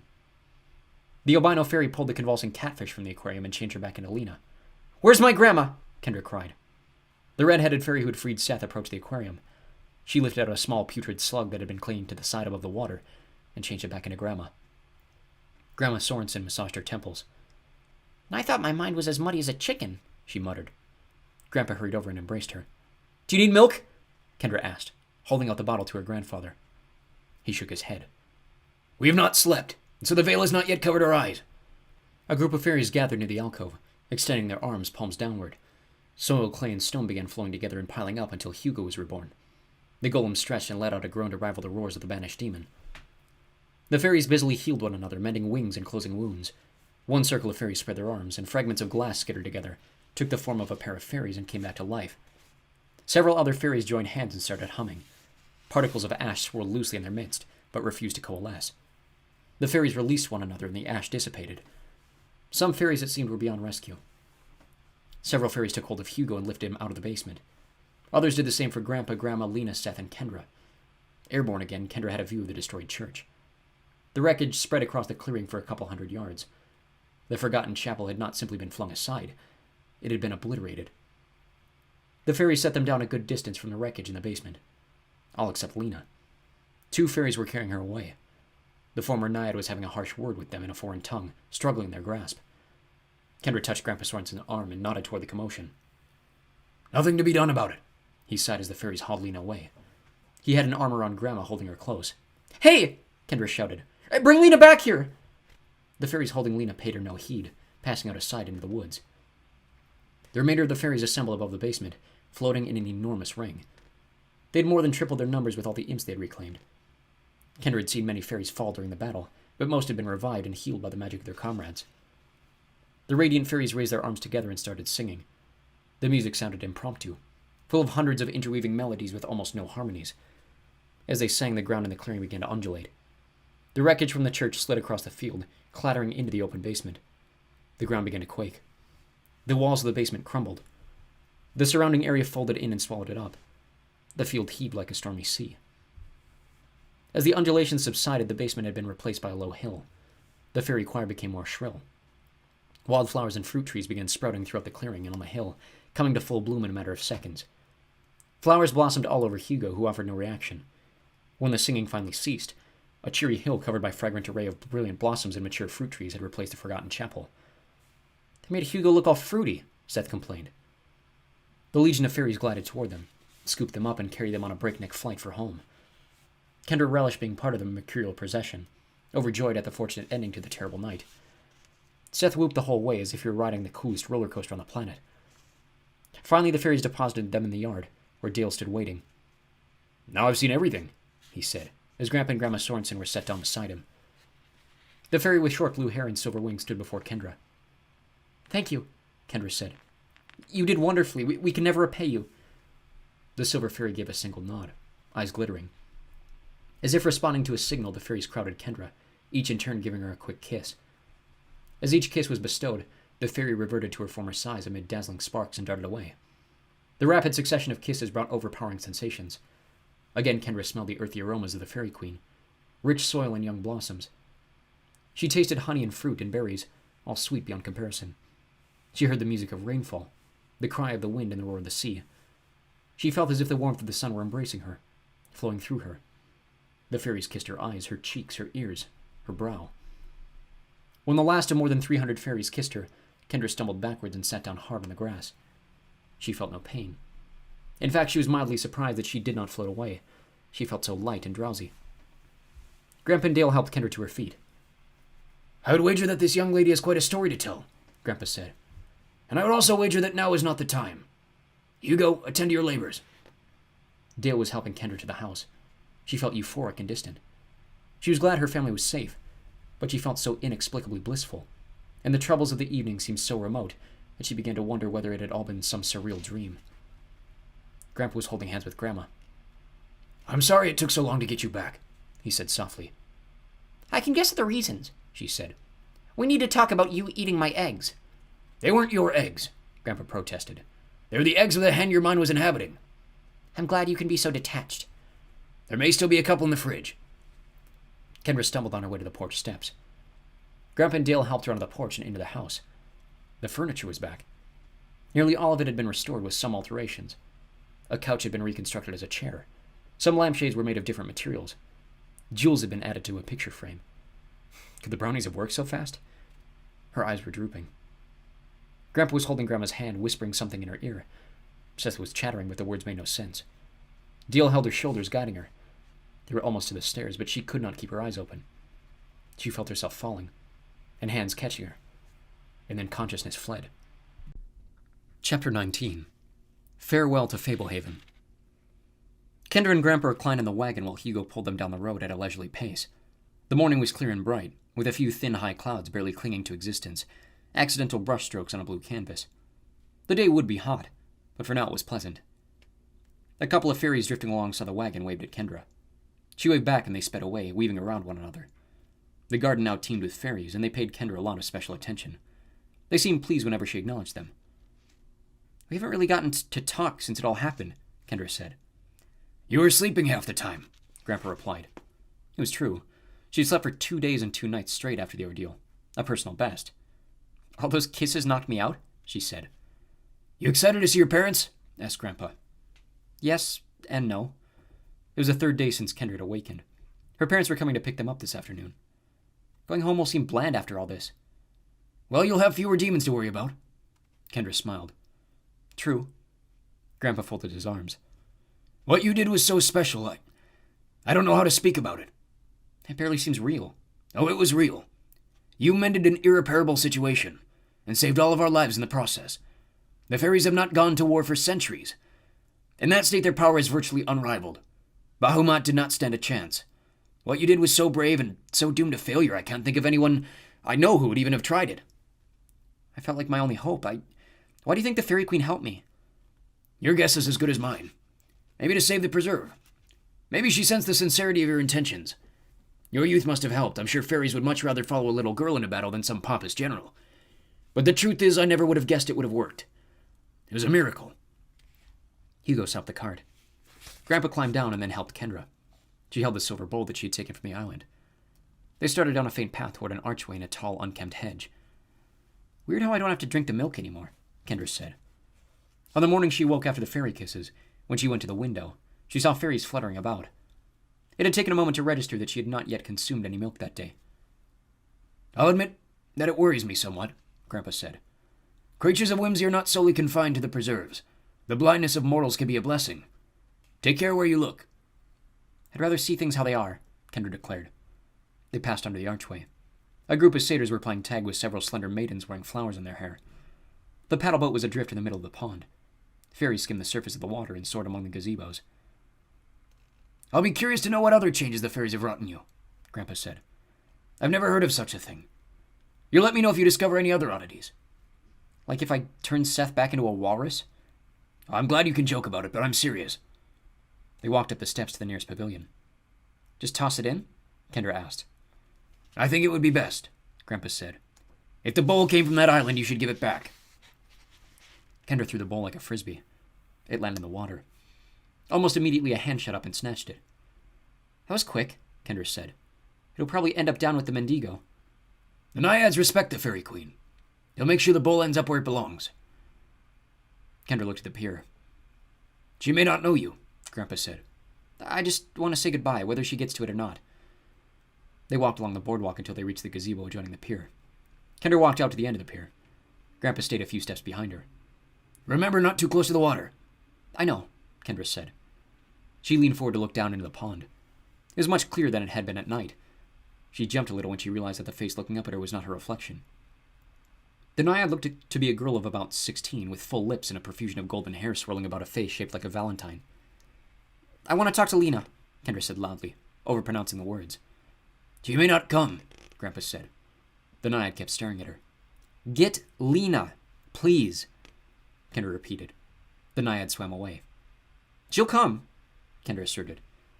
They waited. Nobody came. Kendra studied the water. Then she turned her hand into a megaphone around her mouth. Lena! This is Kendra. I want to speak with you. Several minutes passed. Grandpa waited with her patiently. Then a face rose almost to the surface of the water, right at the end of the dock. It was Lena. Her hair was still white with a few black strands. Though she looked no younger, her face had the same ageless quality. Lena, hi, it's Kendra, remember? Lena smiled. Her face was barely an inch from the surface. I just want to say goodbye. I really enjoyed our talks. I hope you don't mind being a Naiad again. Are you mad at me? Lena motioned for Kendra to come closer. She put her hand by her mouth like she wanted to share a secret. Her almond eyes looked mirthful and excited. They didn't match the white hair. Kendra bent down a little. What? Kendra asked. Lena rolled her eyes and motioned for her to come closer. Kendra clutched a little more, and in the same instant that Lena reached up for her, Grandpa Sorensen pulled her back. I told you, Grandpa said. She's no longer the woman she was back at the house. Kendra leaned forward just enough to peer over the edge again. Lena stuck her tongue out and swam away. At least she isn't suffering, Kendra said. Grandpa walked her back to the gazebo in silence. She told me she would never choose to return to life as a Naiad, Kendra said after a while. She said it more than once. I'm sure she meant it, said Grandpa. From where I stood, it didn't look like she went willingly. I noticed the same thing. I worried she might be suffering. I thought maybe she needed us to save her. Are you satisfied? Grandpa asked. I'm not even sure she remembered me, Kendra admitted. At first I thought she did, but I bet she was faking, trying to get me close enough to drown me. Probably. She doesn't miss being human. Not from her current point of view, Grandpa agreed. Much like how being a naiad didn't sound very fulfilling to her from a mortal perspective. Why would the fairies do that to her? I don't think they saw it as a punishment. Lena was probably a victim of good intentions. But Lena was arguing with them. She didn't want to go. Grandpa shrugged. The fairies might have known that once they restored her, she would change her mind. Looks like they were right. Remember, the fairies experience existence like the naiad. From their point of view, Lena was out of her mind wanting to be mortal. They probably thought they were curing her insanity. I'm glad they restored everybody else, Kendra said. They just restored Lena too much. Are you sure? She was a naiad to begin with. Yeah, she didn't like the idea of aging. At least she won't die now or get any older. No, she won't. I still think she would rather be human. Grandpa frowned. You may be right. Truth be told, if I knew a way to reclaim Lena, I would. I believe once she was mortal again, she'd be grateful. But a naiad can only descend to mortality voluntarily. In her current state, I doubt she would make that choice. I'm sure she's very disoriented. Perhaps in time she'll gain some perspective. What's it like for her? No way to be sure. For all I know, this is a unique occurrence. Her memories of mortality are apparently distorted if she retains them at all. Kendra unconsciously twisted the sleeve of her shirt, a pained expression on her face. So we just leave her there? For now. I will do some research and give the matter considerable thought. Don't tear yourself up about it. Lena wouldn't want that. The alternative was being devoured by a demon. She looked all right to me. They started back toward the wagon. What about the Society of the Evening Star? Asked Kendra. Are they still a threat? Muriel said she was in contact with them. Grandpa pitched his bottom lip. The Society will be a threat as long as it endures. It is difficult for an uninvited guest to gain access to a preserve, mortal or not. Some would say impossible. But the Society has shown repeated resourcefulness at circumventing so-called impossible obstacles. Fortunately, we foiled their attempt to use Muriel to free Bahamut and overthrow the preserve. But we now know they have learned the whereabouts of Fablehaven. We'll have to be more vigilant than ever. What secret artifact is hidden here? It's unfortunate that your grandmother had to share that secret with you. I realize it was a precaution in case both of us were incapacitated, but the knowledge is a terrible burden to place on children. You must never speak of it. I've tried to impress that idea on Seth as well, heaven help us all. I am the caretaker of Fablehaven, and I know little about the artifact save that it is hidden somewhere on this property. If members of the Society of the Evening Star are aware that the artifact is here, and we have every reason to believe they are, they'll stop at nothing to penetrate our defenses and lay their hands on it. What will you do? Kendra said. What we always do, Grandpa said. Consult with our allies and take every measure to ensure that our defenses remain intact. The Society has known the location of dozens of preserves for centuries, and yet has failed to infiltrate them. They may pay us extra attention, but unless we let our guard down, there's little they can do. What about that ghost lady? The one who escaped while the fairies were trapping Bahamut? I do not know her story, except that she was obviously colluding with our enemies. I've never met many of the dark beings who lurk in the inhospitable corners of Fablehaven. They reached the wagon. Grandpa boosted Kendra up and then climbed in himself. Hugo, take us home. They rode in silence. Kendra considered all they had discussed. The fate of Lena and the impending threat of the Society of the Evening Star. The fateful night that had seemed like the end of her problems was starting to look like the beginning. Up ahead, off to the side of the road, Dale was chopping a fallen tree into firewood. Drenched in sweat, he swung the axe aggressively. As the wagon rolled by, he glanced up at Kendra. She smiled and waved. Dale gave a tight smile and looked away, returning to his chore. Kendra frowned. What's up with Dale lately? Do you think being turned into lead traumatized him? I doubt he felt a thing. He's beating himself over something else. What? Don't say a word about this to him. Grandpa paused, glancing back toward Dale. Then he went on speaking. He feels bad that his brother Warren wasn't present when the fairies were curing everybody. Grandma said Dale's brother is catatonic. I still haven't met him. Could the fairies have helped? Grandpa shrugged. Considering that they put Lena back in the water, changed imps back into fairies, and remade Hugo out of a pile of rubble, then yes, I imagine they could have cured Warren.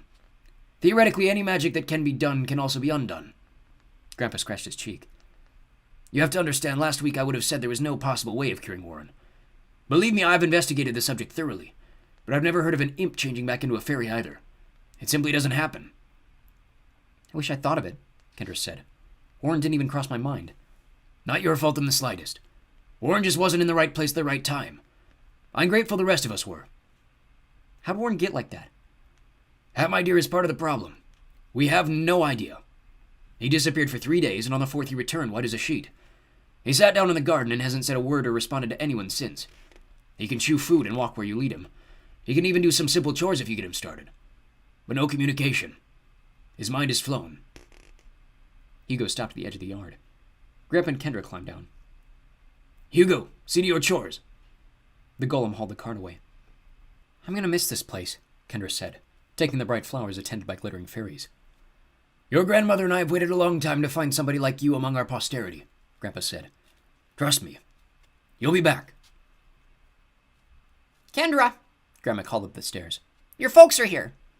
I'll be right down. Kendra sat alone on her bed in the playroom. Seth was already downstairs.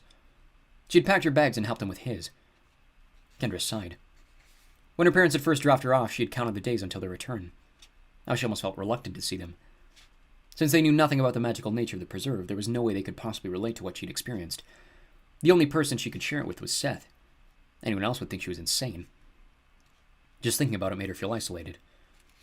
Kendra crossed the room to the painting she had done of the pond. It was a perfect keepsake from her stay. A paint by numbers drawn by a naiad depicting the location of the bravest act of her life. Yet she hesitated to bring it. Would the image stir too many painful memories? Many of her experiences here had been dreadful. She and her family had nearly been killed. And she had lost a new friend when Lena was returned to the pond. At the same time, the painting might make her long for the enchanted world of the preserve. So many aspects of Fablehaven were wonderful. Life would seem so dry after the extraordinary events of the past couple weeks. Either way, the painting might cause her pain. But of course those memories would persist with or without the picture of the pond. She picked it up. The rest of her bags were already downstairs. She cast a final glance around the playroom, treasuring up the details, and walked out the door. She went down the stairs along the hall and started down the staircase to the entry hall. Her mom and dad stood in the entry hall smiling up at her. They notably gained weight, especially Dad. He looked about 20 pounds heavier. Seth stood near Dad, clutching his painting of the dragon. You did a painting too, Mom exclaimed. Kendra, it's gorgeous. I had help, she said, reaching the bottom of the stairs. How's the cruise? We made a lot of memories, Mom said. Looks like Dad ate plenty of snails, Seth said. Dad rubbed his belly. Nobody warned me about all the desserts. You ready, honey? Mom said, putting an arm around Kendra. Aren't you going to look around? Kendra asked. We walked the grounds a bit while you were upstairs and toured the lower rooms. Was there something in particular you wanted to show us? Not really. We should probably get going, Dad said, opening the front door. Not too many days ago, that door had been mangled, and an arrow had protruded from the frame. Outside, Dale was loading the last of the bags in the SUV. Grandma and Grandpa waited nearby on the driveway. Dad helped Kendra and Seth load their paintings, while Mom thanked Grandma and Grandpa Sorensen profusely. It was our pleasure, Grandma said earnestly.